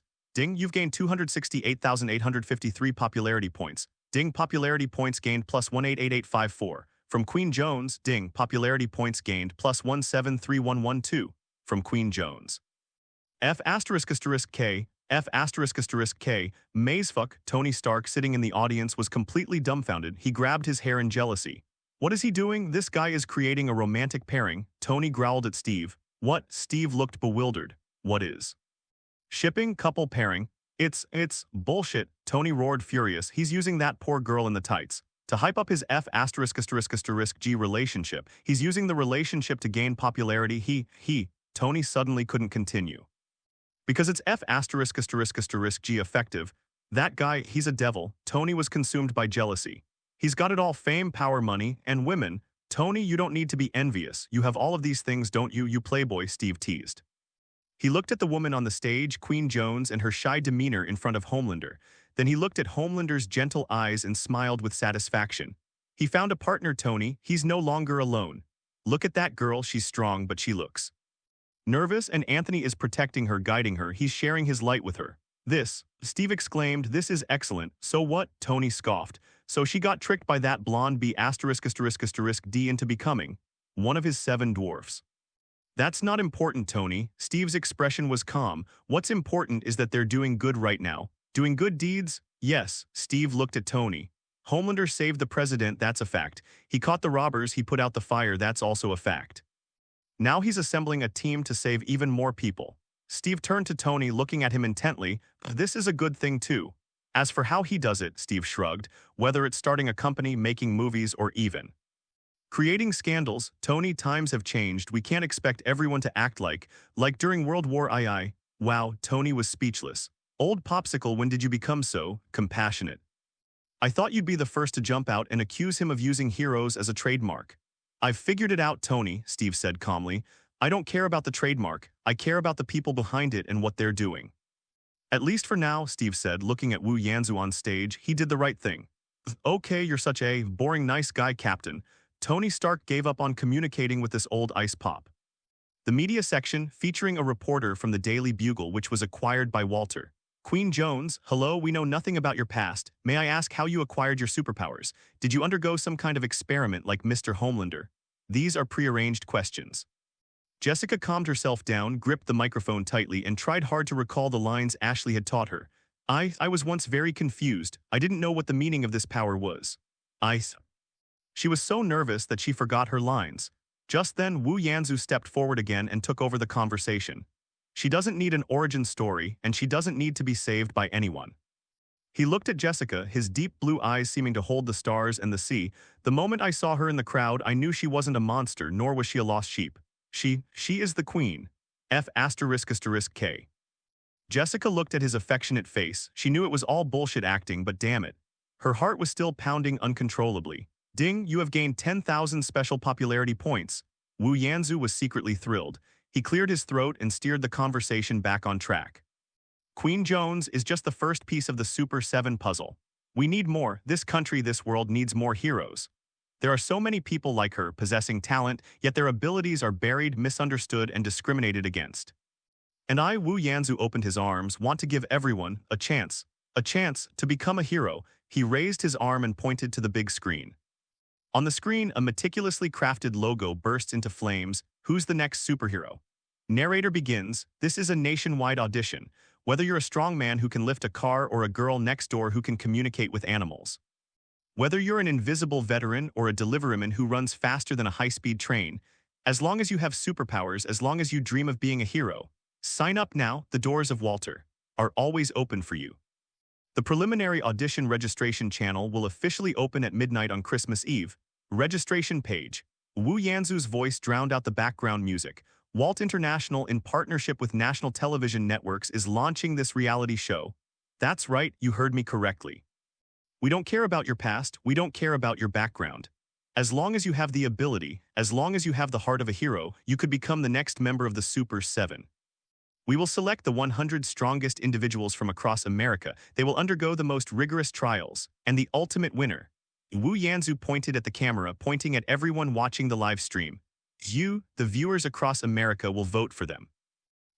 This is insane. This world has completely gone mad. Tony Stark finished the last of his Coke. F***K. He's going to make a superhero version of American Idol. The popcorn bucket in Steve's hand fell to the ground with a thud. Chosen by audience votes, my God, this, Steve frowned as well. Isn't this a bit too hasty? Hasty, no, Captain. Natasha appeared behind them unnoticed, her voice trailing off. He's recruiting. He's using the F***G American Dream to recruit all the superhumans in the world, while SHIELD is still treating them as threats and surveillance targets. He's already sending them offers, Tony continued. All right, ladies and gentlemen, our movie is about to begin. Please enjoy. Having enjoyed all of this to the fullest, Wu Yanzu took Jessica Jones's hand, and with her stiff cooperation, they stepped off the stage and returned to their reserved VIP seats. The theater lights slowly dimmed. Before the last glimmer of light disappeared, Wu Yanzu turned to Jessica and whispered in her ear, "Well done, Your Majesty, and you look beautiful tonight." Jessica Jones shuddered. She felt her ears burning. She abruptly shook off his hand. "Shut up, you blonde b*******," she muttered. But for some reason, she didn't get up and leave immediately as usual. She just sat there stiffly, her heart pounding like a drum. The giant screen lit up. A huge headline blazing with flames caught everyone's eye. Homelander, Origins. The lights in the movie theater dimmed. In the main screening room of the TCL Huaxia Grand Theater, only the faint sound of breathing could be heard. F***K. Jessica Jones sat down next to Wu Yanzu and muttered a curse under her breath. She was almost suffocated by that white queen uniform, and now she's being forced to watch this blonde B******D's autobiographical film. How did my life get to this point? She murmured to herself. SHH. Azu turned his head, leaned closer, and gestured for her to be quiet. Look at this, darling, it's art. Art Maya ***. Jessica rolled her eyes, grabbed a handful of popcorn, and chewed angrily. Not far away, Tony Stark sat with his legs crossed, a nonchalant expression on his face. All right, Popsicle, he whispered to Steve beside him, ready to be baptized by the American spirit. I bet $10 there'll be a slow-motion American flag within the first 5 minutes. Steve Rogers ignored him. He simply sat up straight, his expression serious. He wasn't impressed by this Hollywood-style ostentation, but he wanted to believe. To believe that the young man who said, "I just did the right thing on the White House lawn," was a true hero. In the back row of the theater, in an inconspicuous corner, a small, thin figure was trembling with excitement. He secretly slipped out of Queens and spent all the pocket money he had saved for 3 months on this damn scalp ticket just to see him once. Wow. The giant screen lit up. Style Group presents produced by Walter Reed Films opening, Hamptons, an extravagant yacht party. Antonis Starr, dressed in flashy swim trunks, held a martini and was surrounded by bikini-clad models. He was frivolous, wealthy, and empty. Ha, Tony Stark chuckled. While that's pretty good acting, you played me perfectly. Then the storm came. Anthony was hit by a giant wave, then darkness. The scene shifts to a dark laboratory. Anthony was strapped to a metal bed, his body covered in tubes. The villain of the Chaos organization is giving a lengthy speech. What the hell? Tony was getting impatient. Couldn't these villains even come up with a different line? When the syringe filled with the compound was plunged into Anthony's neck, Wu Yanzu's Oscar-worthy performance shown on the IMAX screen stunned everyone's retinas. His eyes were bloodshot and veins bulged from his neck to his forehead. He struggled frantically, his handsome face contorted with extreme pain and resentment. Ah, the inhuman screams pierced through the Dolby sound effects and struck straight to the heart. Steve Rogers clenched his fists instinctively. The scene of him being injected with serum during World War II flashed through his mind. Only Tony Stark switched the position of his legs. Great acting, really. It's a disgrace to the Oscars if this guy doesn't go for one. The movie continues. Anthony died in torment and was reborn in chaos. He feigned submission and then retaliated. When he first broke free of his restraints, when he first unleashed a fiery gaze from his eyes, burning the villain who had tormented him to ashes. F***K, Jessica Jones dropped the popcorn bucket. She remembered Kilgrave. She remembered that night, those two equally ruthless, equally precise gazes. Homelander destroyed Chaos's base, and he hovered above the burning ruins, wearing a battle-damaged uniform. He saved all the hostages who were being tortured by the experiments. The leader of Chaos had half his body burned off. He lay paralyzed on the ground, uttering his final curse to the people of his homeland. You saved them. Haha, you saved these ants. You think they'll be grateful to you. They'll just be afraid of you. They'll treat you like a monster. You possess the power of a god. Why are you standing with these insects? The veteran actor's performance was impeccable. The camera focused on Wu Yanzu. On that face blackened by gunpowder smoke, there was no anger, only a kind of almost divine compassion. He landed slowly and walked up to the villain. He crouched down, staring directly into those eyes filled with resentment. His voice, carried by the theater's surround sound, resonated in every corner, so clear it was as if whispering right next to your ear. You ask me why. He slowly stood up, his back to the camera, the stars and stripes cape appearing to burn against the backdrop of the flames. He looked up at the sky as if he were looking through the screen into the soul of every viewer. I don't know. I don't know where this power comes from. I only know that I must use it to do the right thing. Because he turned around and in a close-up shot, his deep blue eyes revealed an unwavering belief. With great power comes great responsibility. Steve Rogers sat up abruptly. His heart was jolted by that line. He glanced at Tony beside him and noticed that Tony, unusually, had also put away his mocking expression. With great power comes great responsibility. Steve repeated softly, looking at the figure on the screen, his doubts completely vanishing. Tony Stark remained silent. He didn't say anything. He just remembered the caves in Afghanistan. He remembered the man who protected him with his life. Ethan, don't waste your life. Damn it. Tony muttered under his breath, picked up the Coke beside him and downed it in one gulp. That damn blonde B***D. He actually convinced me. On the screen, Hans Zimmer's majestic soundtrack roars, a symphony of destiny woven from the deep tones of the French horn and the soaring violins. In the scene, a massive nuclear bomb streaks across the sky, leaving a trail of flames. Beneath the bomb, a red and blue figure with a resolute posture lifts this destructive weapon and hurtles towards the wormhole that tears the sky apart. This is the final scene of Homelander, Origins. There are few lines and no Hollywood-style sentimental slow motion. The camera zooms in the last second before plunging into the darkness of the wormhole. Azu's character, Homelander, glances back at New York below.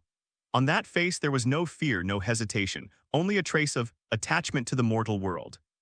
At that moment he was not a god but a man preparing to die. For the family. He uttered the lines softly amidst the howling wind, then the light engulfed everything.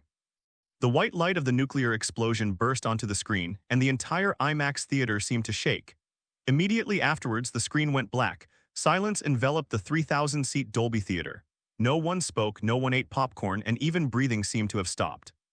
A few seconds later, the screen lit up again. It was a dusty, grimy street in New York with ruins and smoke billowing everywhere. A figure descended from the sky holding the alien life support pod in its hands. The image freezes. A line of white text, as if carved into obsidian, slowly appeared. "You are the true heroes." Homelander, there was no warning whatsoever.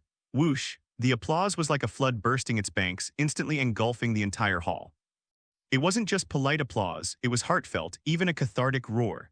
The audience in the front row stood up first, followed by those in the middle, and finally those in the back.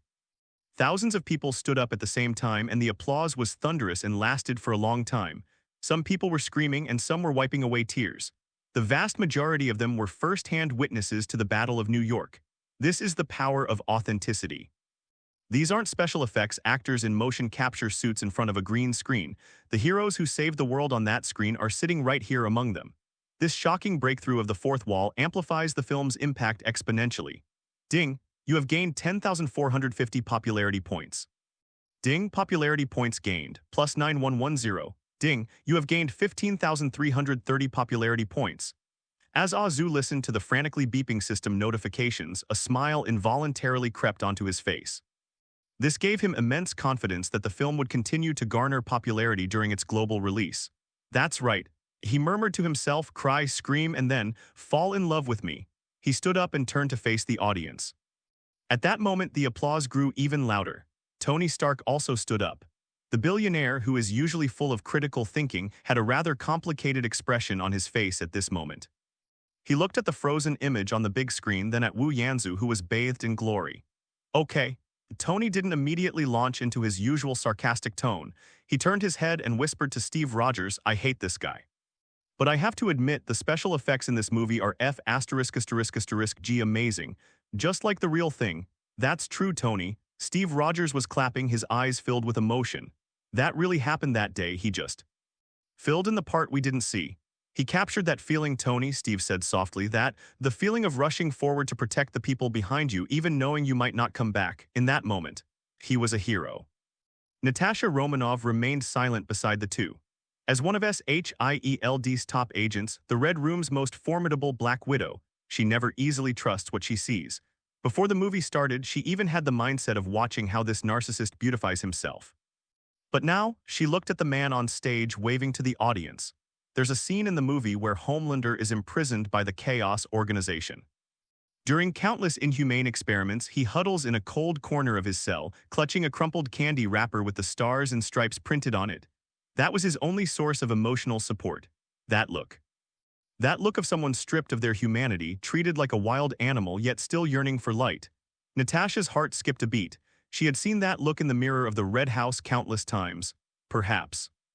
Natasha sighed softly, suppressing a strange pang of sorrow in her heart, and murmured to herself, perhaps beneath that perfect mask, there really is a broken soul. As Natasha watched Azu's retreating figure, a hint of tenderness appeared in her previously icy gaze for the first time. At this moment, Azu's performance, surpassing even that of an award-winning actor, successfully cracked a rift in the female agent's defenses. The mixed zone after the screening was a disaster. It could also be described as a carnival. Hundreds of journalists tried to break through the security lines like a zombie apocalypse, even if it was just to capture a glimpse of Homelander's back. Mr. Homelander. Box office predictions suggest it will break $500 million in its opening weekend. What do you think? Mr. Starr, is this true? You were really locked up in the lab for a whole year. Queen Jones, is Homelander your boyfriend? Are you and Homelander really together? Azu maintained a perfect smile as he walked through the crowd, escorted by security guards. He would occasionally pause to answer a trivial question or two, every movement executed with impeccable elegance. Just then, excuse me, sorry, oh my foot, I'm sorry." A slender figure, like a nimble eel, weaved between the tall, burly bodyguards and the frenzied reporters. It was a boy who looked only 11 or 12 years old. He was wearing a faded plaid shirt, carrying a bulging backpack, and sporting black-rimmed glasses. He was sweating profusely, his hair was disheveled, and he looked both disheveled and unremarkable. But his brown eyes were strikingly bright. Tonight, he spent all the pocket money he had saved for 3 months to get a standing ticket in the very corner. But he didn't care. He watched the entire movie, and his heart is still pounding wildly in his chest, feeling like it's about to jump out. The sheer awe, a person with godlike power yet willing to die for mortals, willing to endure suffering to protect the weak. With great power comes great responsibility. The boy silently recited the line in his mind. These words, like a bolt of lightning, cleaved through his ordinary, even somewhat timid, teenage world. He pushed his way forward with all his might. "Excuse me, please." The security guard frowned, reaching out to stop the arrogant brat. "Hey, back off, kid, this isn't a place for you. Please, I just want to see him." The boy's face turned red with anxiety, clutching a sweat-soaked comic book titled The Adventures of Homelander tightly in his hand, just as the security guard was getting impatient and preparing to drag him out. Etc. A gentle voice pierced through the noisy crowd. Wu Yanzu stopped in his tracks. He turned around, his deep blue eyes falling on the boy. Seeing this, the security guard released the little boy and Azu also walked over to him. The surroundings fell silent instantly. As Wu Yanzu drew closer, the boy felt like he was suffocating. The unattainable god he had seen in movies and comics was now standing in front of him. So tall, so dazzling, every star on the cloak seemed to be sparkling. "Are you here to see me, young man?" Wu Yanzu squatted down, bringing his line of sight to the boys and smiled warmly. The boy stuttered. He was never good with words and now his tongue was completely tied. "Don't be nervous, child. What's your name?" "Peter, sir." The boy nervously swallowed. "Peter Parker." Wu Yanzu's smile froze for 0.1 seconds. "Peter Parker, Spider-Man, holy crap." His X-ray vision swept across the boy's entire body in that instant. Skeletal structure, normal, no abnormalities, heart rate fast, but that's due to stress. Adrenaline, normal. Oh, by the way, he hasn't been bitten yet. "Peter Parker." Wu Yanzu chewed on the name, his eyes deep. "A good name." He held out his hand. "Can I see what you have in your hand, Peter?" "Huh? Oh, of course, here you go." Peter hurriedly handed over the comic book, almost dropping it because he was so nervous. Wu Yanzu caught the comic book steadily. That was the first issue of The Adventures of Homelander, and the cover was worn and frayed, clearly indicating that its owner had read it countless times. "It seems you really like it." Wu Yanzu smiled and took a gold fountain pen from his assistant. "Where would you like me to sign?" "Cover, number, title page, anywhere." "Anywhere is fine." Peter was so excited he almost cried. Wu Yanzu opened the title page. He didn't just hastily sign his name like he would with other people. He paused for a moment, the pen tip hovering over the paper. A moment later, he began to write. "The brushstrokes are fluid and powerful, the characters vigorous and forceful. To my like-minded friend Peter, never let the world change you. Homelander." Wu Yanzu closed the comic and handed it back to Peter. "Friend." Peter stared at the words and was completely dumbfounded. "Like-minded friends, Homelander. Call him a friend." "Look," Wu Yanzu pointed to Peter's chest, his tone becoming serious and sincere. "I can hear your heartbeat, Peter." Peter was startled and clutched his chest. It jumped fast and powerfully. Wu Yanzu's eyes were fixed on Peter as if he could see into his soul. "But I saw more than just tension, I saw potential." Wu Yanzu reached out and gently placed his hand on Peter's thin shoulder. "This world is full of power, Peter. Some people possess power, yet they use it to bully the weak. Some people possess power, yet choose to turn a blind eye. But you," Wu Yanzu's voice lowered as if it were the teachings of a godfather, "your eyes tell me that if you possessed power, you would make the right choice. Just like in the movies, with great power comes great responsibility. Remember this, Peter, it's both a curse and a gift for people like us." Boom, these words were like a nuclear bomb detonating deep within Peter Parker's young and sensitive heart. Peter finally couldn't hold back his tears and they streamed down his face. Looking at the man before him who shone like the sun, he felt his blood boiling. He wasn't an unwanted bookworm. He's not a useless person who can only be bullied. Homelander. The hero who saved the world, he's said to be a like-minded friend. He's said to possess potential. I'll remember. Peter Parker gripped the comic book tightly and shouted with all his might. "I swear, Mr. Homelander, I will. I will definitely not let you down. I believe in you, child." Wu Yanzu straightened up and finally ruffled Peter's messy hair. "All right, Peter Parker," Azu winked at him. "Go home, your parents must be worried." I only have Aunt May." "Then don't let your Aunt May worry." Azu smiled, patted him on the shoulder and said, "Go on." Yes, thank you, Mr. Homelander, thank you." Peter Parker felt like he was dreaming. "I can see. Someday in the future you will be standing beside me, together. We will make this world a better place." After saying this, Wu Yanzu flicked his cloak, turned around and disappeared into the crowd. Peter Parker was left alone, standing there blankly, clutching the signed comic book tightly in his arms, as if he were holding the whole world in his arms. Watching the red and blue figure disappear into the distance, Peter Parker took off his glasses and wiped away a tear. His eyes changed. It was the look in their eyes, as if they had found faith. "Homelander," Peter murmured to himself. "I want to become a hero like you." Ding, you have gained 50,000 special popularity points. Ding. Detected absolute bond with the special character Spider-Man. Ding, hidden reward obtained, Spider-Sense. Wu Yanzu, who was already sitting in the stretch Lincoln, almost burst out laughing when he heard the notification sound. 50,000, that's 50,000 already. And, Spider-Sense, the legendary Peter's sense. He closed his eyes and instantly felt that the world around him had changed. The movement of the air, the sound of paparazzi shutters in the distance, and even the sound of a passerby spilling coffee a few hundred meters away, all fed back to his brain as subtle warning signals. This was like adding wings to a tiger, especially considering he already possessed superhuman senses. This little spider, it's really a treasure. Wu Yanzu was in a great mood, so he casually opened the car refrigerator and took out a bottle of champagne.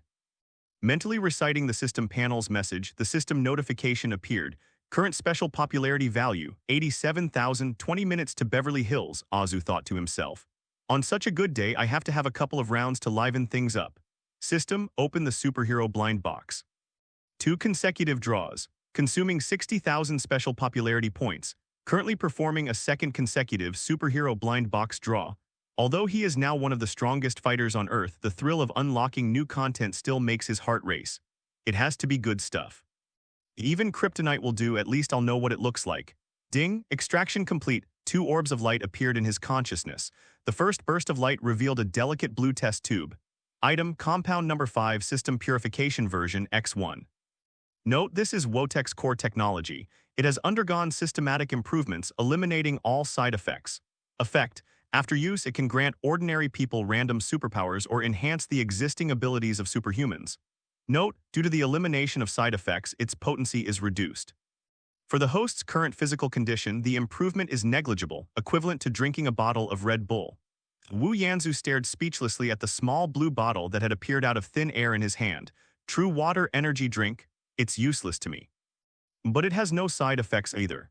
He fiddled with the test tube, his gaze unconsciously drifting to Ashley, who was looking at her tablet, and then to Jessica, who stood beside him with an unapproachable expression. Next. The second orb of light emitted a glow that was a mixture of black and white. Item, combat module high-level martial arts Tai Kai. Note, still frustrated by your brute force and aimless fighting, still getting criticized for fighting like a street thug. After loading this template, the host will instantly master the principles and practical skills of a Grandmaster-level Tai Kai. Effects, uses the opponent's force against them, deflects force and neutralizes force, combines strength and flexibility. Significantly enhances the host's micromanagement control over force and their adaptability in close combat. Passive tranquility greatly increases mental resistance. Tai Kai, Wu Yanzu was stunned. Is this something from a blind box? He thought it would be Infinity Stone's fragments or Batman's belt. The people of the motherland are practicing Tai Kai. The scene was too beautiful for him to even contemplate, but then I thought about it again. Wait. This could even slightly replace the function of a biological force, preventing people from being torn to shreds so easily. Moreover, if you encounter a group of skilled fighters like Soldier Boy and Butcher, and the difference in attributes isn't significant, you won't be completely crushed.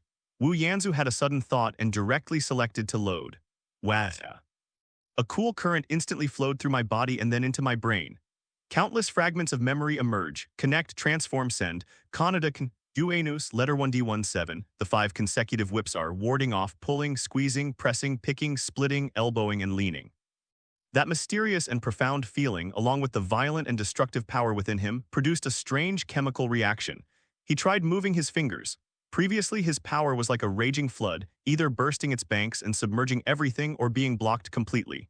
And now, that power flowed smoothly and effortlessly through my fingertips. Call. Wu Yanzu let out a long, steady breath. At least to some extent, he no longer needed to walk on thin ice. Sir, Ashley, still frantically scrolling through her tablet, said, Twitter is going crazy. We're in the top 3 trending topics. The current top trending topic is the 7 hash. The second trending topic is Queen Jones hash. The third trending topic is with great power comes great responsibility hash. Ashley looked up, her eyes filled with admiration. That line is absolutely brilliant. Our copywriting team couldn't come up with such a profound line. Did you improvise it? Of course. Wu Yanzu took a sip of champagne, his face remaining calm and composed, just a spontaneous remark. Just then the car slammed on the brakes, squeak, F***K. The driver cursed from the front seat.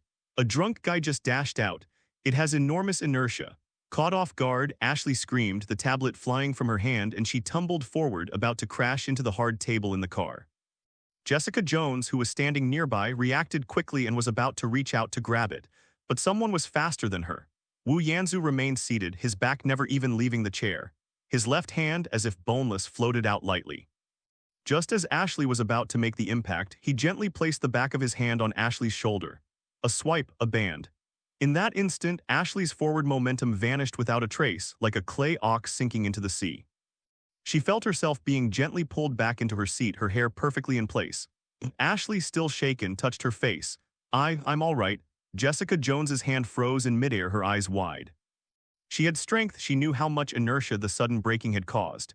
If it were her, she would definitely grab Ashley's clothes and might even bruise Ashley from the force. But Wu Yanzu, his touch just now was as light as brushing away a speck of dust. Jessica swallowed hard. "What you just did was karate." Azu withdrew his hand, straightened his sleeves, slowly closed his eyes, and felt the yin and yang energy flowing within his body.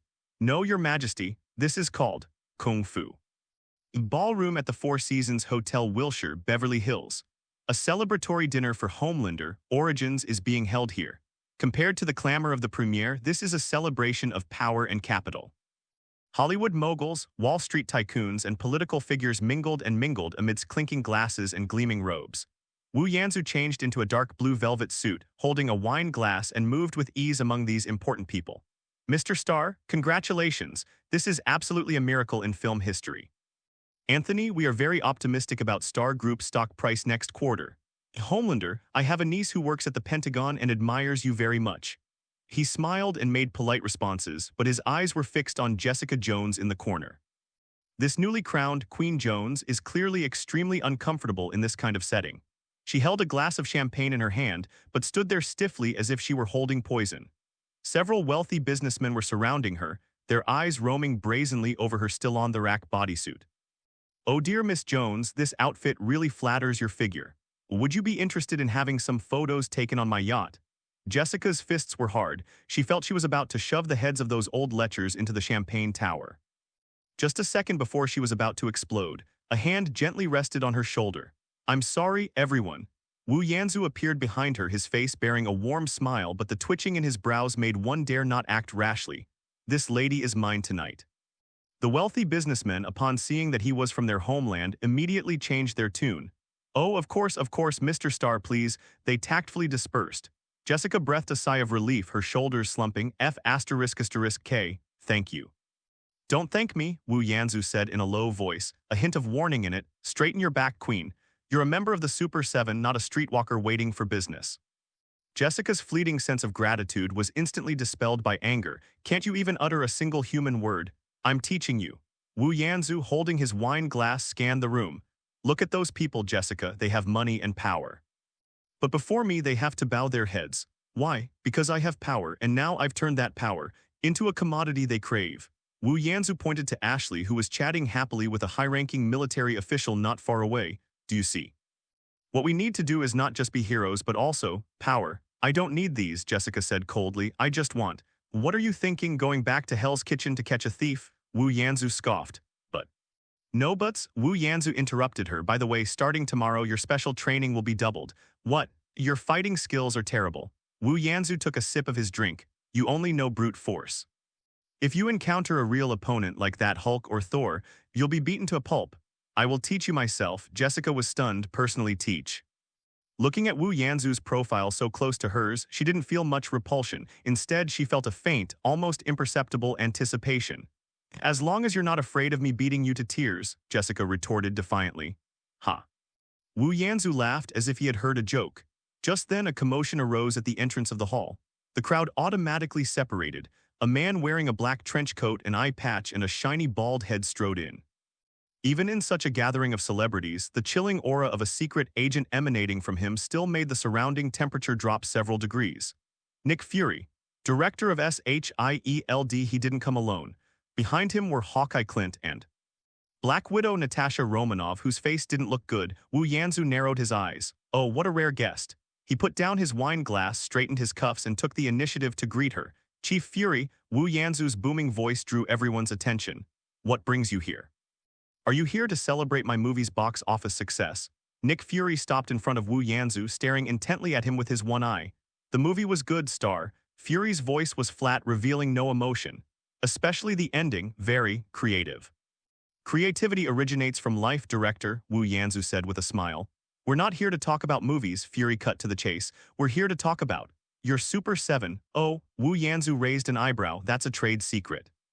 This is a matter of national security, Fury said coldly. You are building an unregulated superhuman armed force. The Security Council is very concerned about this. Unregulated, Wu Yanzu smiled. He turned around and waved to President Matthew Ellis, who was chatting with several senators not far away.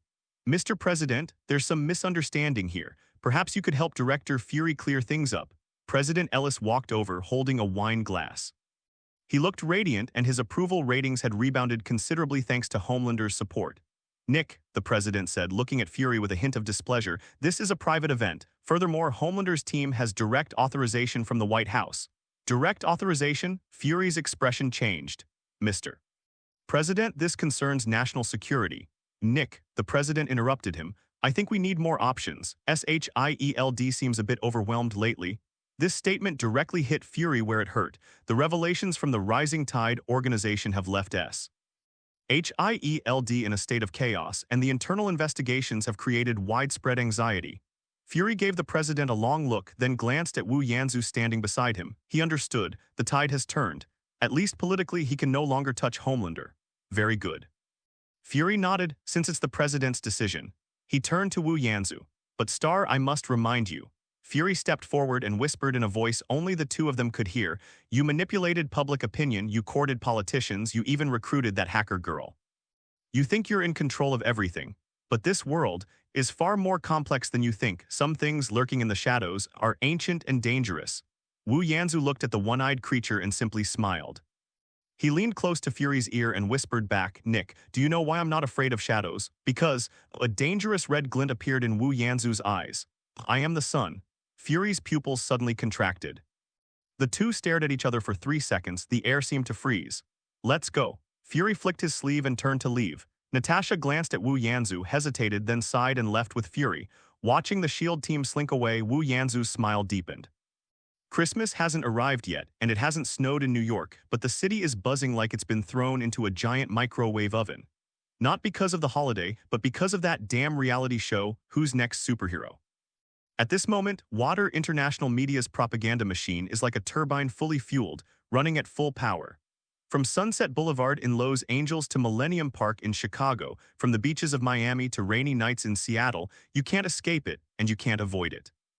Even if you bury your head in the toilet, as long as there's water in it, the reflection will likely show the shining face of the Huxia people. This was Vought International's saturation bombing. Every screen, the side of every bus, the back of every subway seat. Posters in red, white, and blue spread like a virus throughout the city and even the whole of America.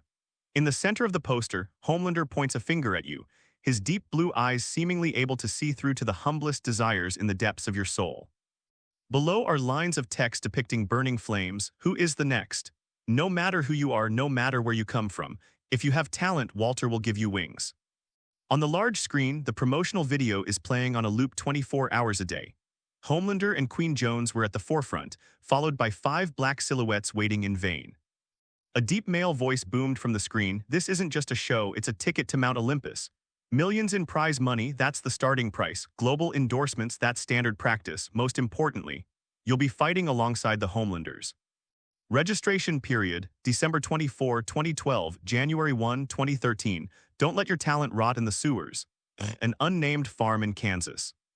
Old John exhaled a puff of chewing tobacco and looked at his youngest son, Billy, who was standing on the top of the barn. Watch closely, Dad, Billy roared. He jumped down suddenly. He didn't break his leg. Instead, he bounced up 3 feet off the ground. As if some invisible, powerful spring was installed in the soles of his feet. I'm bouncy boy, Billy exclaimed excitedly, tumbling through the air like a runaway rubber ball. I'm going to New York, I'm joining the 7.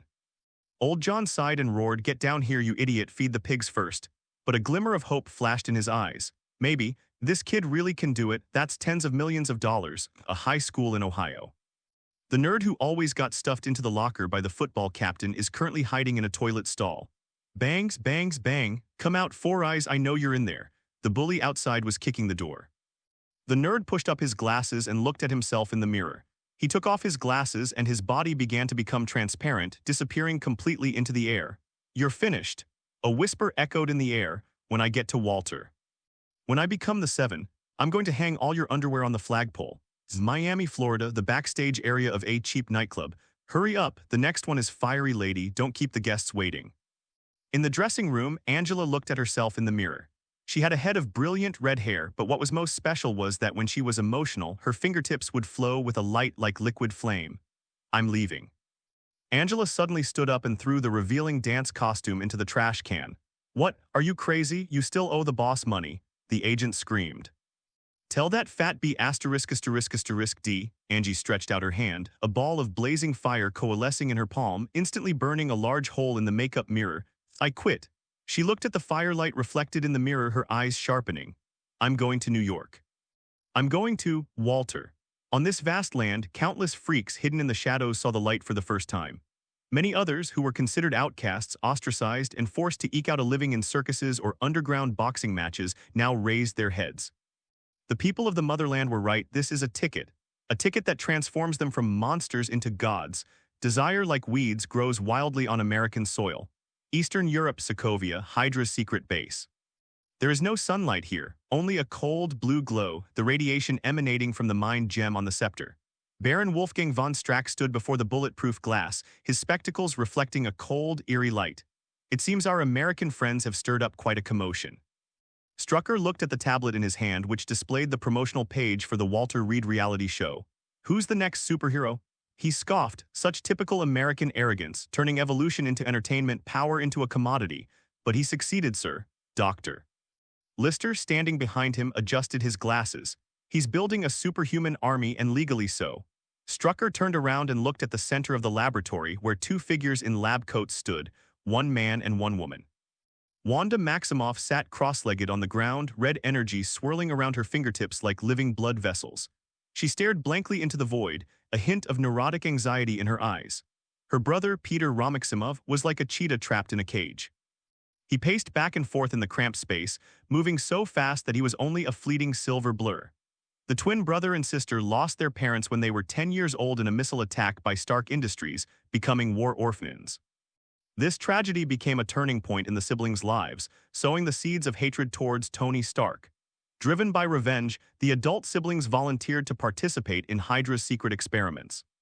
Under Baron Strucker's guidance, they came into contact with Loki's scepter, and the power of the Mind Stone awakened their superpowers. "We need eyes," Strucker said softly. "Nick Fury is busy catching the mole, and the SHIELD informants can't be touched for the time being, but we can't go blind.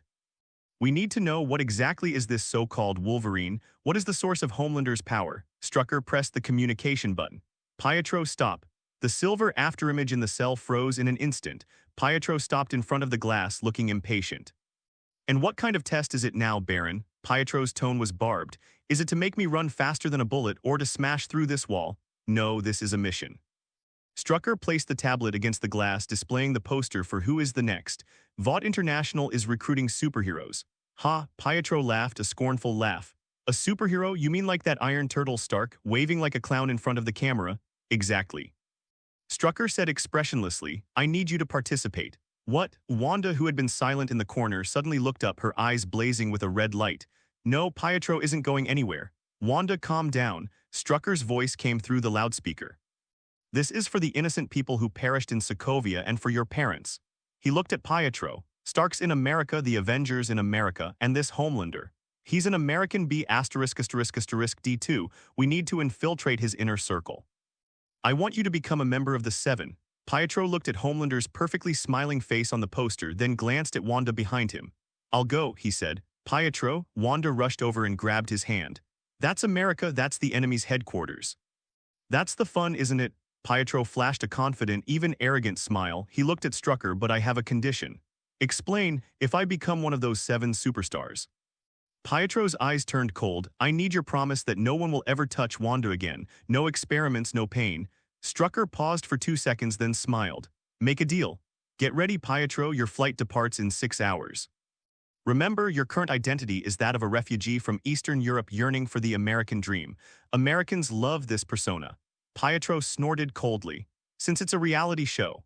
Then let me go and bring those Americans a little bit of a shock from Sokovia. Chicago, Illinois, Margaret Sisters School for Girls, actually a rundown bar full of mercenaries.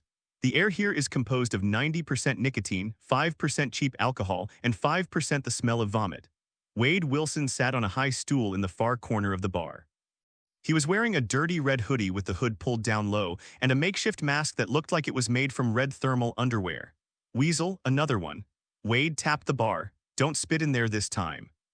Even though my sense of taste is gone, I can still taste the asparagus you ate yesterday. The bartender, Weasel, who looked like a mutated hamster exposed to radiation, slammed a glass of murky liquid down in front of him with annoyance.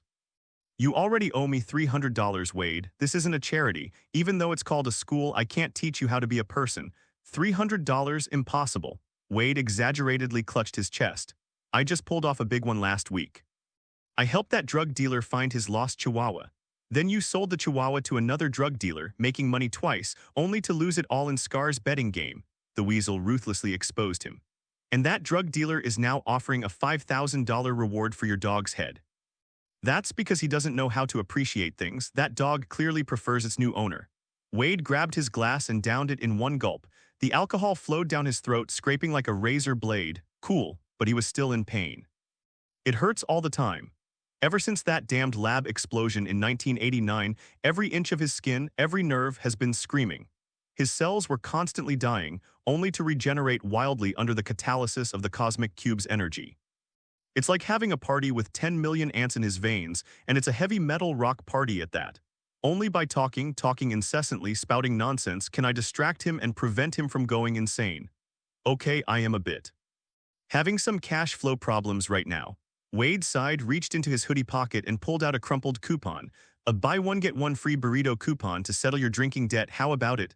Roll. Just then that annoying, rousing music started playing again from the old television in the bar. Are you special? Do you crave glory? What? We await your challenge. Oh, it's that blonde Barbie again, Wade grumbled. Look at his teeth, so white they look like he just did a whitening test for a toothpaste company. I bet his poop smells like vanilla. He's the most famous person on Earth right now, the Weasel said, wiping a cup. I heard the prize money for the champion is $50 million. How many? Wade nearly fell off his chair. $50 million US after tax, the Weasel added. And you can join that Super 7, room and board included, plus medical insurance. Wade stared at the screen, his eyes visible through his mask wide as saucers. 50 million? How many tacos could this buy? How many gold-plated desert eagles could this buy? Could this give him a face that doesn't look so much like someone who was R*****D by Freddy? No, her face is definitely beyond saving, but money is a good thing, and the crazy voice echoed in Wade's mind again. Wade, hey Wade, just think about it. This is a global live stream. If we could kill people on live stream. Oh no, I mean perform. How much fun would that be? Wade B and Hydra, those bastards are still looking for us. If we became big stars and were on TV every day, they'd have a stroke from anger. Wade, shut up, you two. Who are you talking to? The Weasel asked casually, with my financial advisor. Wade suddenly stood up, the movement so forceful that it overturned the chair. Weasel, lend me your computer filled with all sorts of people. What are you going to do? I want to sign up. Wade jumped onto the bar, striking an extremely flamboyant pose. I want to be a superhero. I want to be Homelander's best buddy. I want all of America to fall in love with this sexy avocado. You're insane. The Weasel looked at him. They want a hero, not a deranged killer, and your face. Are you planning to keep wearing that tattered mask forever? It's all about the mystique, you wouldn't understand. Wade pointed at Jessica Jones on TV. Look at that Queen Jones, she looks constipated and still becomes famous. I could do that too, and Wade's voice suddenly lowered, revealing a rare hint of coldness. I am a victim of the system, a weasel. He touched the uneven skin beneath his hoodie. I am the B*****D child of the Cold War, the product of the dirty deals between Hydra and SHIELD. They've made me like this, like a pile of shit. Now which Homelander is saying they're looking for freaks, Wade grinned. Then let them see what a real freak is. I'm going to go and turn that reality show upside down. Water International New York Headquarters Advanced Fitness Training Center. This is the Star Group's top-of-the-line training ground. The walls are made of a special alloy that can withstand tank fire, and the ground is paved with energy-absorbing materials that can absorb huge impacts. The air was filled with ozone and the smell of sweat from intense exercise. Bang, a loud bang. A 10-ton hydraulic impact testing machine was brought to a sudden stop by a pale fist. The numbers jumped wildly on the display screen, finally settling on 18.5 tons. F***K. Jessica Jones, panting heavily, withdrew her fist. She was drenched in sweat, and her white queen bodysuit was soaked through, clinging tightly to her skin and outlining every muscle line and curve. Her dark hair clung wetly to her cheeks, and her eyes held a wild, untamed quality. This dress, it's F***G tight. She tugged at the collar, trying to let some air out of her chest. Don't complain, Your Majesty. This is to get you used to fighting in uniform. Wu Yanzu sat on a leather sofa to the side, holding a glass of iced energy drink, looking as relaxed as if he were watching a play. He was dressed in a black tactical training uniform without a cape, the tight-fitting material revealing his perfectly sculpted inverted triangle physique. 18 tons. Wu Yanzu glanced at the data, shook his head, and said with a hint of disappointment, "Jessica, is this your limit?" "Shut up, golden retriever." Jessica grabbed a bottle of water and gulped it down. "That's a 10-ton hydraulic press. I almost took it apart." "Yes, brute force. F***K, Jessica cursed. "Why don't you try it yourself?" "Me." Wu Yanzu smiled. He didn't move, her eyes were just slightly red. Zzzzz. Two thin beams of heat shot out, precisely severing one of the hydraulic pipes of the hydraulic press. Boom, the machine, deprived of pressure, instantly malfunctioned. "I have a simpler way to solve the problem," Wu Yanzu shrugged. "You cheating B***D. Wu Yanzu stood up and put down his water glass. He slowly walked towards the center of the training field. "You're like a Ferrari with only an accelerator and no steering wheel. Plenty of power, but full of flaws." He walked up to Jessica, extended his left hand, and shook a metal ring on his wrist that was flashing red. "Do you know what this is?" "Your dog collar," Jessica retorted. "This is a power limiter developed by Vought technology," Wu Yanzu said with a smile. "I set it at, well, 3 tons, that's 1/6 of your maximum strength.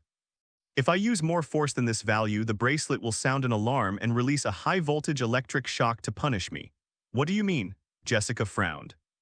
"It means," Wu Yanzu beckoned to her with a finger, a smug, confident smile spreading across his face, "that I'll fight you with my 3 tons of strength." "Are you serious?" Jessica narrowed her eyes like a lioness who had spotted her prey. "I'm very serious." "If you can beat me," Wu Yanzu pointed to the wine cabinet next to him, "that bottle of my treasured Macallan 64 is yours." Jessica's eyes lit up instantly. "You asked for this, golden retriever."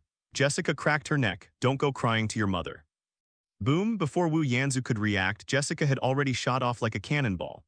She hadn't studied any martial arts. Her fighting style was an upgraded version of street brawling, fast, ruthless, and straightforward. This punch, carrying a terrifying kinetic energy of over 10 tons, headed straight for Wu Yanzu's handsome face. Good timing. Wu Yanzu's voice was very soft. He didn't dodge. Just as Jessica's fist was about to touch him, he slightly shifted his body and gently placed his left hand on Jessica's wrist. Following Jessica's momentum, I gently stroked her. "What?" Jessica felt as if she had punched a ball of cotton, and then a tremendous force rebounded from her own fist. She lost her balance instantly. Wu Yanzu took a step forward and gently leaned his shoulder against her chest. Bang! There's nothing fancy about it. Jessica felt like she had been hit by the side of a speeding train. She let out a muffled groan and flew backward, covering a distance of 7 or 8 meters before rolling awkwardly twice on the ground. "How is that possible?" Jessica quickly got up, looking shocked. "You didn't use any force, the bracelet didn't beep." Wu Yanzu stood still, not moving an inch. He had one hand behind his back and beckoned to her with the other. "Power, that's not how you use it, Your Majesty. You are a raging bull, and I," Wu Yanzu smiled slightly, "I am a matador."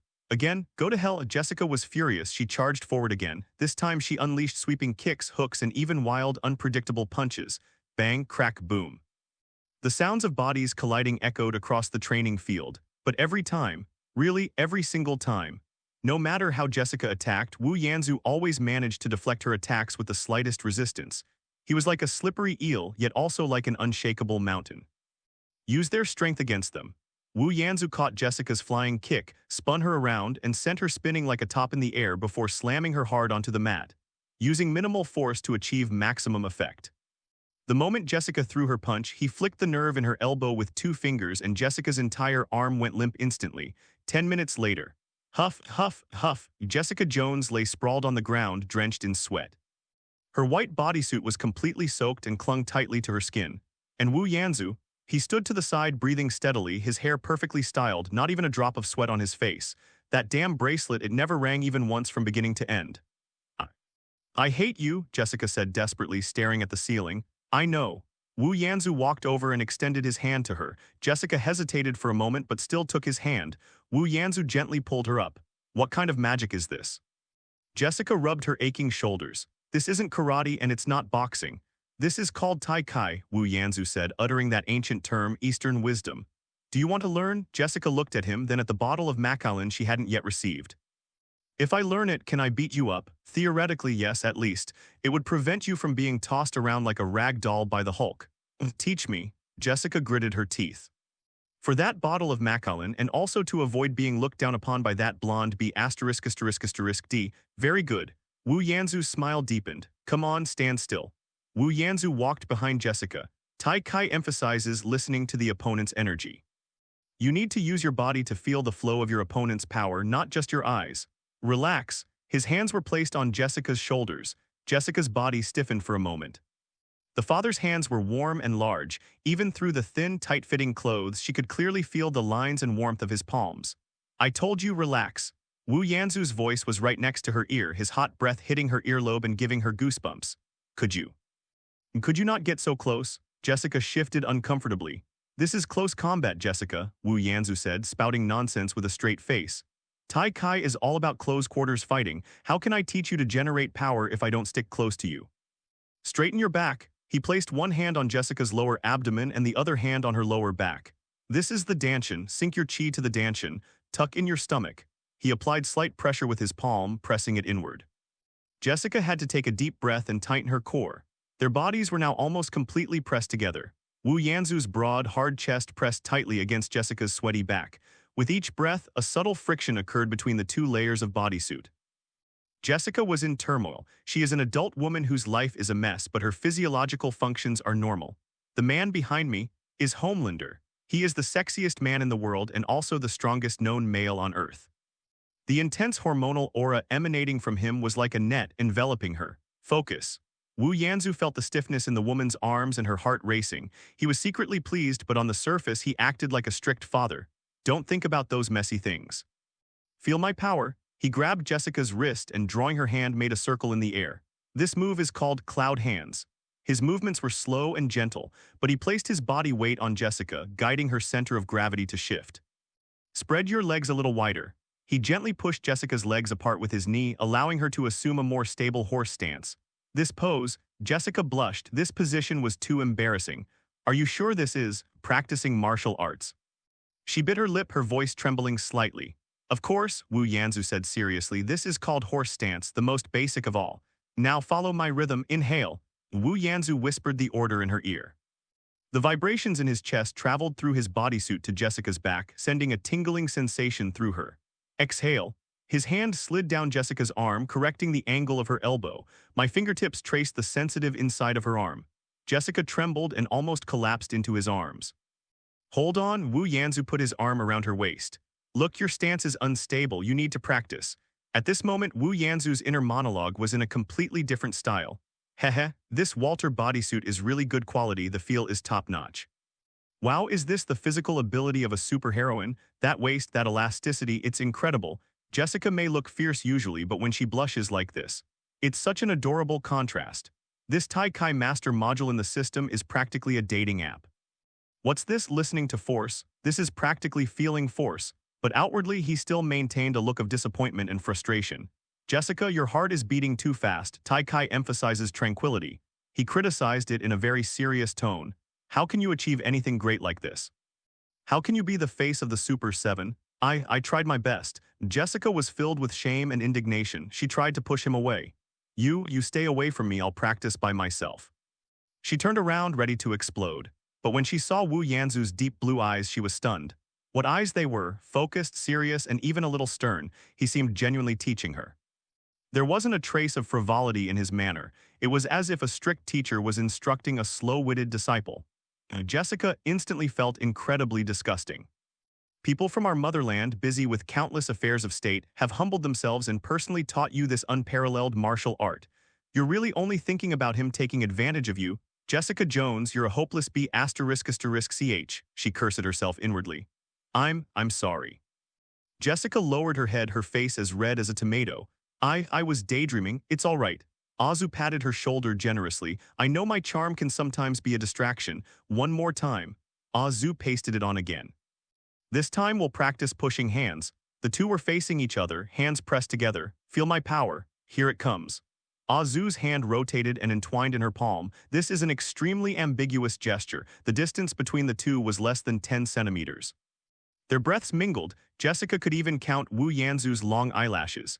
As she looked at this man, the strong defenses she had built up in her heart were slowly crumbling. Is this what it feels like to be surrounded by the aura of a powerful being? Is this what they call a sense of security? She no longer resisted and even subconsciously responded to Wu Yanzu's actions. At that moment, the training ground transformed into a dance floor. Beep. The electronic doors to the training ground slid open at a very inopportune moment.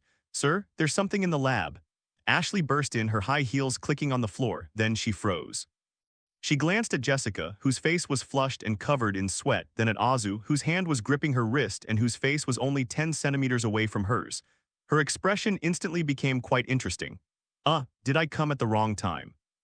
Ashley pushed up her glasses, a little embarrassed. I can come back in 10 minutes. No, you've come at the perfect time. Azu released Jessica, picked up a towel and wiped his forehead, which wasn't sweaty at all. Training is over. Jessica, go take a shower. You smell like a homeless person. F***KU star. Jessica grabbed a towel, glared at him fiercely, but her tone lacked its usual sharpness. Tomorrow, at the same time, she said, leaving the words at the door without even turning her head. Ding. Special popularity points plus 3,000. Hearing the pleasant system notification sound, Azu smiled with satisfaction. After watching Jessica disappear through the locker room door, he turned to Ashley. Speak, what is it? Ashley immediately regained her professional demeanor, lowered her voice, and adopted a serious expression. Sir, this is Dr. Connor. The lab has the results. Azu stopped wiping his sweat. That was compound number 5 that he had opened from a blind box, and he sent it to the Star Group's laboratory. Azu tossed the towel aside. Let's go to the lab. Star Group Life Sciences Division Underground Core Area. This is the most confidential location in the Star Corporation, with a security level exceeding that of Vought headquarters. Without fingerprint, iris, gait recognition, and DNA quadruple verification, not even a fly could get in. Azu changed into a white lab coat and walked into the constant temperature laboratory. An elderly man with gray hair and thick-rimmed glasses sat in front of a bunch of complicated instruments, his expression both fervent and weary. Dr. John Connor. He was a veteran of the Star Group and a college classmate of Anthony's father. He was not only a top biologist and genetic engineer, but also an elder who watched Anthony grow up. Anthony, you've arrived. Doctor, Azu stepped forward, his tone unusually respectful. It seems you've been up all night. It's worth it, child. It's absolutely worth it.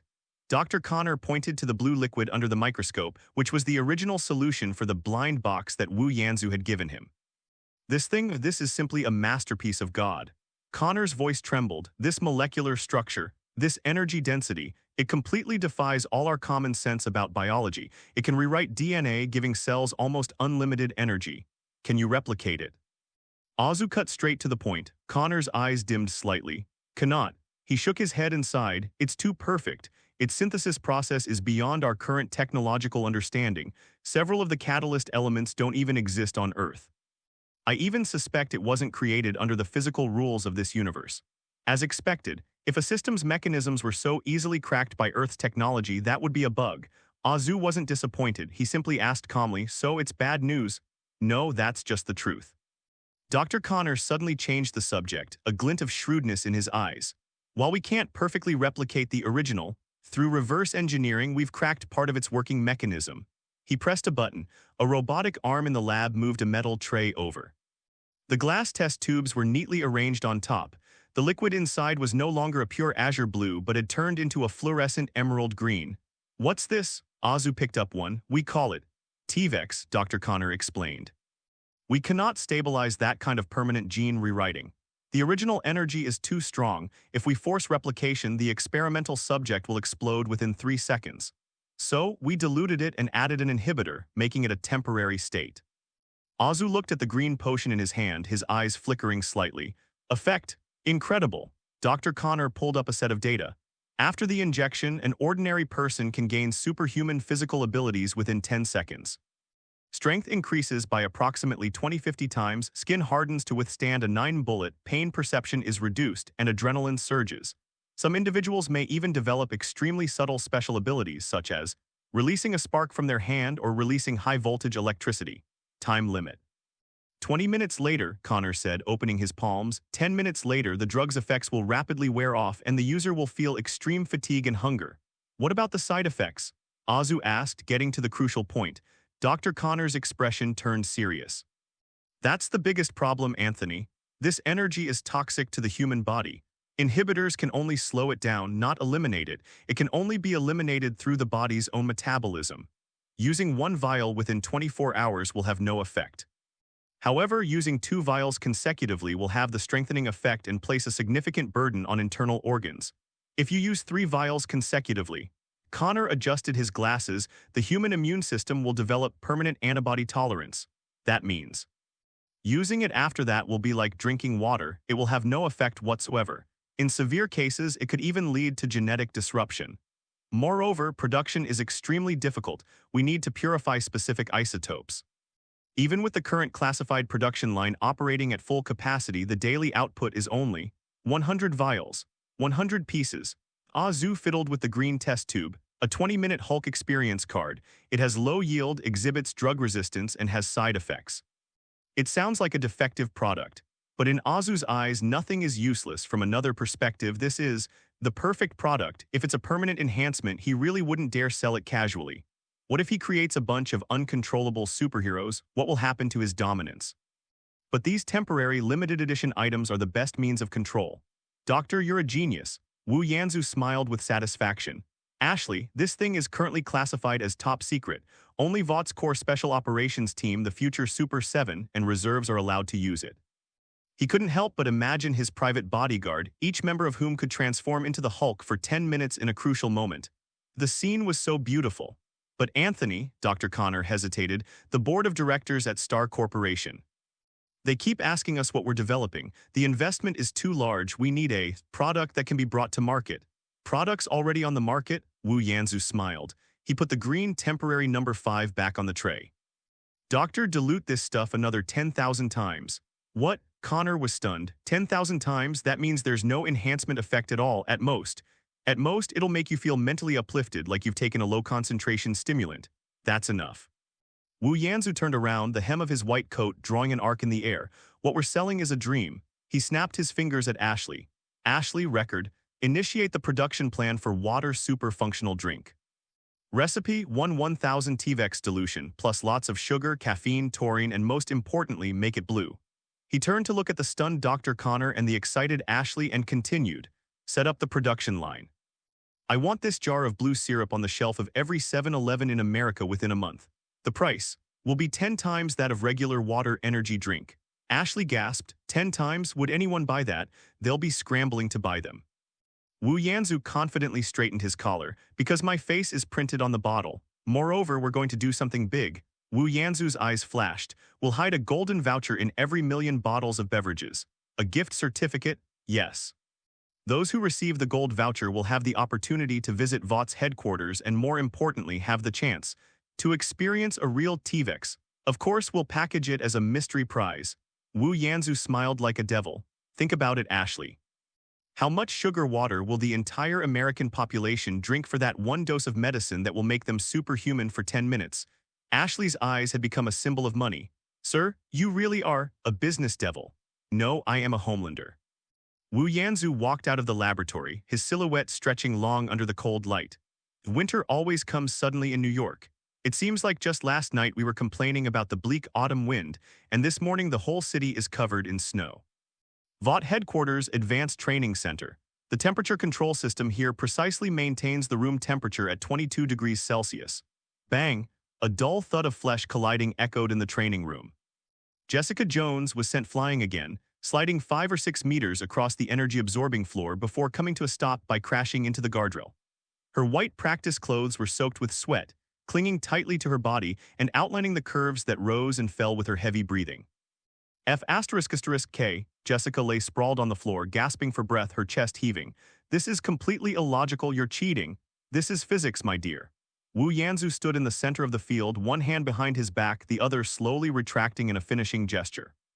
The principle of leverage plus a touch, Eastern philosophy. He was dressed in loose black training clothes and slowly stepped forward, extending one hand. This is called listening to the opponent's force, Queen. Your killing intent is too strong, the fist hasn't even arrived, but the intention has. In Tai Chi, this is called resisting, a major taboo in military strategy. F***K your Tai Chi. Jessica cursed angrily, but the initial resistance was gone, replaced by a more tenacious spirit of not giving up. She stared at the hand for 3 seconds, then finally grabbed it resentfully. Wu Yanzu gently pulled her up. That's it for today's training. Azu tossed her a towel. You're improving quickly, at least now when you're thrown, you know to protect your face. Thanks for the compliment, you jerk. During this period, she underwent special training twice a week. Although she was always left dizzy and disoriented from the falls, she could clearly feel a qualitative change in her control over her strength. Ding, you have gained 1,000 special popularity points. Take a shower and change your clothes. He glanced at his watch. There's a script workshop this afternoon about your independent film. Can I not go? Jessica's face fell instantly. I'd rather stay here and let you throw me around all afternoon. No way. Azu flashed a capitalist smile. You're the queen, and queens need their own biopics. It's business. Vought Films conference room. Ashley was pointing at the PowerPoint presentation on the projection screen, spitting as she spoke. This is our vision, Queen Jones, the Manhattan Rose. Ashley waved her pointer excitedly. It's a feminist epic, we need romance. We need struggle, we need. Do I really need to wear this condom-like outfit and cry in the rain? Jessica slammed the draft script on the table. What the hell is written here? She looked at her own hands in the moonlight, the curse of sorrowful power painfully parting from true love. Thank you so much, do I even deserve true love anymore? The audience loves this, broken, redemption, unattainable love, Ashley argued, that's dog shit. Wu Yanzu sat in the main seat, legs crossed, toying with a bottle of blue Walter energy drink in his hand. This stuff is selling like hotcakes right now, and convenience stores all over the United States are out of stock. He spoke calmly and the conference room fell silent instantly. We're not making a 7:30 p.m. soap opera, cut out all those melodramatic sentimental scenes. Wu Yanzu stood up, walked behind Jessica, gripped the back of the chair with both hands and stared at the screenwriters. I want it hardcore, I want to see the sound of bones breaking, I want to see her wallowing in the mud then getting up and whipping the villain's spine out like a whip. The screenwriter's eyes lit up. And another thing, Azu added, give me a scene. In her despair, she receives a phone call. I'm the one making that call. At that moment, the light shines in. Understand, I understand, Mr. Starr, that's brilliant. Ashley nodded frantically, taking notes. Jessica rolled her eyes but secretly breathed a sigh of relief. At least she wouldn't have to act in those disgusting love scenes anymore. Time flies, and it's already December 24th. Christmas Eve in New York was cold but also vibrant. Every tree on Fifth Avenue was wrapped in colorful lights, and the giant Christmas tree at Rockefeller Center was packed with tourists. Meanwhile, a countdown is underway on the giant screen in Times Square. There are less than 6 hours left until the auditions for Who's the Next Superhero begin. Wu Yanzu stood in front of the floor-to-ceiling window of the penthouse apartment, holding a glass of brandy, looking down at the ant-like crowd below. In his previous life as a Huxia person, he didn't have any special feelings about Western holidays like Christmas. At most, it's just for fun. Ring ring, the number rang. It was the cell phone Nick Fury had given him, and only a very few people knew that number. Tony Stark. He pressed the answer button, his tone slightly teasing. On this day of family reunion, the great Iron Man is calling me. What is your armor stuck in the chimney? Tony Stark's signature fast-paced speech came from the other end of the phone, with jazz music playing in the background. Ha, very funny, stars and stripes boy. If I were stuck, I'd call Thor to smash me down with his hammer, not come to you, the guy who might burn my butt with his heat vision. Tony paused, his voice becoming slightly more serious. Listen, there's a party tonight, in my building. Well, it's not completely fixed yet, but it's still usable. A party? Wu Yanzu laughed. Tony, I thought you were still treating your little pepper. I've already cured her, I'm Tony Stark, a genius scientist. No problem can stump me, Tony retorted. Anyway, there were only a few of us, me, Captain America, and, just the few of us. This is a gathering of orphans. Tony's voice lowered. People like us have nowhere else to go. Wu Yanzu was taken aback. Orphan Tony Stark. His parents died at the hands of the Winter Soldier, and he spent his life battling the shadow of his father and the loneliness of losing both parents. Steve Rogers. His father died in World War I, and his mother died of tuberculosis. He lost all his family and close friends in World War II, and when he awoke, the whole world was unfamiliar to him. He was an orphan of time. Then there's Jessica Jones. Her family died in a car accident, and she survived alone, growing up burdened by guilt and the shadow of discrimination from her adoptive family. And Wu Yanzu. Whether it was the Huxia film emperor who struggled in the entertainment industry in his previous life and lost his parents at a young age. In the same world, there is Antonista, whose identity was stolen by him and whose entire family died in a plane crash. Even the original Homelander, none of them had a home. That sounds terrible. Wu Yanzu swirled his wine glass. But I accept it. What time? 8 o'clock. Oh, and bring your queen along, Tony added. Don't tell me you two aren't hooked up. You know I went to that premiere the way he was looking at me. Tusk tusk. And don't wear that tight outfit. This is a private party, not a comic convention. 7 p.m. A black extended Lincoln limousine pulled up in Hell's Kitchen. Wu Yanzu rang the doorbell. The door finally opened after a long while. Jessica Jones, wearing her signature old leather jacket and ripped jeans with a half-empty bottle of whiskey in her hand, exuded a keep-away vibe. What? She leaned against the doorframe, reeking of alcohol. Are you here to check if I've been slacking off on my training? It's Christmas Eve, boss. I know. Wu Yanzu looked her up and down, frowning. You're planning to wear this for Christmas? What else? Wear that white condom. Jessica took a swig of her drink. I plan to get myself drunk and sleep until next year. Go change your clothes, Wu Yanzu said firmly. We're going to a party. I'm not going. Jessica tried to close the door. I hate parties, I hate people. I hate Christmas. A hand blocked the door. Tony Stark's party. Wu Yanzu looked into her eyes, and Captain America too. Jessica's hand paused. Captain America? Yes, that old-fashioned popsicle from World War II. Wu Yanzu smiled. He said it's a gathering for orphans. I think you're quite qualified to attend. Jessica's eyes flickered. Orphan, this word was like a thorn piercing the softest part of her heart. Give me 5 minutes. Half an hour later, when Jessica came out again, Wu Yanzu whistled. She wasn't wearing a dress, that's not her style. She wore a black turtleneck cashmere sweater under a well-tailored dark gray coat paired with slim-fitting black trousers and high-heeled ankle boots. Her hair was simply tied in a ponytail and she wore light makeup, still cool but now with an added touch of urban sophistication and stunning beauty. Not bad. Wu Yanzu gentlemanly opened the car door. You look more like a human being now. If you say another word, I'll shove your head against the car window. Jessica climbed into the car. The car started and drove into the dazzling Manhattan night. Why me? Jessica asked suddenly, looking at the lights flashing past the window. You could bring any supermodel from New York. Wu Yanzu, holding a glass of champagne, turned to look at her. Because all they do is give me a fake smile and ask if I can buy them a bag. And you, Wu Yanzu laughed, you roll your eyes at me when I'm trying to show off. That makes it feel real. You're sick. Jessica turned her head, but the corners of her mouth unconsciously turned up slightly. Wu Yanzu also turned his face to the window, but his gaze did not focus on the bustling street scene outside. For him, who was Huxia in his previous life, Christmas Day usually meant shopping mall discounts and couples going out for a night of revelry. He has no religious beliefs and is indifferent to these Western holidays. But in this body, some vague memories of family remain. Those memories, under the influence of alcohol, occasionally resurface, bringing a stinging pain. Antonis Starr's childhood was filled with expensive gifts and a large, empty house. His parents were always busy making money and busy socializing. He spent most of the holidays at boarding school, but now he is a citizen of his homeland. All of America was waiting for him to tweet Merry Christmas. What's on your mind? Jessica beside him interrupted his thoughts. I was thinking. Wu Yanzu turned his head, his gaze sweeping unabashedly over her chest. Why didn't I prepare a low-cut evening gown for you in advance? Get lost, that skirt has too high a slit. If a fight breaks out, I'll expose myself. Then let's not fight. Wu Yanzu reached out and tidied a stray hair behind her ear. Tonight is a truce night. We're going to drink, not to tear down houses. I hope so, Jessica muttered. I hate these kinds of occasions. Everyone's wearing a mask saying things they don't mean. Masks are the cornerstone of civilization, my dear, Wu Yanzu chuckled.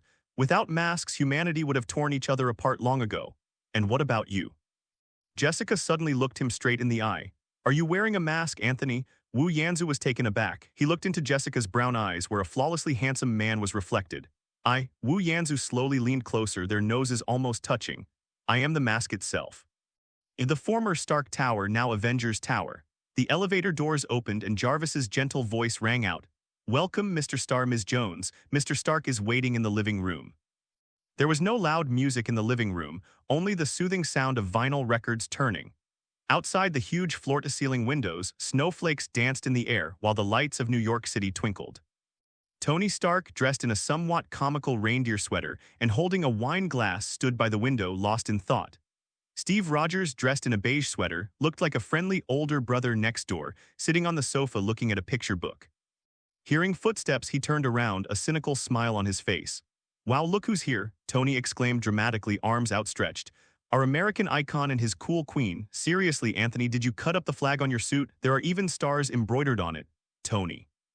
Azu smiled and hugged him, not at all annoyed by Tony's teasing. "Your reindeer costume is quite unique and your nose even lights up. That's Rudolph, you kid who never had a childhood." Tony rolled his eyes, then looked at Jessica. "Ms. Jones, I must say this outfit suits you very well. Much better than that blindingly bright white bodysuit. Who designed that? Is Walter's aesthetic sense still stuck in 1980s aerobics videotapes?" "That was Ashley's idea."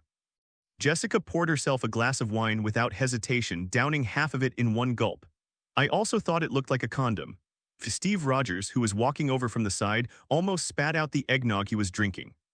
"It's a pleasure to meet you, Queen Jones." Steve extended his hand generously. "I'm Steve." Jessica stared at the hand, somewhat bewildered. This was Captain America, a living legend. She shook my hand a little awkwardly. "Just call me Jessica. I grew up listening to your stories." "I mean, your stories about beating up Nazis were really cool." Steve smiled, a smile so warm it seemed to melt away snow. "Thank you, I watched your presentation too. You were very brave." "Good evening, Homelander." Steve turned to Wu Yanzu and extended his hand. "It's a pleasure to have you here." "Good evening, Captain." Azu's attitude towards Steve was clearly much more sincere than his attitude towards Tony. "No need to be so polite, just call me Anthony." "Okay, Anthony." Steve smiled. "The atmosphere here might not be as lively as you're thinking. That suits me perfectly." Azu looked around. "Are we the only ones here?" And Pepper, she was trying to handle a turkey in the kitchen. "It was a disaster," Tony grumbled. "Dr. Banner, our big guy, felt like a threat and went into hiding. As for Clint, Fury said he went home to his wife and kids. That was his only vacation of the year. And our Black Widow." Tony sighed, glancing at Steve. "Natasha's gone searching the world for him." "Looking for Banner?" Jessica asked curiously. "Why, to bring him back?" "No," Tony gave a gossipy smile. "It's finding him, you know, the kind of searching that's tinged with emotion." "You mean?"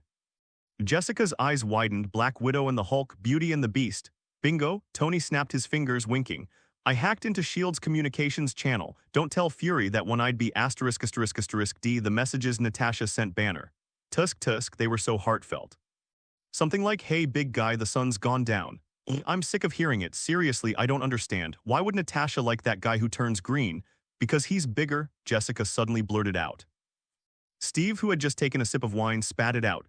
Tony paused for 3 seconds, then burst into laughter. "Ha ha ha, God, I love this chick. Anthony, where did you find her? She's totally my type." Azu shook his head helplessly. "Queen, mind your image. You'll lose fans if you do this." "Relax, Star." Tony poured Jessica a glass of wine. "There are no cameras here, no Homelander tonight, no Queen Jones, just Anthony and Jessica." Steve shook his head helplessly. "Tony, don't talk nonsense. Natasha is just concerned about her teammates." "Come on, you old popsicle," Tony scoffed. "You know nothing about modern relationships. It's called tension, sexual tension, like..." Tony's gaze swept back and forth between Azu and Jessica. "Just like these two." Cough, cough. Jessica nearly choked on her red wine. Azu remained calm, even patting Jessica on the back. "Drink slowly, no one's going to take it from you." "Look, that's it," Tony pointed at them. "That natural physical contact, that she's mine, don't touch her possessiveness." "Admit it, you two slept together, didn't you?" "Tony," Steve frowned. "That's incredibly rude." "It's all right, Captain," Azu smiled. "Tony's just jealous. After all, Miss Pepper's been busy rebuilding Stark Industries lately. She probably doesn't have time for him." Tony, stung by this, scoffed. "Pepper's a career woman, we're soulmates." The atmosphere lightened up with a few jokes and banter. Pepper finally gave up on the burnt turkey and put the pre-made pizza in the oven. Several people sat around the table, eating pre-made pizzas covered in cheese and salami and drinking red wine that cost tens of thousands of dollars a bottle. Alcohol is the best lubricant. After a few drinks, the barriers and defensiveness between the people gradually melted away. "You know what?" Tony swirled his glass, his eyes slightly unfocused. "I hated Christmas when I was a kid." "Why?" Steve asked. "Because of Howard, my dad. He always locks himself in the lab." Tony looked at the fireplace. "He doesn't even remember buying me gifts. It's always Jarvis. I mean old Jarvis the butler, who'd just buy me whatever and say it's a gift from Dad." I know it's fake, Tony said with a wry smile, but I'll still pretend to be happy. He turned to Wu Yanzu. We're quite similar in that respect, aren't we, Mr. Star? I heard your father was a workaholic too. Azu remained silent for a moment. He didn't actually have this memory, but he infused it with the emotions from his past life. Pretty much. Azu leaned back on the sofa, his gaze becoming somewhat profound. Wealthy families are always alike. The nanny is closer than the parents, and the boarding school feels more like home than actual home. I remember that year. Azu began her dramatic performance. I was 7 years old. My parents were abroad on business. It was just me and the maid at home. I sat alone in the empty living room, staring blankly at that huge Christmas tree. Back then I thought if only Superman existed, Superman would fly in, take me away from that cold, lifeless house. He chuckled self-deprecatingly, raised his hand and looked at his palm. In the end, I became Superman myself, but I'm still alone. These words struck a chord with everyone present. Jessica turned her head and looked at the man beside her. For the first time, she saw something called loneliness on the face of this arrogant native. She instinctively reached out and gently placed her hand under the table on the back of Wu Yanzu's hand. Wu Yanzu's fingers trembled slightly, and he grabbed her fingers with his own. Their fingers were intertwined. Tony looked at their tightly clasped hands, and this time there was no mockery. He simply took a silent sip of his drink. Steve lowered his head, looking at the glass in his hand. At least you have memories. My Christmas is still in 1943. Back then, Bucky was still alive. We couldn't afford a turkey, and we could only share a roasted potato in an alley in Brooklyn. But I felt back then, that was the best Christmas ever. Steve's voice was a little hoarse, because everyone was still there. All right, since we're all orphans, Tony broke the silence, let's let these kids without parents take care of ourselves. He raised his glass. Respect ourselves. Respect ourselves. The group's glasses clinked together, producing a crisp sound. Ding. Special popularity points plus 1,500 from Tony Stark, ding. Special popularity points plus 2,000 from Steve Rogers, ding. Special popularity points plus 5,000 from Jessica Jones. Tick-tock, tick-tock, tick-tock. The clock on the wall pointed to 11:55. All right, that's the sentimental part over. Tony Stark clapped his hands sharply, resuming his nonchalant demeanor. Now, let's get to the main event of the evening. Tony immediately had Jarvis switch the feed to the large screen in the living room. I said, Anthony, Tony pointed at the screen, that crazy reality show of yours. Is it really going to open for registration at midnight? Of course. Wu Yanzu leaned back on the sofa, his confident smile returning. This is a Christmas gift for all of America. On the screen, the countdown to Times Square is in progress. Water Media bought all the advertising space tonight. The huge Who is the Next logo flashed on every screen. Countless anchors and reporters are standing in the cold wind, shouting into their cameras. 5 minutes to go. Water's website traffic has already broken its all-time high. All the superpowered people in America have been waiting for this moment. Who will be the next lucky one? Tony frowned as he looked at the images. Do you know what you're doing, Anthony? Tony's tone turned serious. You're opening Pandora's box. In the past, those with superpowers lived in the shadows. SHIELD kept them in check. Their methods were a bit crude, but at least society was stable. Now you tell them, hey, come out, and you can be a star. You can make big money. Tony turned and stared at Wu Yanzu. You'll attract all those lunatics, criminals, psychopaths. The world will be in chaos. A mess. Wu Yanzu shook his head, stood up, walked to the French windows and looked at himself on the screen. Tony, do you think they cease to exist just because you don't look at them? They've always been there. In the gutters of Hell's Kitchen, in the barns of remote farms, in the cubicles of mental hospitals. They are repressed, surrounded by fear. This repression is the ticking time bomb. Steve Rogers looked at Wu Yanzu with a complicated expression. But that's too utilitarian, Anthony. Steve sighed. A hero shouldn't be driven by fame and fortune. That was your era, Captain, Wu Yanzu said calmly. In this era, no one will generate electricity for love. If you want them to protect the world, you have to give them a reward. When just then the clock struck midnight, a new day has begun. On the screen, the moment the registration channel opened, the numbers started jumping wildly. 1,000, 10,000, 50,000. In just a few minutes, the number of applicants exceeded 100,000.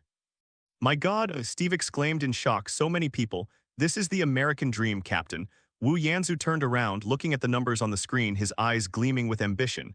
Everyone wants to be the protagonist. 100,000 people. Tony Stark frowned. America has that many superhumans? I thought superhumans like Steve were rare. Most of them are just pretending. Wu Yanzu calmly swirled his wine glass, looking at the insane data on the screen. Some people might just be able to contort their tongues into a lotus shape or drink 2 liters of cola in one go and think they're superheroes. But this also illustrates one thing. Wu Yanzu pointed to the still skyrocketing number, which represented public opinion, desire, and an unstoppable torrent. People crave power, people crave attention. Tony Steve. Wu Yanzu turned around, his back to the frenzied numbers on the screen, and opened his arms as if embracing a godfather of an entire era. This is the future I'm talking about. A future where superhumans no longer hide but stand center stage. At this point, a series of real-time uploaded registration videos began to scroll across the screen. Scene 1, a chubby man with a face full of acne shouted at the camera, "I'm the fart king, I can blow out candles with my farts."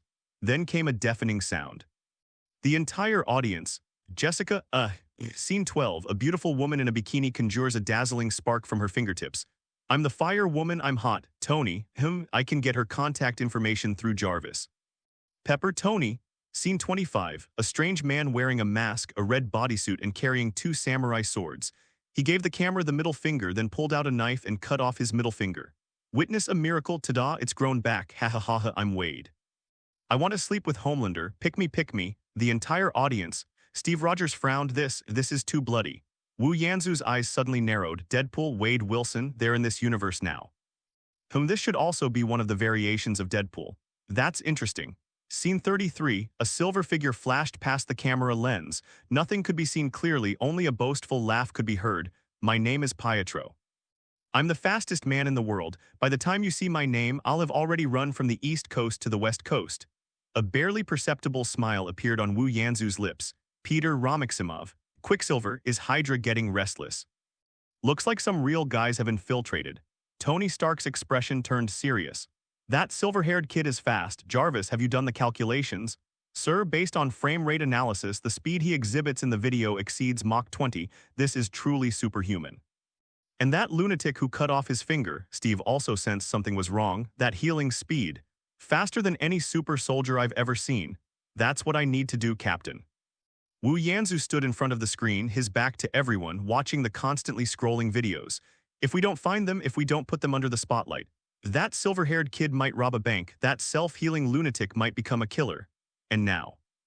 Wu Yanzu turned around, opening his arms as if embracing an approaching storm. "They're on my show, confined to my rules. In this system, only those who follow the rules can climb up. This is called entertainment-based cooptation." Tony Stark looked at Wu Yanzu with a complicated expression. He picked up the bottle and poured Wu Yanzu a full glass of wine. "But I also have a piece of advice for you, Anthony." Tony's eyes sharpened. "When you gaze into the abyss also gazes into you. These guys, you'd better keep them under control. If one day they get out of control," Tony pointed to himself, then to Steve, "we'll stop you, whether we're friends or not." Wu Yanzu looked at Tony and raised his glass. "I look forward to that day, Tony, but that day will never come." The party lasted until 2 a.m. Pepper helped a slightly tipsy Tony back to his room. Steve politely said goodbye and rode off into the snow on his Harley-Davidson. Wu Yanzu also had the driver take them back to Jessica's residence. Jessica stood in front of the door looking at the still brightly lit street. "I have to go," she said. "I have training tomorrow." "No rush." Wu Yanzu walked up to her and handed her something. It was a small gift box. Jessica was stunned for a moment. "What? Open it and take a look." Jessica took the box suspiciously and opened it. There was a key lying inside. A seemingly ordinary brass key with a leather clasp without any logo attached. "This is an old brownstone apartment building in Brooklyn," Wu Yanzu said softly, looking out the window. "Top floor with a rooftop terrace, great view, you can see the bridge. And it's very close to where you lived as a child, but it's brand new." "I don't rush to refuse," Wu Yanzu interrupted her. "This isn't a perk the boss gives to his employees." He turned his head and looked into Jessica's eyes. "Your rundown apartment with just a mattress and bottles scattered all over the floor. That's not a home, Jessica, that's a refuge. You need a place where you can get a good night's sleep. A place with windows, sunshine, and no musty smell. Consider it." "Preparation for your independent film." Wu Yanzu shrugged. "After all, Queen Jones can't live in a garbage dump. Paparazzi photos would affect box office revenue and popularity." Jessica was holding the key. The sharp edges of the metal pressed against her palm, yet strangely it gave her a sense of security. She wanted to say some harsh words like, "I don't need your charity, and I have money, I can buy it myself." But when she looked into Wu Yanzu's seemingly casual yet concerned eyes, the words stuck in her throat. Tonight's party, the conversations about orphans, the warmth of the eggnog and this key. Her once hardened heart was now as if wrapped in a layer of soft cotton. How is the rent calculated? After hesitating for a long time, she finally managed to utter this question. Wu Yanzu smiled. It'll be deducted from your appearance fee. Don't worry, you're a high-income earner, you can afford it. Snort. Jessica put away the keys and clutched them tightly in her hand. Thanks, boss. She turned and walked towards the door just as it was about to close. Hey, Jessica, Wu Yanzu called out to her. Jessica turned around, a hint of barely perceptible expectation in her eyes.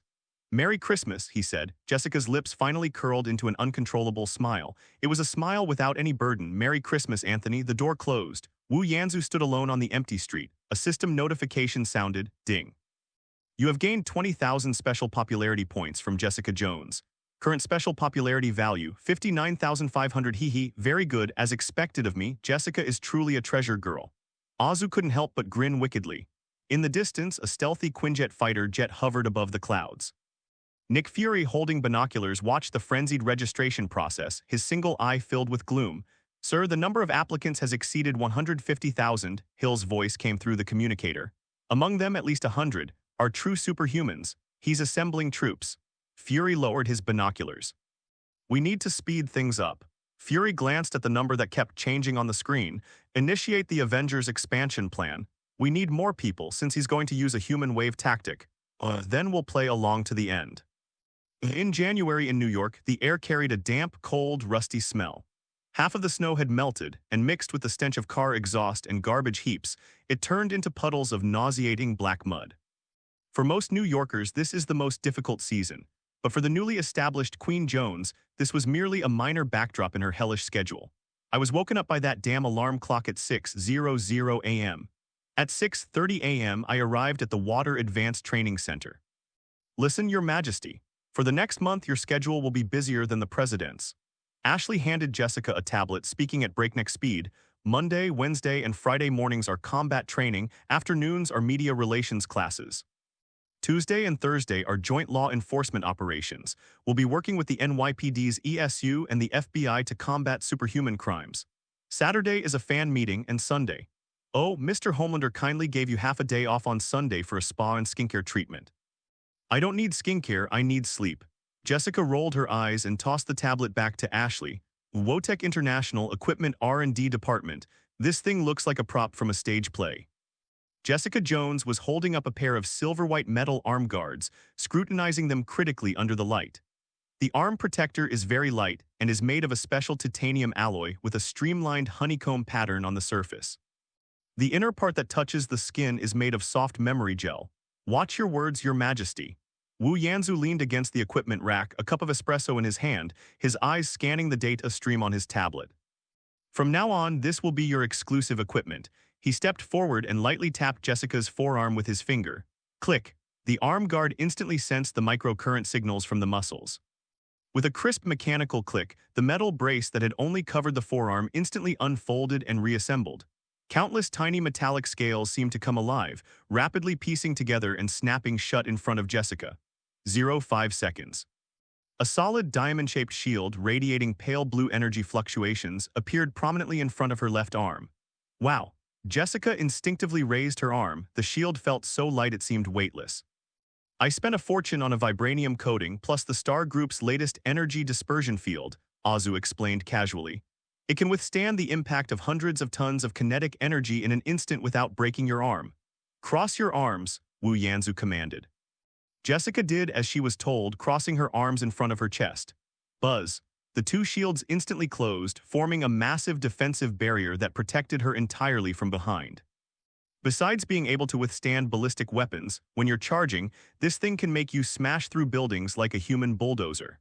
Azu was very satisfied with the result. He then took out an exquisite metal box from his pocket and tossed it to Jessica. Jessica caught it and opened it. Inside lay 3 test tube syringes emitting a faint green glow. What is this? Jessica held the test tube up to the light. The color looks like radioactive waste. T-Vex, I prefer to call it Popeye's spinach juice. Azu pointed to the test tube in her hand. This is for your insurance. I don't need insurance, Jessica scoffed. I can throw a tank into the Hudson. Azu shook his head. You haven't met your match yet, Jessica. This world is far more dangerous than you imagine. He stood up, walked up to Jessica, lowered his voice, and an oppressive aura instantly enveloped her. This thing can increase your strength dozens of times within 10 minutes and might even inspire some new techniques. But remember, Azu extended a finger and gently tapped the test tube, this is your trump card. Don't use it unless absolutely necessary. If you do, you'll be so hungry you'd want to eat a whole cow and as weak as a drowning dog. Most importantly, if you use more than 2 in one day, you might die. Jessica slipped the box into a hidden compartment in her belt. I know I'm not stupid. Just who is that criminal? Why is he worth such a big fuss? Orville Black, nicknamed the Bone Chewer. Azu tossed the tablet to her. The screen displayed a disturbing photograph, a gigantic monster with ashen skin, a former underground boxer who gained mysterious powers during an unknown ritual. He possesses incredible strength, hardened skin, and an extremely brutal personality. In the past week, he committed a series of crimes in Brooklyn and Queens, killing 3 police officers who tried to arrest him and even eating a. Azu paused. Never mind, you don't need to know what he ate. In short, the president gave us this job. There's one last thing. Azu pointed to the man carrying a camera who was standing in the corner. He was a veteran war photographer from Walter, wearing a helmet and covered in GoPros. Dave, say hello. Hi, Queen Jones. I'm Dave, your #1 fan, Dave waved excitedly. Azu held up one finger and pointed to the camera in Dave's hand. I don't care who the criminal is and I don't care what the police are shouting. Jessica, your top priority, protect the camera. If things get out of control, Azu whispered close to her face, you can hurt those cops, even hurt yourself, but if Dave dies or the cameras break, and the audience can't see your heroic figure, I'll dock all your bonuses so you can only afford those cheap $2 bottles of whiskey for the entire year. Jessica Jones gritted her teeth in fury. You're a complete B********* D star. Thank you for the compliment. Azu flashed a perfect smile. Go Queen. This is your debut, I'll see you on television. Abandoned port warehouses in the Bronx. The sirens ripped through the cold wind. A dozen police cars and a SWAT armored vehicle completely surrounded an old warehouse. Attention all units, target is heavily armed. Queen Jones will lead the assault, SWAT teams will cover the perimeter. The voice of the operations commander came through the headset. Jessica let out a soft sigh of relief as raindrops dripped down her hair. Behind her, the photographer Dave was panting as he adjusted the camera, the red recording light flashing. Ready, Queen? Dave asked in a low voice. Remember, turn your face slightly to the side when you hit her, the lighting is better here. Shut up, Dave. Jessica kicked open the heavy iron door with a sudden burst of energy. Boom! The 2 iron doors flew in like cannonballs, smashing down a row of shelves. Who goes there? It's that B******ch, that Queen Jones. Inside the factory, the dozen or so thugs reacted instantly. What they were holding weren't firearms but modified Chitauri energy rifles, their muzzles glowing with an eerie blue light. Damn it. Jessica instinctively wanted to find cover, but the poor photographer carrying the equipment was right behind her. If she hid, this guy would be riddled with holes. This is so troublesome. She turned around abruptly, grabbed the terrified photographer Dave and pulled him behind her. At the same time, she crossed her arms in front of her chest. Buzz, the silver-white arm guards instantly unfolded, and a V-shaped defensive barrier appeared out of thin air, completely obscuring the two of them. Fire, whoosh, whoosh, whoosh. High-energy beams of light poured down like a torrential rain. Smash, smash, smash, smash. The energy beam struck the shield, creating ripples, but it couldn't penetrate even a fraction of the barrier. Cool. Dave exclaimed from behind, his camera steady as he perfectly captured Jessica's resolute back and the moment she deployed her shield. Have you taken enough pictures? Jessica asked coldly. Enough, the close-up is perfect. Then hide well, I have to get to work. Jessica, bracing herself against the shield, pushed off with her feet and charged forward. They broke through the dense network of fire in an instant. A burly man wielding a Chitauri war club swung at him from the side. Die. Jessica slightly turned to the side, avoiding the tip of the stick. His right hand, like a venomous snake spitting its tongue, gently rested on the burly man's wrist. She followed the burly man's strength and pulled backward. Go. The burly man, weighing 200 pounds, was like an out-of-control kite, spinning 3.5 times in the air before crashing heavily into a pile of scrap metal. Crack. The sound of the spine breaking was clearly audible. Wow, Dave's camera zoomed in rapidly. Is this kung fu so cool? Next. Hello, everyone. As we wrap up this video, I want to share a quick note. I have a Patreon account. If you'd like to support me and enjoy on-demand audiobooks, you can become a Patreon member. Alternatively, you can check out my Google Drive link, which has 500+ novel audiobooks available through my Ko-fi or Patreon shop. I appreciate your support.